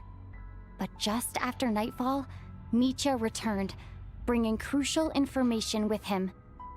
Various truths began to surface, including that all of us were already dead, and that the ruler of death was here among us.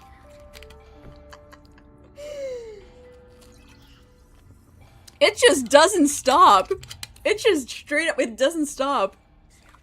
Then, after revealing her true form, Renova callously claimed 2 souls. And those would be Odette and Mitya. Oh, not Mitya, Chugunov. In fact, everyone was already dead by the time we took the photo. And in the days since, we've experienced many more partings in the afterlife. That's so insane. Now, only Mitya and I remain. And the true culprit behind everything still stands before us. In Mitya's eyes, I see the same anger and frustration that I feel. Imagine, like, Ranova slimes out. Mitya too, like, just because. Or both of them? That covers everything. I mean, not It's happening. all clear now. Your work isn't finished here yet, is it? The Traveler and I are still standing here, safe and sound. Or actually happening. I mean... The Water Imp's song threw things off a little, but it is of no consequence. The ley lines have already anchored your soul, and the first ray of light tomorrow morning will take you back. I, meanwhile, need to review my attitude towards the Water Imp race. Oh... So, the reunion in the night that Vojanitsa mentioned, I suppose that was never meant to be a permanent reunion. Oh, right. She already did take Odette and Chugunov. You're right. That just leaves you, Traveler. My power only allows me to temporarily separate your soul from your body. The ley lines of Tevat would not accept you, and your soul is firmly anchored to your body by your will. For a descender like you, who is not bound by Tevat's rules, your death can only be brought through the most violent of means, such as directly destroying either your body or soul. Oh, shit is about to go down. I guess. But you haven't done that yet, have you? Thanks for letting me know that at least I can still be saved. I have no interest in involving myself with Descenders. For now. Although, this may change if Asmodee remains missing, or you insist on interfering with our affairs. One last question then. Asmodee mentioned. All our struggles and sacrifices here, they were meaningless from the very beginning, weren't they? Death abides no reason. Besides, what you call sacrifice is merely a concept created by humanity. To me, it is nothing more than a self-indulgent charade in the face of death. Mere mortals fantasizing that their actions could reclaim something from my grasp. A truly laughable idea. Gosh, she's so cool. And I agree, I really hope they make that a skin. But, I don't know. Yeah, death abides by no reason. How long has it been since we've seen that trailer with the shades? Or that animation? This doesn't feel real. This doesn't feel real. Oh. Grim Reaper, you really know how to get on my nerves. I'm not here to ingratiate myself with you. I kill merely because your deaths are necessary. Oh, you've made that quite clear. But humans don't take well to being scorned. Not even by the gods.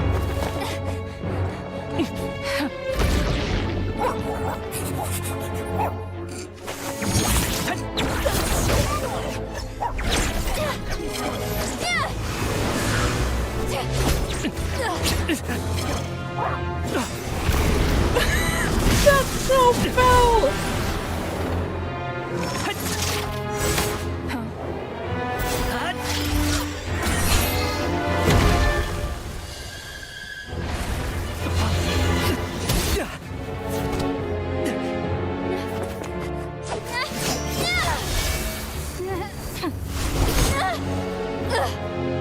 This is futile. You must know that you are powerless against me in my own domain. I suggest that you save your strength. For what? Maybe we can't change it. But if nothing else, we can at least teach you to have some respect for the dead. Audacious.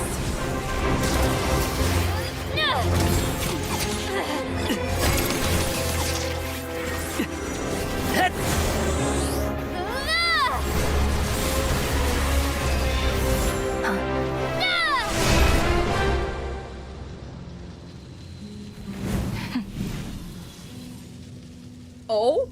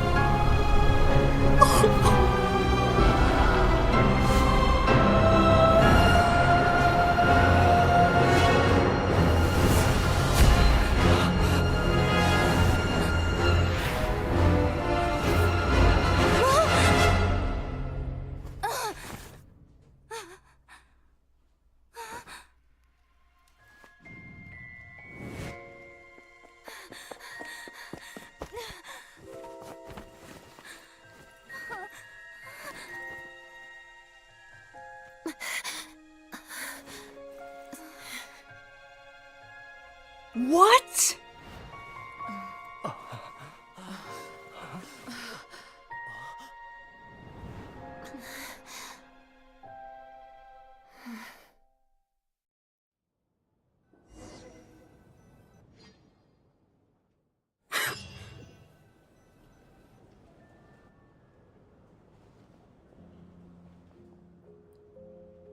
How are you holding up, Odette? What?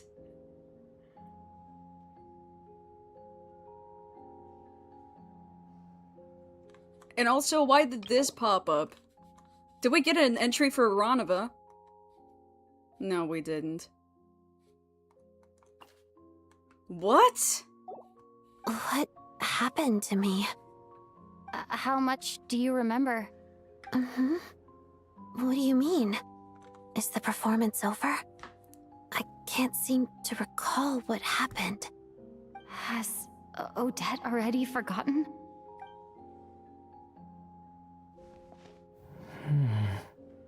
Mitya? Please say he remembers. Oh, I'm sorry.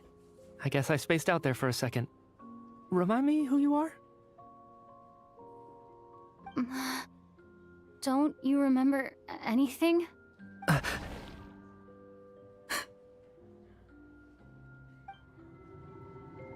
Yeah, I remember now, comrade. Looks like we guessed right. Just like me when Odette found me at the Armory Palace. For some reason, everyone killed by the ruler of death eventually came back to life. Oh my god, he does remember. Okay. Okay, good. Okay, good. Just with one catch. They forgot what happened while they were dead. Odette and the others have already forgotten everything. Why were you able to remember this time? Could this be the reason? You said this is the ruler of death's symbol, right? Just showing a whole bunch of nothing. I don't see anything there. You don't? Huh. Okay, I guess that makes sense. I carved this into my hand in the afterlife, so it's not visible in the physical world. He carved it? Does that mean I carved this symbol into my soul? What an unsettling thought. Oh. Still, at least I get to remember what happened. I suppose it's a blessing in disguise. What about you, though? The ruler of death mentioned that you're a descender? Is that why you can remember? Yeah, you're right. Yeah, the blood on his fingers makes sense now. Ugh.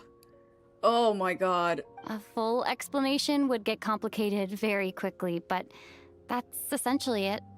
Well then, now that it's all over, let's figure out what we've learned. The first thing I notice is that everything here is precisely as we left it, right before our deaths. This confirms that time passes differently in the afterlife than in the real world. They say that right before death, time slows down and your whole life flashes before your eyes. That must be how you know you have one foot in the afterlife by that point. Anyway, clearly the few days we spent in the afterlife probably only amounted to a few short minutes in the real world. This also aligns with previous reports of widespread temporary memory loss among the Armory Palace personnel. Now it seems likely that those were all brief deaths caused by the Grim Reaper's so-called curse of death. To those unaware of the truth, dying and coming back to life must feel similar to a short bout of catatonia. This leaves me with a couple big questions. What are the conditions that trigger this so-called curse of death? And why are we resurrected after we die? If nothing else, I think it shows that killing us wasn't her ultimate goal. We still don't know her true reasons for subjecting us to death. Right. This time only got complicated because of the situation with the theater's ley lines. That's why she had to approach it differently. If the previous incidents of amnesia among the researchers are anything to go by, killing us is usually a pretty routine matter.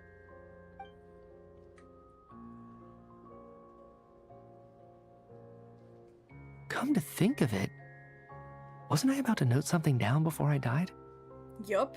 I can't remember what it was, but I think it was something related to my research project. Sorry, Traveler. I'll catch up with you again later. Right now, I have to make a trip back to the Armory Palace. Ma'am, if I may, no one of your description has ever shown up in my investigations into Mr. Mitia's friends. Yet, you two seem very familiar with each other. Could you perhaps tell me where he was in such a rush to get to? And, by the way, have we ever crossed paths? Forgive the presumptuousness, but I feel a vague and indescribable sense of familiarity about you. Spreadsheet on Mita's life sure does. Whole notebook and everything. I can explain everything. Could you help me gather everyone in the theater in one place? Jealous boyfriend. Everyone gathers on stage once again, but this time you do so in the real world without everything outside being devoured by a snowstorm. Due to the unique properties of the theater's ley lines, it seems no one has completely forgotten their experiences in the afterlife. As you recount the tale of what happened, people slowly begin to remember, as if accessing memories of a distant dream. Everyone is lost in thought. Everyone confirms their own fate with each other, until finally today's show draws to a close. Hold on, where Ptashka and stuff? Were they there? No, right?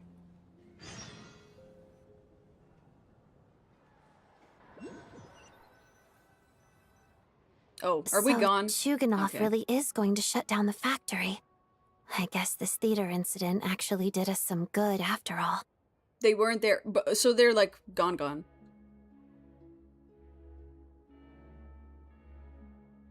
So, you said I promised to take you to the Armory Palace while we were in the afterlife, yes? I believe you. I think I even have a vague memory of it. I just couldn't remember if they were there once everyone woke up again. I want to go back and check on Paimon first, even though not much time has passed for her. Agreed. Let's check in on her first. The whole reason for our trip to the Armory Palace anyway is to figure out what's going on with her health. That's a good question. I don't think they actually mentioned it, right? They only said at which point he was replaced, but I'm assuming he's probably back now. Backstage the whole time. That would be crazy. Shadow me. Oh, I'm not using Come Snezhnaya. on, keep up.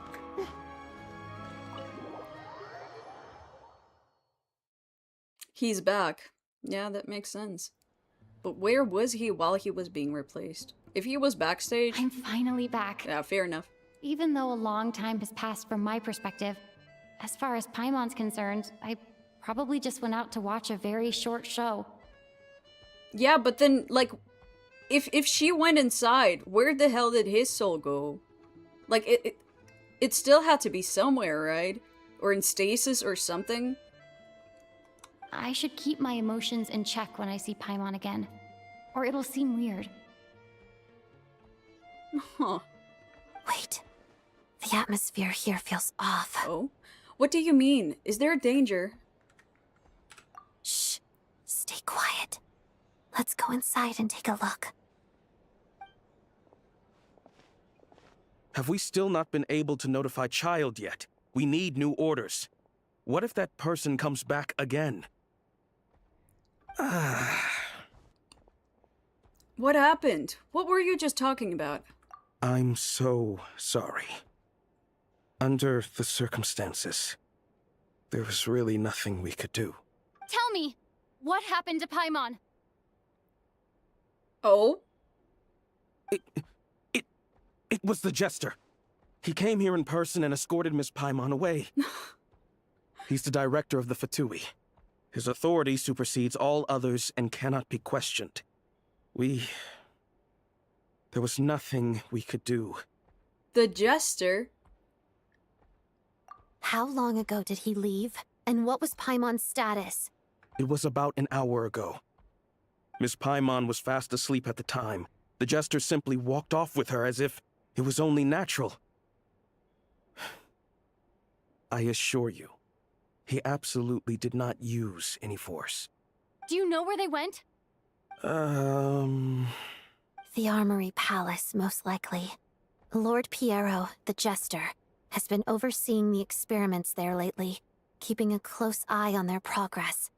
Everyone in the Fatui has heard about it by now. I'm surprised he came in person. Whatever his reason for taking Paimon, he'll most likely return to the Armory Palace first, which is exactly where we were headed anyway. Then lead the way, Odette. Okay, let's go. Piero time! Ah! Oh my god, I cannot wait. I cannot wait. It's just up ahead. Quick, let's get inside. No, I'll go alone. You know I'm planning to force my way in. You're with the Fatui, so you should stay outside. I was hardly planning on taking you through the official channels anyway. I'm here to force my way in, just like you. I may be a Fatus, but I'm also Lelek, enemy of Project Stuzha. I know, right? Snezhnaya is super tempting. All of them. Paimon's safety is paramount right now. With me around, you'll have an extra pair of hands. There might be devices inside that are easier for an insider to deal with. There's some that I'm still torn on. If you say so. Let's go. There's no time to hesitate. Am I... From here on is so good in so many ways. From here on, the quest has been amazing. From here on, it gets even better? Or what? Oh my goodness. Hey, who are you? This part of the Armory Palace is under restricted access. What do you think you're doing? No questions, please. We're short on time. Can I just run? I don't feel like fighting. I don't have the right team for this. Oh, they replaced Odette. She's C3R1. No, C3R3. She is. I'm still not fighting, though. I have Odette. Oh, never mind. I am fighting. Or, can I? Miss Tilton? You could just walk in? Okay. Can you walk past everyone? Do you have a pass? Where are you coming from? So, you're intruders, huh? Then don't blame me for what happens next! Oh, banger music. Oh, you cannot skip this, huh? This is a lift. Let's begin. Whatever. Pirouette. Come here. Overruled.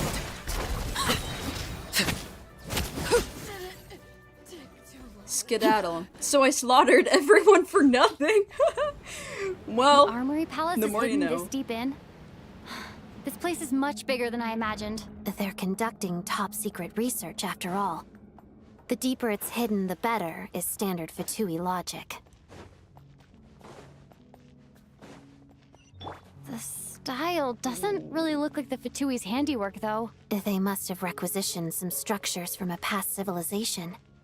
It also serves as a bit of a disguise. That's so pretty. I think they showed that during the live stream, no? But I thought this would be... Stay alert! Oh, never mind. Let me run. I thought this would be... No! Oh, I could have ran. I thought this would be a part of the open world, to be honest. Shadow me. But maybe it will be at some point, who knows? They could make it, like, not be part of the domain. Also, by the way, thank you guys so much for following. Intruders? Don't come. Just what are you guys trying to do here? I'm short work of your scalp. Oh, that looks sick. No one interferes with the Jester's work. Yeah. Transfixed. Do I have to go up there? No. Is there more? Oh, goodness gracious. Hydrate, give me 1 second. Witness my rise. I've had to drink so many times today because of the Among Us thing and because of the hydrate redeems. I keep having to reapply my lip gloss and stuff. Holy damage. She's C6R5. But hey, thanks. Ah. Any chance for compliments for Arla? Hell yeah. I'll take them. Oh yeah, she's C6R5. Alright. Let's skedaddle. I still don't understand how to construct these things. I know you have them in the overworld as well, but I still haven't done that. Okay. Can I jump down here? No. Looks like no one's guarding this place. There's something off about that decoration over there. Look out! Let's deal with these before we move on. That looks so cool. This entire place doesn't look at all like Snezhnaya. Yeah, overruled.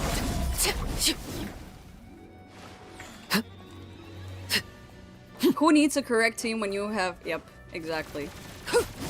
Arlecchino is the team. That's all.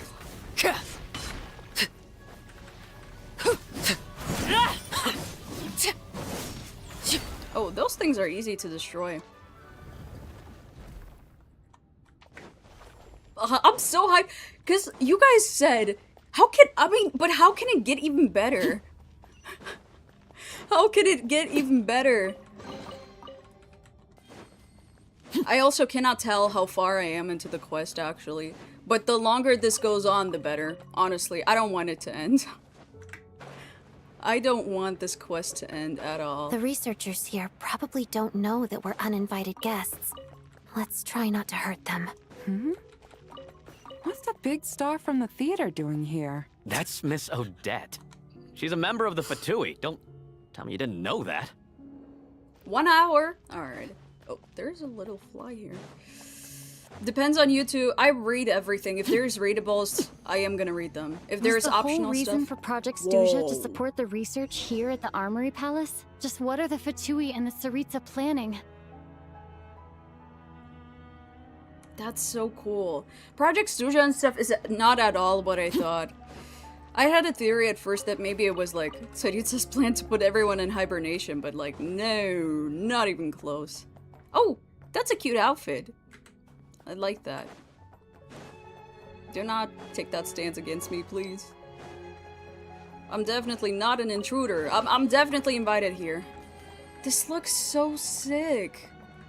I hope we can revisit this place later on.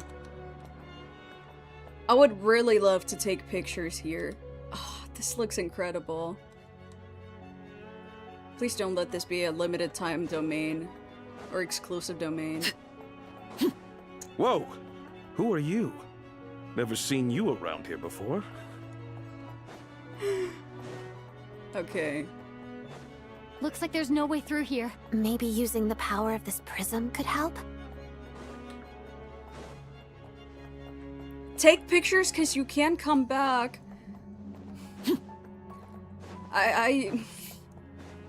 That's sad, but okay, I'll just take one with Arla, but there is no way they won't make this a part of like open world or something, right? Oh, camera, right. Camera. I would be really upset if they don't. Oh, goodness, almost stopped the live stream. Where's the camera? Here it is. Oh, I was on it the entire time. How do I? Oh, can you not have gadgets equipped in this domain? You know what? I'll just take a screenshot. It's fine. Well, I'll take a screen recording. This does not look great, but might as well do it like this. Okay. Oh man, you know what? It's fine. It's fine. It's okay. I'll live. I'll live. Oh. Oops. My bad. I think I see some images. It's the prism's power at play, causing images of the past to reappear, albeit only as illusions. Let's make our way through here. I did that too. And the Jester? Is this another scene from the past? Yes. It looks quite old, though. I don't think it happened in the recent past.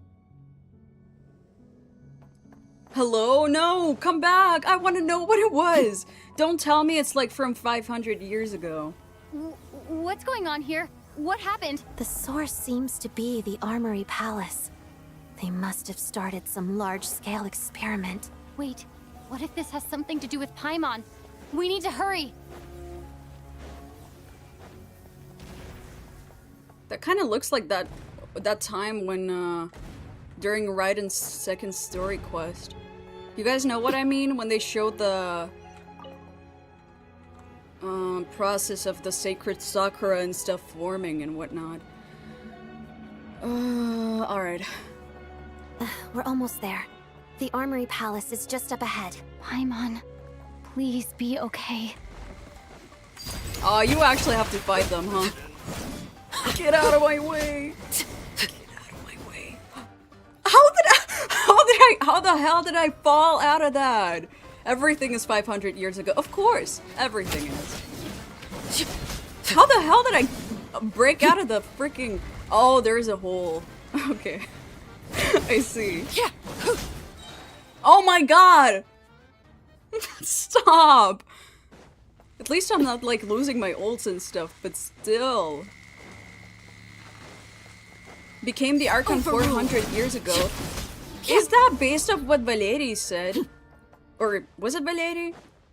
But it sounded like it was more than 400 years ago. What's going on? Wait, I remember this feeling. It's the curse of death. No, not now. Why is the curse of death striking again already? Odette? Oh my god.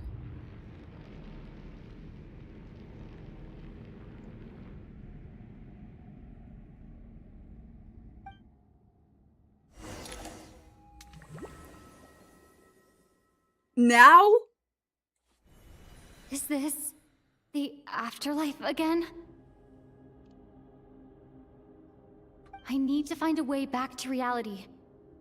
Is that Odette's core Ignis? Could that be what just woke me up?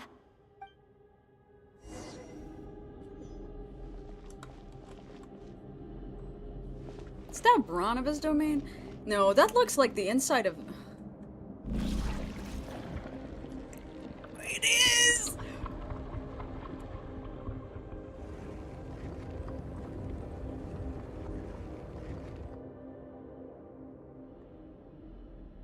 Oh my god. Okay, but like, what now?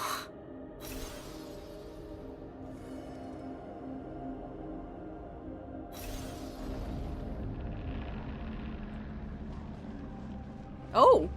Oh my god, this is so cool. Oh! Oh, hell to the no! Oh, hell no!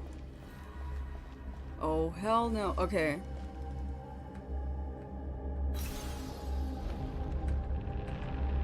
Yo, what?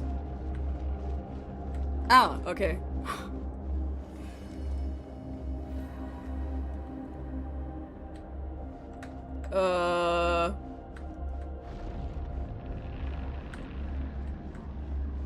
Run!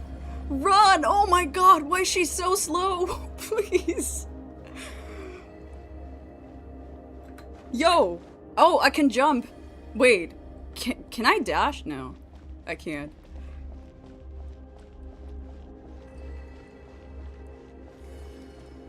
You can sprint. I can't. It doesn't do anything.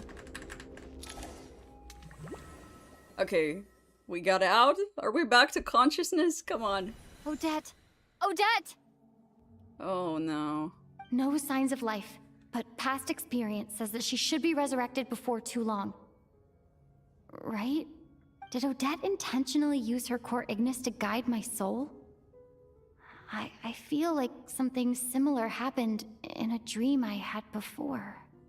Thank you, Odette. If not for you, my soul wouldn't have found its way back to my body so quickly, and I might not have woken up so soon. But I'm sorry. I don't have time to protect you. I have to use the time you bought me to get Paimon back. I mean, yeah, sure. She's... Oh my god. No! Oh! Why do I just keep falling off platforms? Whatever. Okay, I won't look for anyone or anything. Sure enough, everyone here has been affected by the curse of death. Left her for dead just like Senora. You did not have to say that. You did not have to say that at all. Paimon! Paimon! No, wait. Paimon probably didn't escape Renova's curse either. She won't be able to respond to me right now. I'll have to find her myself. Who is that? Oh, those are Fatui as well. Oh my god. Oh my god.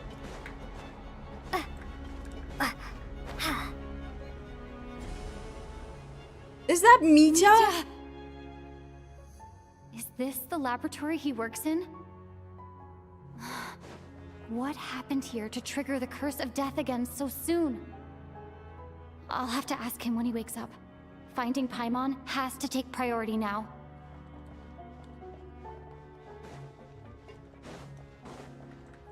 I'm gonna assume it's that door? Oh. Paimon! Found her!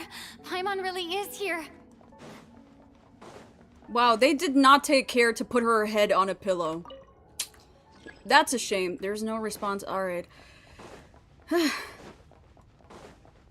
Now, why do you not like Mitya, Fabi? What did Mitya do to you?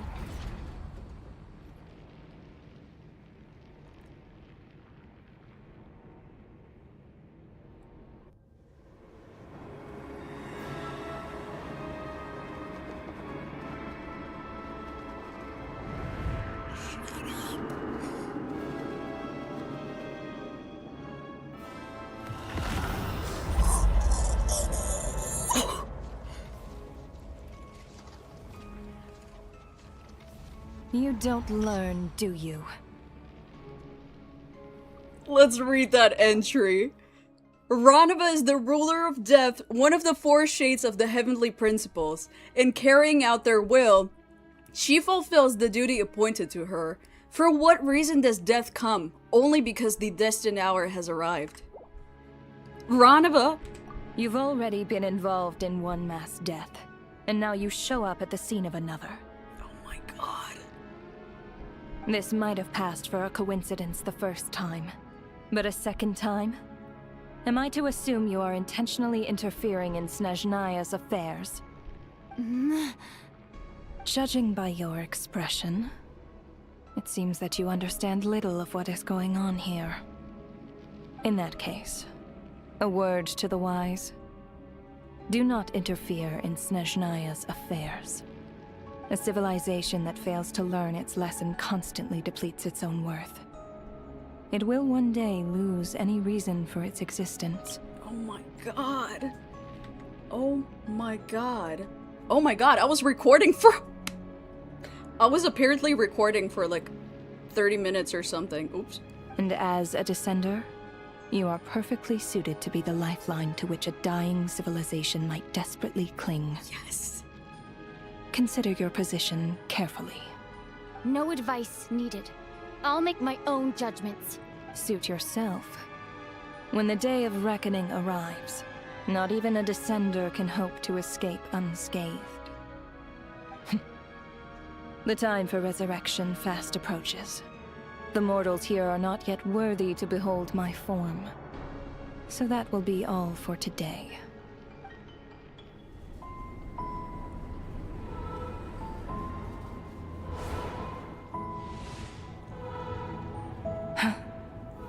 That thing is coming with me.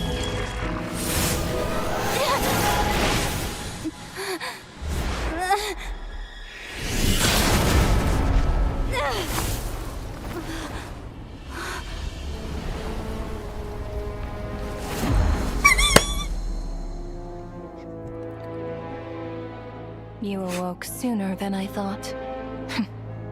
The curse of immortality is stubborn.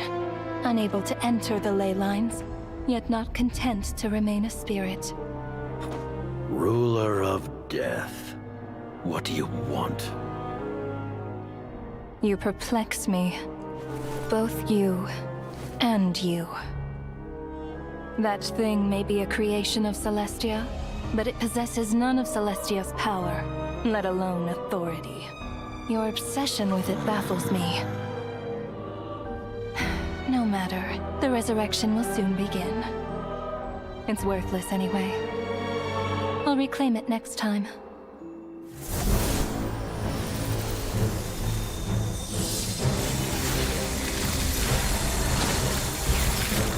Hey, who says there'll be a next time?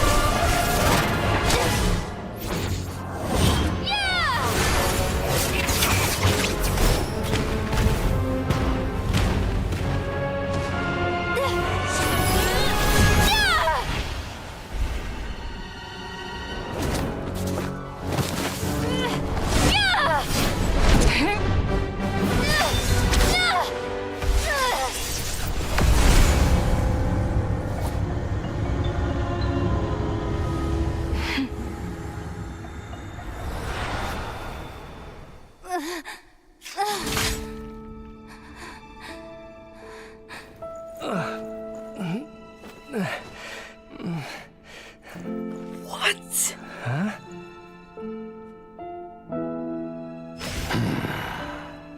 Oh my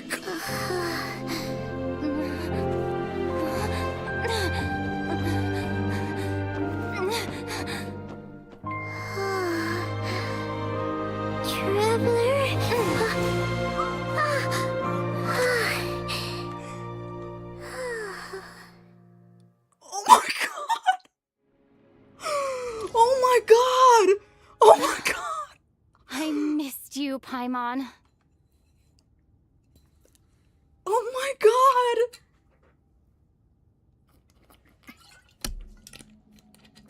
Oh my god! Oh my god!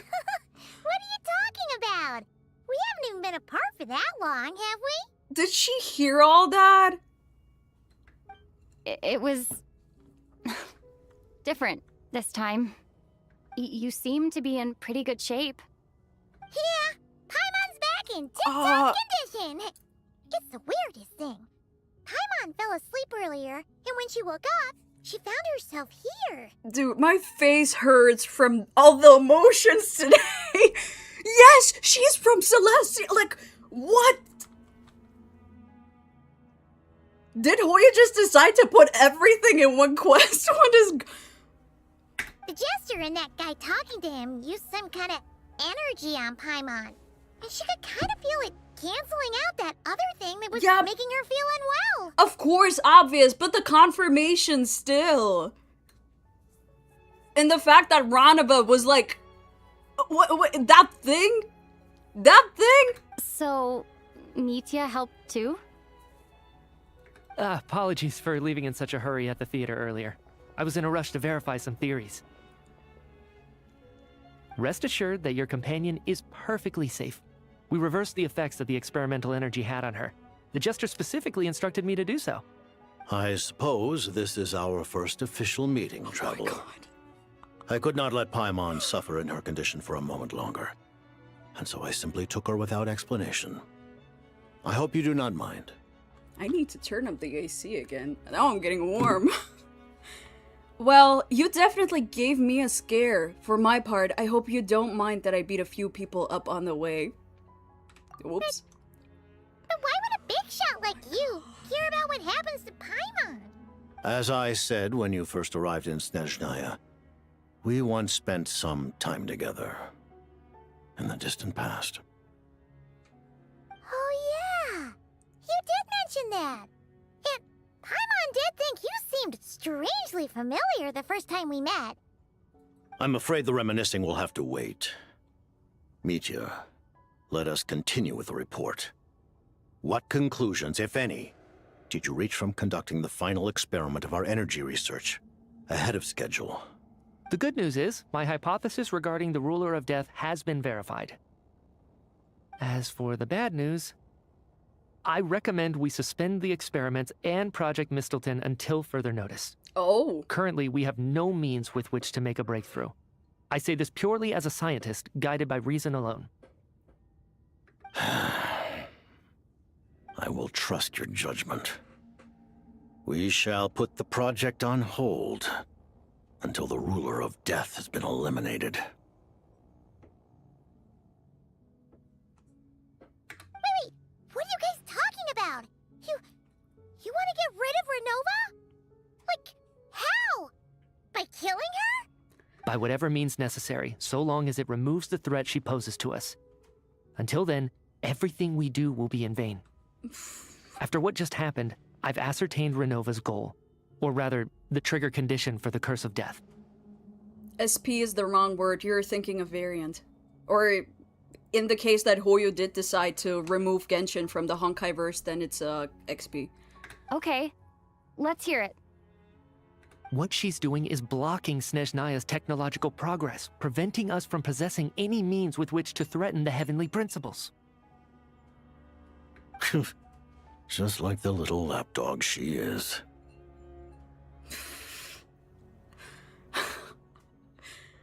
Not true now. I mean, it does sound like it's not quite true, considering the fact that, yeah, creation of Celestia. Like, that's shippy enough. But Asmodee missing, that's still a huge mystery, but doubt it has something to... Well, who knows? Maybe it has something to do with Paimon still. Who knows? Wild. Wild. So, any ideas, research, or experiments that lead to technological progress can trigger the curse. Just now, for instance, I was set to launch a final phase energy experiment ahead of schedule. If the experiment was successful, we could have achieved a crucial breakthrough. As expected, though, the moment the experiment began, all the researchers, technicians, and witnesses died from the curse. I just remembered. I really liked... Didn't someone make a theory that Paimon was, like, maybe an angel or something? I don't know. Like, maybe the first creation of an angel. Who knows? I don't know enough about the Genshin lore, but I thought that one was interesting. Because she does have a halo, too. So... All that effort, not to mention the energy and materials we relied on Project Snezhnaya to gather for us, went to waste. In the end, nothing was gained. Does that mean something similar happened when we were at the theater? That's right. During the performance, I thought of an important breakthrough regarding the experiment, and wound up dragging everyone into this. So the nature of the curse seems to be something like... When moments of technological progress occur, all life in the vicinity is taken away.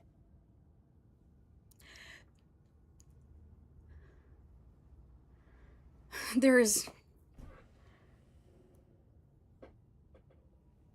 Oh my god, oh my god, oh my god, oh my god, oh my god, is Austin in here? I need someone who plays Honkai Impact 3rd in here. I need someone who plays Honkai Impact 3rd in here. Please, please, please, do you not remember the very first freaking video that Hoyo made for Honkaiverse? They were like, Honkai is a phenomenon, blah, blah, blah, blah, blah. Of course, we know way more info than we used to, but they were like, whenever humanity advances, so does Honkai. Tell me, I'm not insane! Why is the curse? Why does it sound in a similar direction? Why is it going in a similar direction? And they did also punish, what was it, Conria back then, right? Because they were like a godless nation, they were like super advanced. Yeah, it is the same idea. Like, tell me I'm not wrong! Breathe, bro, breathe, no! Never! What a violent method! Goodness gracious. Of course. That meant the curse was normally limited to the Armory Palace. Since outsiders are forbidden from entering, this mass death phenomenon went unnoticed until Odette came along. I believe she was the first witness. The curse of death was triggered just before she infiltrated the Armory Palace that day. Yes, I do need the tinfoil head. I really do need it, please. Please, hand it to me. Can someone just erase Honkai from my mind? But you mentioned something about a final stage experiment. Doesn't that mean you've actually made some progress? That's right. Even with the gods locking certain key components out of reach, humanity can still advance technology in incremental steps accumulated over time. But, as I'm sure Renova anticipated, even incremental progress has its limits. A point where the truth you're seeking must be put to the test in an experiment. You mean, the experiment you were just about to do? Yes, we were at a critical juncture, a moment where the quantitative was about to translate into fundamental qualitative change. Damn. With this single experiment, we could have brought everything we've worked for to fruition. But now, after already being forced to fumble around in the dark all this time, it feels like we've truly hit an impenetrable wall. As long as Renova's curse of death persists, we won't be able to advance the experiment or obtain any results. And with Project Snezhnaya having been in effect all this time, at our nation's current strength, repeated trial and error is simply unsustainable. Only by eliminating Renova first will it be possible to continue advancing our plans. But she's the ruler of death! She can just kill whoever she wants, right? That's gotta be the scariest power ever! Is it even possible to beat her? We'll see. But one thing's for sure. She definitely can't just do whatever she wants. The best proof of that is me, standing here, very much alive. I love him so much.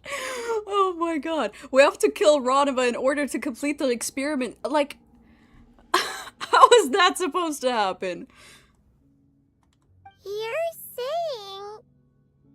Wouldn't it be easier to just kill all of us researchers for good?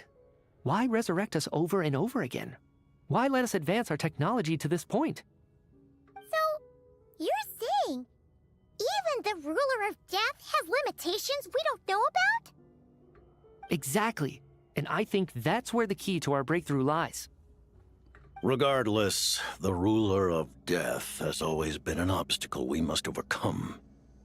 Indeed, we must face life, death, time, and space. After all, our goal is the heavenly principles. I cannot wait for the final fight. You do not understand. The Fatui want to challenge the heavenly principles? For a long time, I've had a vague suspicion the Fatui and the Tsaritsa were targeting the heavenly principles, but hearing the Jester admit it is still a shock. No wonder the Tsaritsa's goal has always been kept a secret from the people. What kind of road will that lead Snezhnaya down? In that case... Lord Jester, I would like to request some leave. I'd like some time to organize my thoughts and go over the data. Granted. Get some rest, put the experiment out of your mind, and take care that the curse of death doesn't affect any civilians.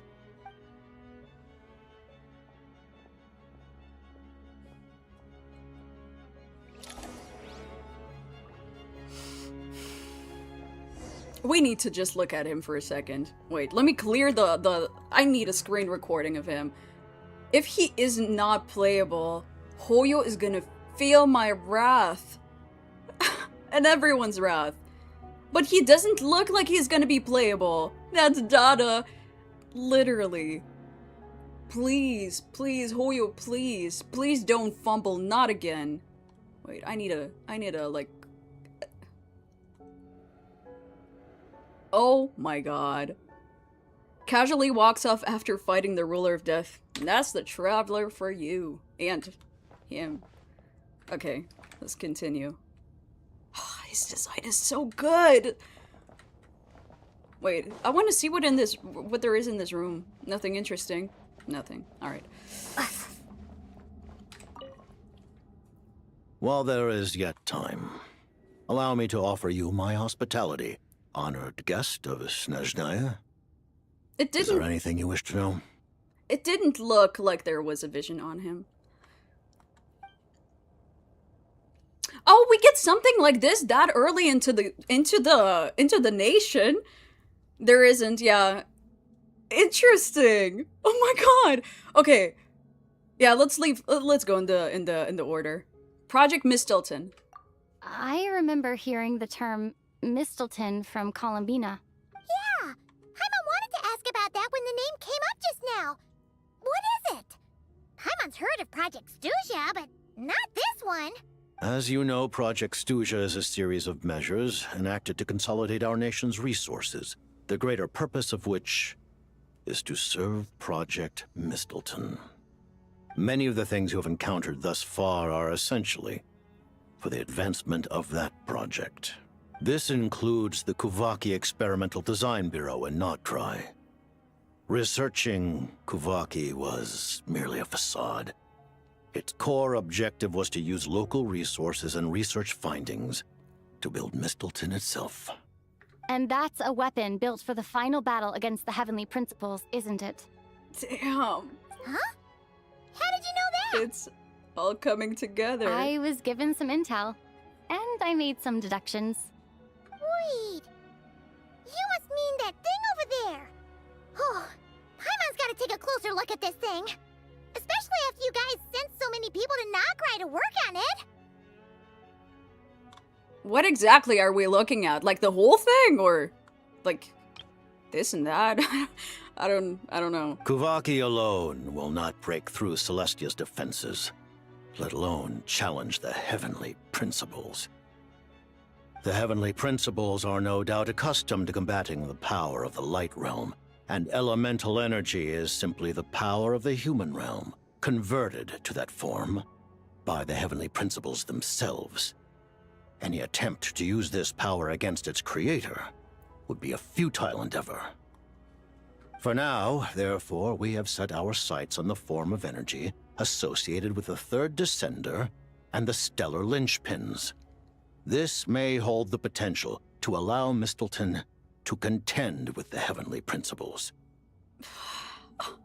You could say that by reverse engineering the Stellar Linchpins to extract the energy within, we have obtained a source of anti-Celestia energy.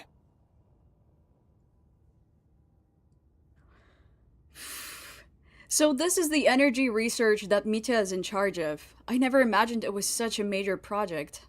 the Kulagi Experimental Design Bureau, Project Stuja, and the new energy experiments. Huh. So, Project Mistleton is what ties it all together. And it looks like your plan is almost complete. No wonder the Ruler of Death came after you. Okay, about the Tsaritsa of Snezhnaya. Her Majesty the Tsaritsa has embarked upon an expedition to vanquish a monster. Were it not for this, I imagine she would have been delighted to grant you an audience. Seems like the powers that be in Snezhnaya don't intend to hold my past conflicts with the Fatui against me. The Harbingers have been granted significant autonomy in retrieving the Gnosis. But by the same token, they do not completely represent Snezhnaya's official stance. You read my mind. Speaking of the Gnosis, Paimon's been dying to ask this question since forever. Why exactly does the Tsaritsa want to collect them? Is it something to do with the fight against the Heavenly Principles? The Gnosis will undoubtedly serve as a key bargaining chip when she confronts the Heavenly Principles. Beyond that, you had best ask the Tsaritsa herself. I am not sure if this information is mine to disclose. Damn, alright. Alright. I keep thinking of that one image of whoever made her lover as the Gnosis. Like, that image just keeps coming to mind. What do you mean? Not sure. Don't you make the rules? You're the highest ranking Harbinger. Ugh. Never mind. Taking on the Heavenly Principles is something most people wouldn't even entertain in their wildest fantasies. Why is the Tsaritsa so fixated on this? You're right, the Pyronos is gone. That thing Into was that burned. today, civilization is nothing but an illusion. Something whose very existence can be negated at any moment. Oh, wasn't this a line from the trailer? Our civilization may very well be destroyed in the struggle, but as things stand, the Heavenly Principles could choose to negate our existence on a passing whim. And we must not sit back and accept that fate. Only by changing the state of affairs, only by overthrowing the Heavenly Principles, can our civilization truly be said to have taken root. Otherwise, the fate of the people of Conria and Hyperborea is a cycle doomed to repeat itself. Accepting potential destruction in return for getting to control your own fate. Furthermore, perhaps this is still somewhat difficult for you to understand. Are you aware that all the rules of this world are made up of curses? Huh?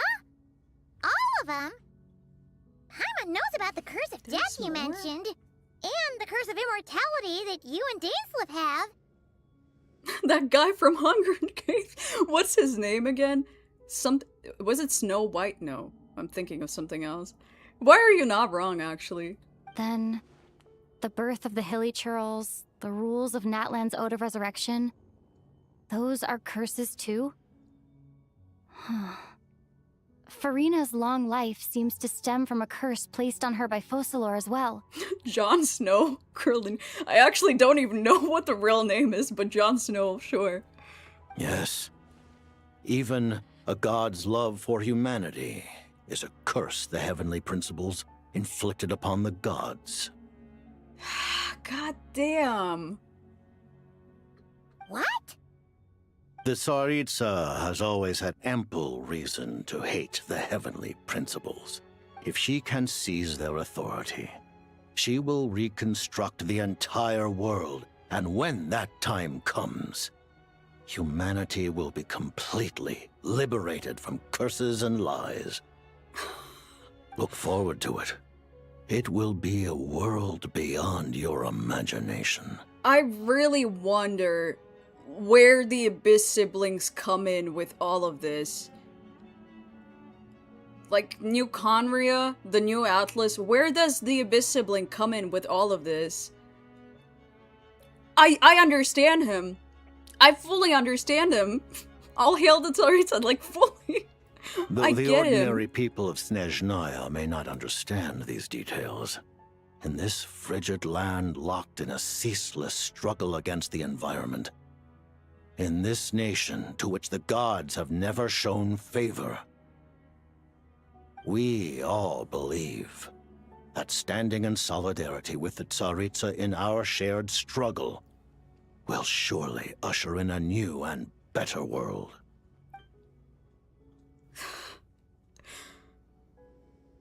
About your relationship with Paimon. Paimon really doesn't remember. He's basically a stranger. You've got to believe Paimon. Relax, you're freaking out over nothing. Allow me to explain.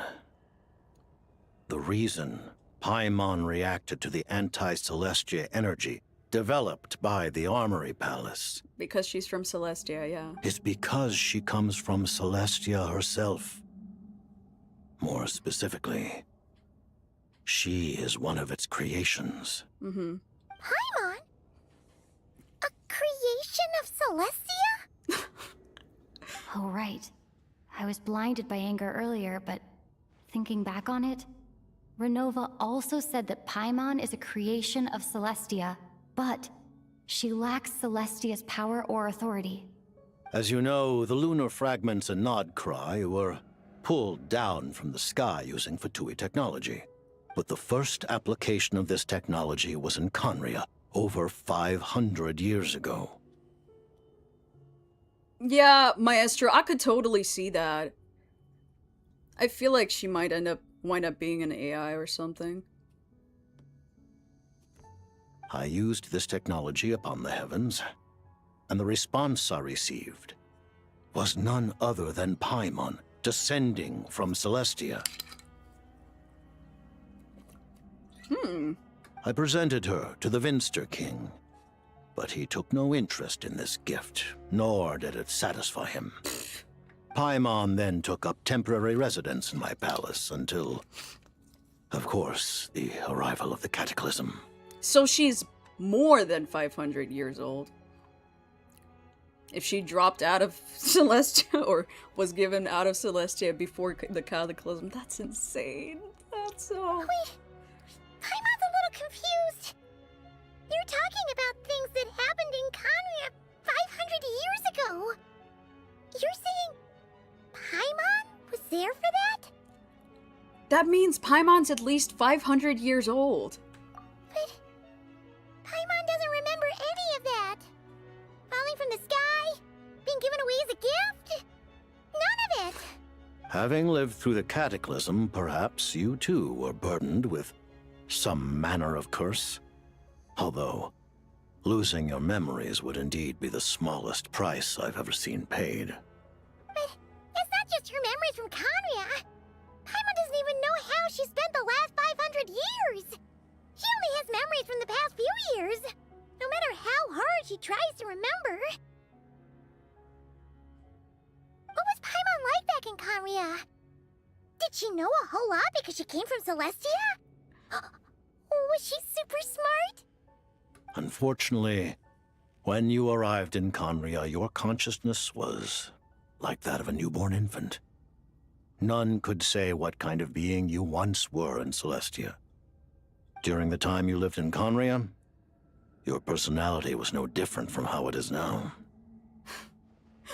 No surprise the Vinster King wasn't exactly taken by your charm. No. Oh, come on. Come on, Traveler. You don't have to be mean. At least it sounds like you were able to fly under the radar. Sure. Aw, man!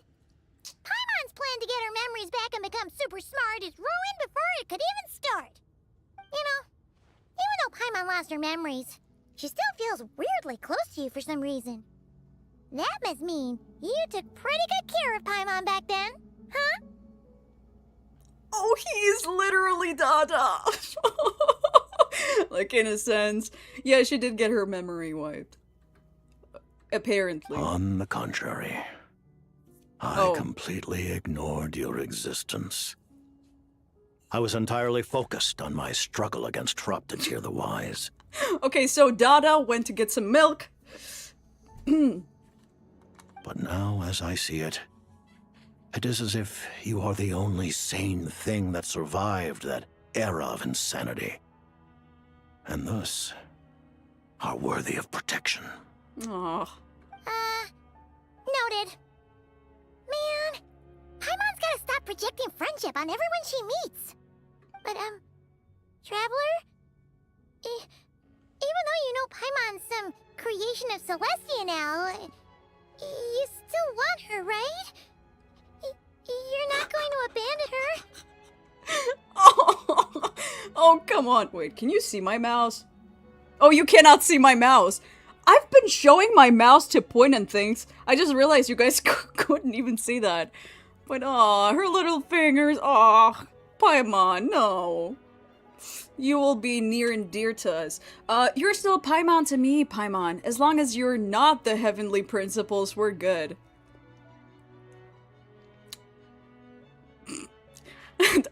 Now, listen, have we actually ever thought about that before?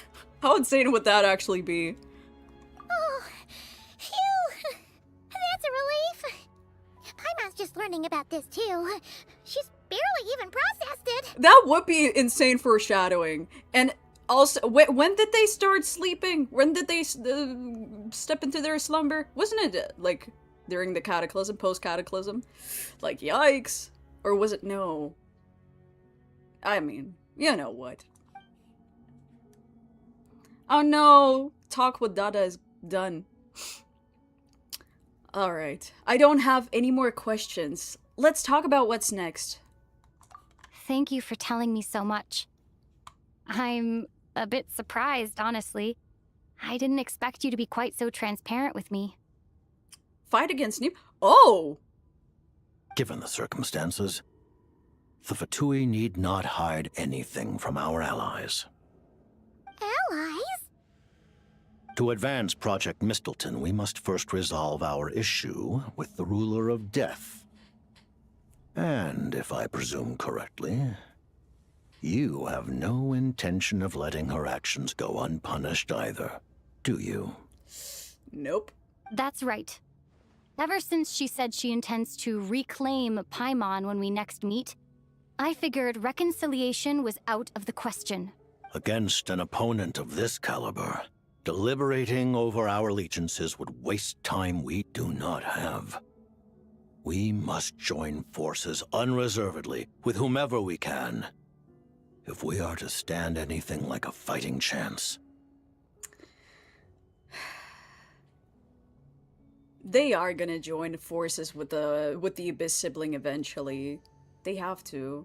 Surely. Surely. You're going to challenge the Ruler of Death? Just for Paimon?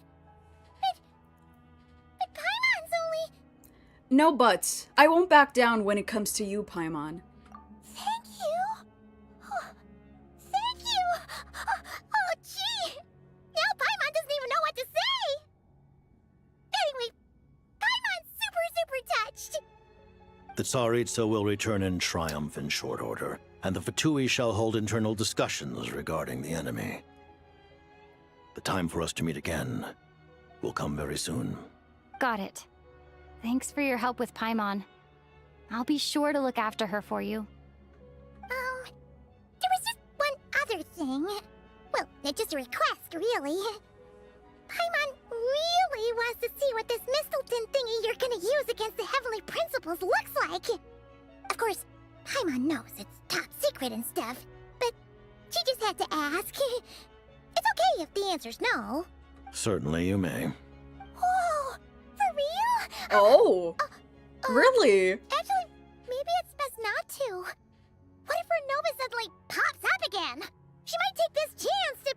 While the technology is not yet fully developed, it has nevertheless reached the stage where Celestia's creations are unable to damage it. In that regard, you may rest assured. Oh. Wow. No wonder Paimon felt so out of sorts recently. even though it was super far away. Alright then! Paimon's ready to take a sneaky peek at this top secret super weapon! Oh my god.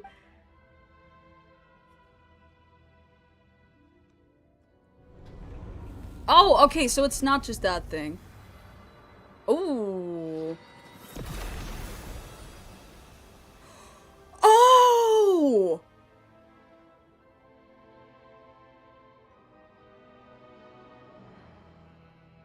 That's what the Tsaritsa was holding. Which people were saying that it reminds them of the Shade of Life. Which I'm still seeing, to be honest, but like, I wonder why. Yeah, Ruler of Life thing, but why? Huh? Oh, hey there, Odette! Paimon? You're okay. Thank goodness. You look well. Have you recovered? I forgot that Odette was just left behind on the ground. Wait, did she... Do you think she heard all that happen? I literally forgot she was just knocked out cold. Long story short, yep, Oh. Paimon's all better. What are you doing here? It's an Were you waiting arrow? for us? Why does it look like a polearm, though? She was holding it like a polearm. Kind of. That's right. When I woke up, I wanted to go in after you, but the guards had woken up as well. It would have been tough to take them on alone, and there was no easy way to sneak past them. Yeah, the question is if there is maybe a reason of why it looks like the Ruler of Life stuff. Like, maybe there is a reason. Because Hoyo does things very much intentionally. They pay attention to their details. I don't think they wouldn't do it for nothing, maybe. Ruler of Life is on the Tsaritsa side. Yeah, we did see the conversation with Rhine-daughter. So, I returned the way I came and waited for you here. It was thanks to you that my soul found its way back to my body so quickly. Thank you. Huh. That actually worked? Nice. I just figured I'd try my luck when that ominous feeling struck me. Really, you should be thanking this thing instead. Poor Ignis. Anyway, and now that things here are all taken care of, I have other things I should get back to. When Nibirius was shown, those things were surging from her in the animation with the shades, yeah. Ah, Director Chuganov, you're back. We just received notice that Project Stuzha has been suspended, so we've convened an emergency meeting. This is the preliminary plan. In addition to expanding production capacity, we've also discussed feasible layoff plans to optimize revenue and expenditure structure. Peak is not over. Oh, I'm sad. Okay, I'm still sad. Our calculations indicate that the factory's profits will increase by at least 30%. Just give the word, Director. Chuganov, turn your life around. That won't be necessary. Leave the energy for those who need it. Whether they use it just to get by or to run a business, that's up to them. Start preparing to halt production and lay off the staff. Make sure the workers are able to land on their feet and that they are duly compensated. Thank you all for your hard work during this time. Am I hearing you right? Why? After all the tough times we made it through, now is exactly when we should start to turn a profit. I just suddenly don't want to do this anymore. Huh. Does there have to be a reason? Iskra, it's time to rest. Dear esteemed members of the Rokat, given the effects of Lelik's radical actions upon our organization's reputation and social stability, a decision has been made to permanently withdraw this codename from use. Considering that Lelik did what they did for the benefit of the people, the Rokat has nevertheless negotiated with the authorities, ultimately securing a waiver for all penalties due to them. Lelik will be suspended for a period of time. Depending on their future performance, they may be allowed to adopt a new codename and continue acting as part of the Rokat. The purpose of this notice is to remind everyone once again that motives and methods are equally important when one operates in the shadows. Even with Project Stuzha's suspension and our interim operational victory, we must guard against complacency and rashness and work to consolidate the progress we have made so far. We act only for the greater glory and solidarity of our nation. May the aurora shine ever on, and the tundra always stand firm. We act only for the greater glory and solidarity of our nation. May the aurora shine ever on, and the tundra always stand firm. Looks like it's finally over. You mean for us? Just thinking out loud, I've never seen the Snezhnaya Vecha so lively before. The peace before the storm. Oh, it's continuing. I never once thought I'd come here. But I understand everything now, Rosaline.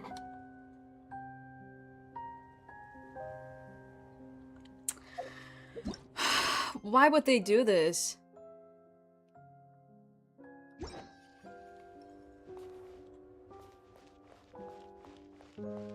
I don't want to do this.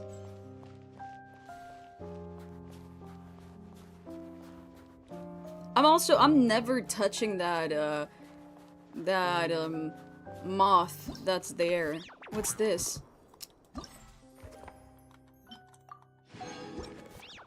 I hate notifications. I did go there with Kalabita. Someone told me on stream. It was beautiful. I've seen Spirit Seeker performed many times, including by your mother. Why do you bring that up all of a sudden?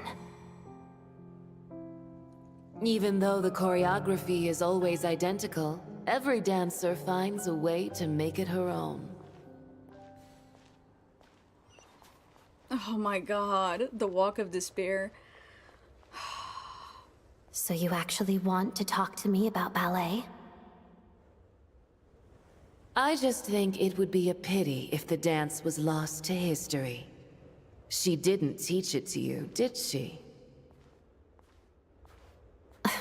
That was an unusually subtle taunt for you. I don't care that she's horrible, whatever. I miss her so much. Like, truly. I don't think I'll ever get over it, actually. We embraced one another on the snow-swept plains, melting the ruthlessness of time. But when our bodies, in pieces, are cast to the winds, what of our love will remain behind? Thank you so much for following. Don't tell me you can't sing. Oh. Shush.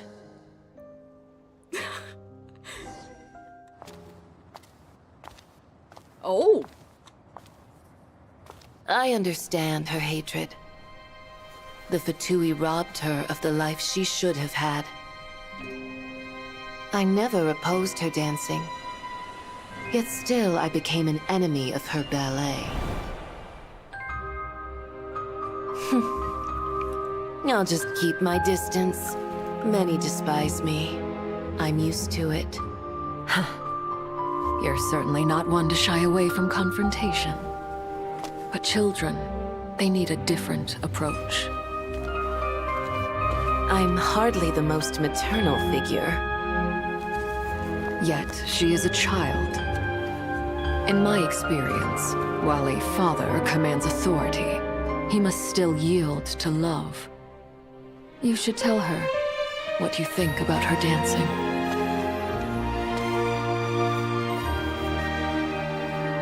Odette will soon take the stage at the Koralyevsky Theater. This could be your chance. Geonosis secured. It went smoothly. I'll be there. Have them send me an invitation.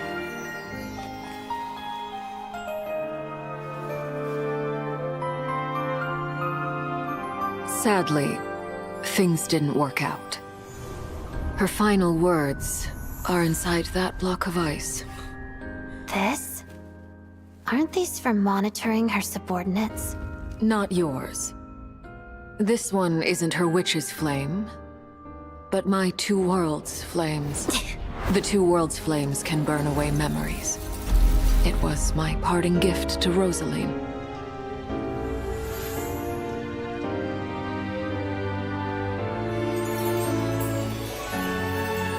If all goes to plan, she and I will both live to see the Tsaritsa succeed. I believe she'll find peace. But if anything happens to me, she needn't follow in my footsteps. The cryo-energy will fade away in time. Then the two worlds' flames will burn away all memories of the Fatui. She'll be free to dance. She deserves this. I will handle the aftermath. The choice is yours, child.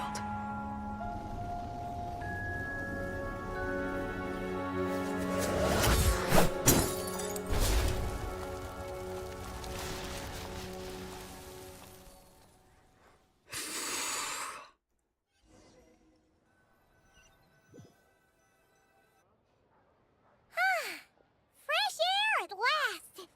Paimon's head isn't spinning anymore, and the fever's all gone. Paimon's finally free to fly again! I'm not ready for Paimon's, like, happy-go-lucky aura yet. That was... Yeah. I'm so glad that their relationship went way deeper beyond whatever mother-daughter bullshit whoever was saying. Which, of course, could only be surface level. But, like, wow. Wow. Oh, it's nice to finally know where Paimon came from, too. It did make Paimon a little nervous at first, but it's such a relief now. I'm just a tiny bit sad still that Signora didn't get that build-up from the, like, very beginning and that she's getting developed in, like, hindsight, you know? Like, I will always mourn that. I will always mourn that Hoyo does that quite frequently because I'm not sure that maybe they didn't know at the very beginning what to do yet. So I kind of still mourn that, and I don't think we'll ever get too much, but, like, that was absolutely well done. Like, who cares if Paimon's a creation of Celestia? She's probably not anyone that important. Probably just the fairy of food and fun or something. And like you said, this doesn't have to change anything between us. You're not gonna just... Hey! Hurry up! Why are you walking so slowly? Oh? Hug? Hug her! You've spent the last few days lying in bed and stuffing your face. I didn't think you'd be able to fly this fast. Says who? Paimon's as agile as ever. They don't call her White Floaty for nothing. Paimon originally wanted to check out the bookstores in Snezhnaya, but she's more in the mood for flying around right now, so let's save that for later. Wait, they've got light novels from Yai Publishing House here too. Huh? And this is Paimon's favorite mystery story from Fontaine! Wow! It got a sequel! The local Snezhnaya books look pretty interesting too, but also kinda heavy. Not the easiest things to look around. I thought you were in the mood for flying around. Paimon can read while she flies. Hey! Look at these two dolls!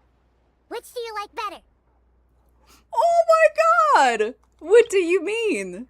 Водяница and Odette Matryoshki. How cute.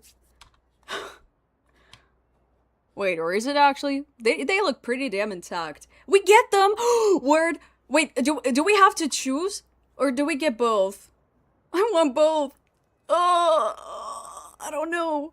But I think the Водяница one looks just a tiny bit cuter. Both? Okay, perfect. Alright. Boss, we'll take both.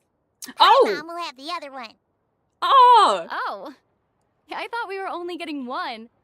All right, fine. I'll pay. There you are. Thanks for visiting. Paimon will grab this and then... Huh? Huh? I was tweeting about this. I literally said, I was like, I hope that, like, we get some kind of prank or something on Traveler. I thought it was gonna happen to Traveler, but no, it's happening to Paimon. I love it. Do you guys know what Matryoshki dolls are? Matryoshki, like, whenever you open them, there's one smaller one inside. Duh. Huh? Unfortunately, you cannot see it that well here, I guess. How many layers does this thing have? And what are you laughing at? Huh. You knew all along wrong, didn't you?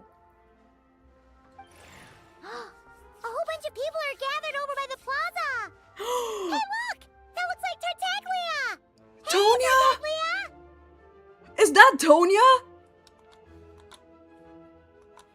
I know that voice. Of course. If it isn't Paimon and my old comrade. You're looking well, Paimon. All better? Yeah! The Jester knew I was wrong and fixed Paimon right up! Thanks for sending someone to keep Paimon safe, too. Oh, yeah. About that. That was kind of embarrassing. Who could have known that our director would go looking for you in person? So sorry for the misunderstanding. Oh, right. Let me introduce you. This is my little sister, Tonya. Oh my god, she's so cute. Oh. Oh my god. The real Tonya. Yes. Once a frail and sickly child, Tartaglia's younger sister is now somewhat better health and as eager as ever to experience all manner of performance. Wait, so she, did we know that? Was she was still frail and sickly. She's adorable. Yeah, Ajax's family. Oh. Hello, Tonya. Hello. Firstly, I'm really sorry about my brother. Sounds like he's caused you no end of trouble. Hey now, why'd you have to start with that? Not that it isn't true, of course.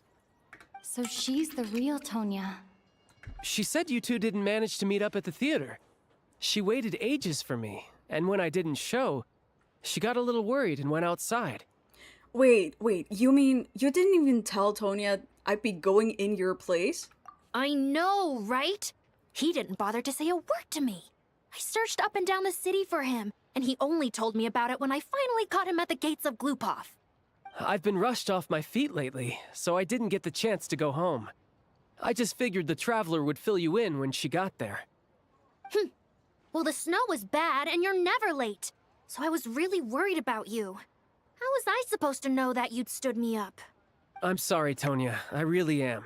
I'll make it up to you somehow. Just... please don't tell Mom and Dad. This loser. Although the mix-up led to a series of misunderstandings, it's probably for the best that the real Tonya didn't get caught up in that mess. Besides, it's obvious that Tartaglia isn't usually one to break a promise. He only gave his ticket to me because he had to look into Lelek. It's really my fault for being late. I should have come find you first. No, it's fine. It just meant I didn't get to see the show in the end. By the way, what did you think?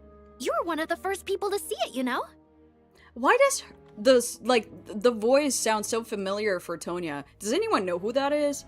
Eye of Grey vs Tartaglia. I'm pretty sure that the Eye of Grey actually revealed themselves on Twitter, so you should be able to find them. I'm pretty sure that person already posted, but I don't think it was Charles V. I would say... the best is yet to come. Huh? What kind of review is that? Hey, look! Oh!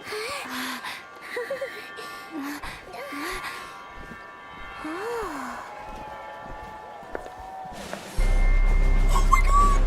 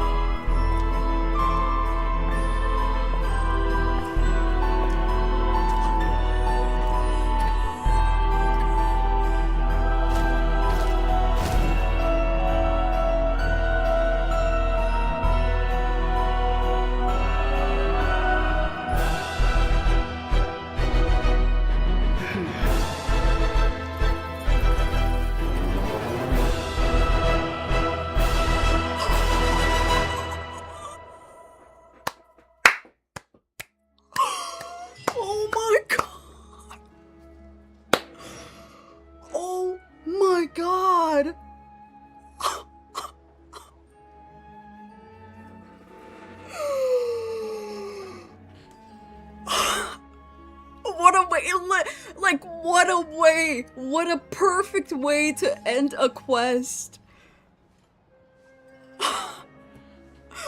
That was an 11 out of 10. Truly. I can't wait for 7 point, me neither. That was, oh my god.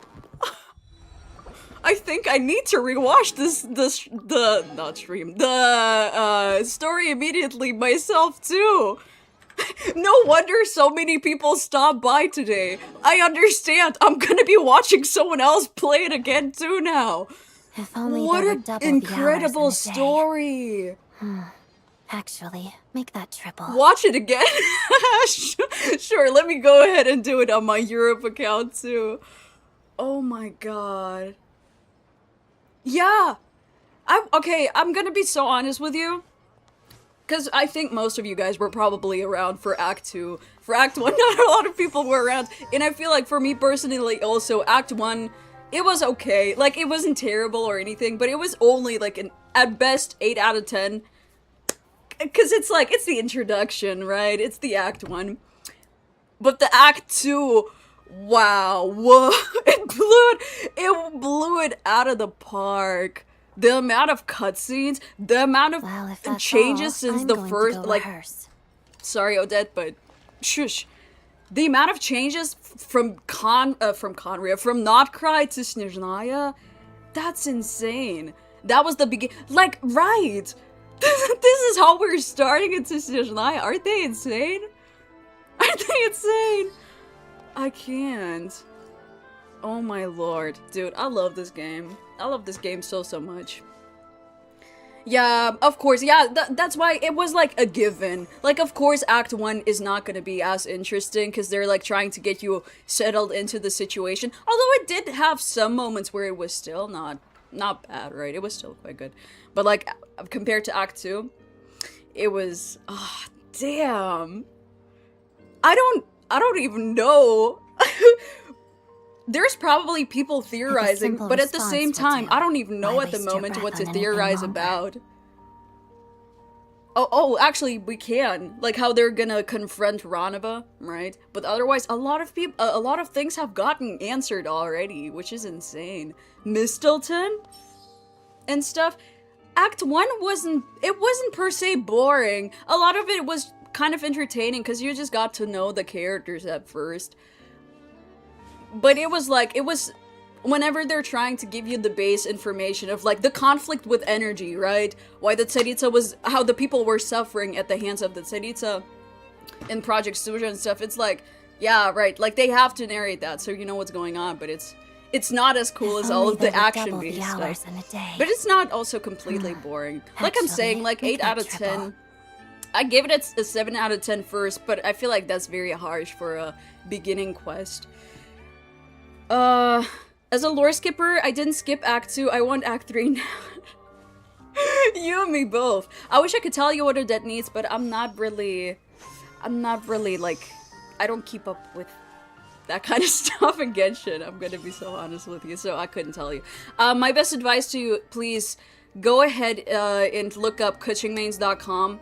They have all of the advice posted already. Like, they're usually the ones that other theory crafters, or no, actually it's like a community of theory crafters that comes together and they put out like build information, and then usually a lot of people who make videos, they usually take the info from kuchingmains.com most of the time, unless they're theory crafters themselves. So yeah, I would tell you just go straight to the source and read there. They will tell you by percentages usually which weapons are better, which artifacts and stuff. So yeah. I unfortunately haven't read it yet. I do not remember. There is a quest that shows you the Bailey side. And I will definitely love to do that on stream. Oh my god, I will be streaming as much as possible of Snezhnaya whenever I can. Because this is something special. I mean, Genshin as a whole is very special, but like, this is even more special than usual. I want to stream as much of it as possible from overworld stuff and everything. I wonder if there's gonna be more voice quests. The world quest is insane too. I can imagine. Oh, she's still here. And Selena is also here. Oh, Alright, now the fun part, exploration. I'm kind of scared. Cause I didn't continue. Or barely. I tried to unlock some stuff, but past that, didn't do too much. Anyways, what would you guys rate the Act 1 and Act 2 out of 10? Like, you can be as brutal as you want to be. There is no judgment here. What would you guys rated? What do you think of Snezhnaya? I think it's... I hate saying, like, savior of the game and stuff, because the game has been on a constant, uprise? No, can you say that? Yeah. Like, they have been doing exponentially better with Not Cry. Not to hate on Nathlin, but, like, it got way better at Not Cry, and I think Snezhnaya is currently blowing it out of the park. They found a way to restrict you from doing exploration, like, as fast as possible. Of course, not everyone is gonna like the gimmicks that they implemented, but, like, still, it's overall a good thing to, like, slow players down, so, you know, you take your time, get accustomed to the gameplay and stuff. Response will do. And then the story, amazing. The animations, literally, there was almost no instance of dialogue where it was boring to look at the screen. Whether what they were saying was boring is like one thing, but it was not boring to look at the screen because always something was moving, something was dynamic, like nothing was stiff anymore. You know, it was so good, such a variety of scenes, and the cutscenes. Oh. Like, there is not a single thing that I currently hate about Snezhnaya. Like, in terms of exploration and story. Of course, we can talk about stereotypical stuff and that, like, separately, but in terms of enjoyment right now, I'm very much enjoying Snezhnaya. Alright, real quick, I need to scroll up, because I didn't read, but I saw some ratings. Okay, 7 out of 10, 10 out of 10, 6 out of 10, 10 out of 10, 8.5 out of 10, 10 out of 10, 6 out of 10, 10 out of 10. Okay, you guys, we're all kind of in the same range. 7 out of 10 and 10 out of 10. Act 1, minus 10,000 out of 10, and Act 2, 12 out of 10. Oh. Yeah, okay. Yeah, I mean, it makes sense. For Act 1, it was crazy. I think there was, what, around 500 people or something here at some point. For Act 1, we were at a consistent maybe 10 people, which is, I mean, that's a very, very low, even for Genshin Story, a very, very low point. I feel like that's a pretty good indicator for how Act 1 was not resonating with anyone too much. But it wasn't bad for an introduction quest.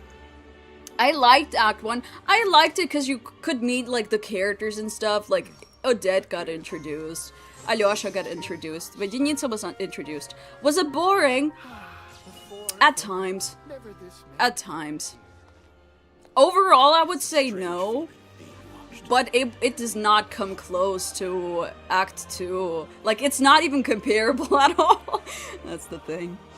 I already have all zones at 100%. I'm so bored now. Time to pick up Honkai Impact 3. I'm so dead ass. Okay, listen. If you have the time, if you got nothing else to do, and if you really love the lore of Genshin and Honkai Star Rail, if you already read those, I can highly advise you to get into Honkai Impact 3rd. Like, I don't even try to. I'm super overbearing with trying to make the connections for Honkai Impact 3rd and stuff. But they're literally written out for you. Like, the stuff that Mita was talking about, that's like core Honkai-verse storytelling that we're also actually seeing in Honkai Star Rail as well. Because, like, whenever civilization advances too much, there seems to be some kind of repercussion. For Honkai-verse, they explained, like, Honkai was the repercussion, which later down the line was not quite the case anymore. Like, there's a bunch of things going on. In HSR, you have Polka Kakamont, who's, like, preventing a bunch of knowledge, like too much knowledge going on, right? And then now at Genshin, you're hearing the same thing happen in a way. You're hearing there's punishment for too much of technological advancements and stuff. And I think, like, if you have the time, if you really read the story, if you love the story of Genshin, if you love the story of Honkai Star Rail, it's really worth to get into Honkai Impact 3rd, because I feel like they definitely narrate all of those things a bit, also, I don't want to say deeper, but also they do it deeper. They do it deeper. Because the pool of characters is, like, way smaller than for Genshin and HSR, so they have way more time to focus on these kinds of stories. Have you interacted with the statues of... No, I actually haven't done that. But when I did that with one of them, it actually didn't react. But I can see there, it says Xiphane's blade, so I should do that. I tried in the wait from Not Cry to now, but I couldn't. I wish I could tell you to just, like, get into the lore or something, but unfortunately, that's just not possible. Because there is, like, the Honkai Impact 3rd wikis, they're not updated, because the community, like, the active community, that's very small. And the ones that are active, they're usually already busy on their own. So no one is doing, you know, much to keep it maintained. So you will not find any, like, really summaries or something. Or any good ones. I would say, like, let me do a summary, but to be honest, I'm struggling so bad. I struggle so bad myself to do summaries too. I've been making the video to explain the connection between Honkai Star Rail and Himiko. Like, I've been trying to do that since 2 weeks now, and that video is 7 minutes long, and I'm still not done, and I'm struggling to narrate it. And I want to literally scratch the entire video and just do a surface level explanation. But at the same time, I feel like I wouldn't be doing the story justice. Isn't it so much work to catch up with the Honkai? Of course, yeah. It's a decade worth of story. That's a very long time. Use Cryo Traveler and imply Cryo... Oh! That's a good point. I should do that. What do you think of the Mitya as an angel theory? Oh, because of the markings. I wish I could give some kind of comment on that, but to be honest with you, I don't know enough about the... Like... I don't know enough about Mitya, I don't know enough about angels as a whole to be able to make that kind of theory, or to be able to comment on it, you know? It could be interesting. The markings, it's interesting. It's possible that there is a reason he has them. Maybe, who knows? Didn't we have a bunch of characters who are, like, incarnations of certain characters or something, right? Or what was the connection between Kale and... What was it, Nabu Malikata? Or, right? Or who else was it? Sathos and, was it King Deshret? I forgot. But, like, who knows? Maybe there's a situation like that also going on outside of... Yeah, Sino too, right. Wait, then what was Sathos' connection then? Wait, where's Cryo Traveler? I'm blind. Oh, there she is. There's still a long road ahead. There we go. Parts of the flower god. Oh, were in Kali. Right, that's what it was. Like, what are the odds that maybe Mitya has something similar going on or something? Like, who knows? Who knows? Oh, right. Apply cryo. I keep forgetting you have to do that. That makes so much more sense. Ah, peak. Use E-skill. Yes, thank you. Semi-reincarnation. Interesting. Oh, what? What does that say? It is not known when the traveler gave up on capturing sounds amidst the eternal silence. If that is the case, then allow me to say a few words. Ah, that's so cool. Alright, then I know that for later on, but I won't be going through that and doing it during the stream. Oh, that's the same thing from before. You can get the weapon up to level 90 R3 if you do that with every statue. Ooh, noted. I'll be doing that later on. Asia server or America? America, but unfortunately I don't have any friend slots left anymore. Like, I'm fully backed up. Oh, and I think that's also a new person. I'm so sorry. I don't have any space anymore left. Alright, y'all. Maybe the reincarnation of quit her son with the men she fell in love with. Interesting. I need to read up on the Genshin lore. Like, I reread the Genshin main story, which clearly not all of it stuck. But I really need to read into the Genshin lore, because it's super interesting. If only I had America. Oh. Alright, y'all. I will be stepping away for today. I have a privilege of having Jar a friend. Goodness, is it a privilege? Everyone being leveled up to level 70 besides Sijuin is shush. Alright. Maybe I could have mentioned that earlier, but I was scared because so many people storming the Discord server. That would be dangerous, kind of. But if you haven't joined the Discord server and you would like a chance to win Welcome Moons, I'm hosting currently 5 Welcome Moon giveaways. So if you want to participate, feel free to join. Link is in my link tree, in my bio, or whatever it's called on Twitch as well. When are you going live again? Honestly, probably on Sunday. If not, expect me by next week. I have some stuff that I want to take care of first, but otherwise, for now I should be. Oh, right, I was saying though, I'll probably be later than usual because I would love to make use of as much of my day as possible. So I might be moving my streams to like starting from 7 p.m. or something Central European time to like 10 p.m. Central European time, or maybe a bit earlier than that. But yeah, I probably won't be doing like midday live streams like this unless it's story or I'm doing something that's longer than that. But yeah, bless my Arla single pulse, please. Just for you. Here you go. Blessing your Arla Everlasting pulse. as the moon. All right.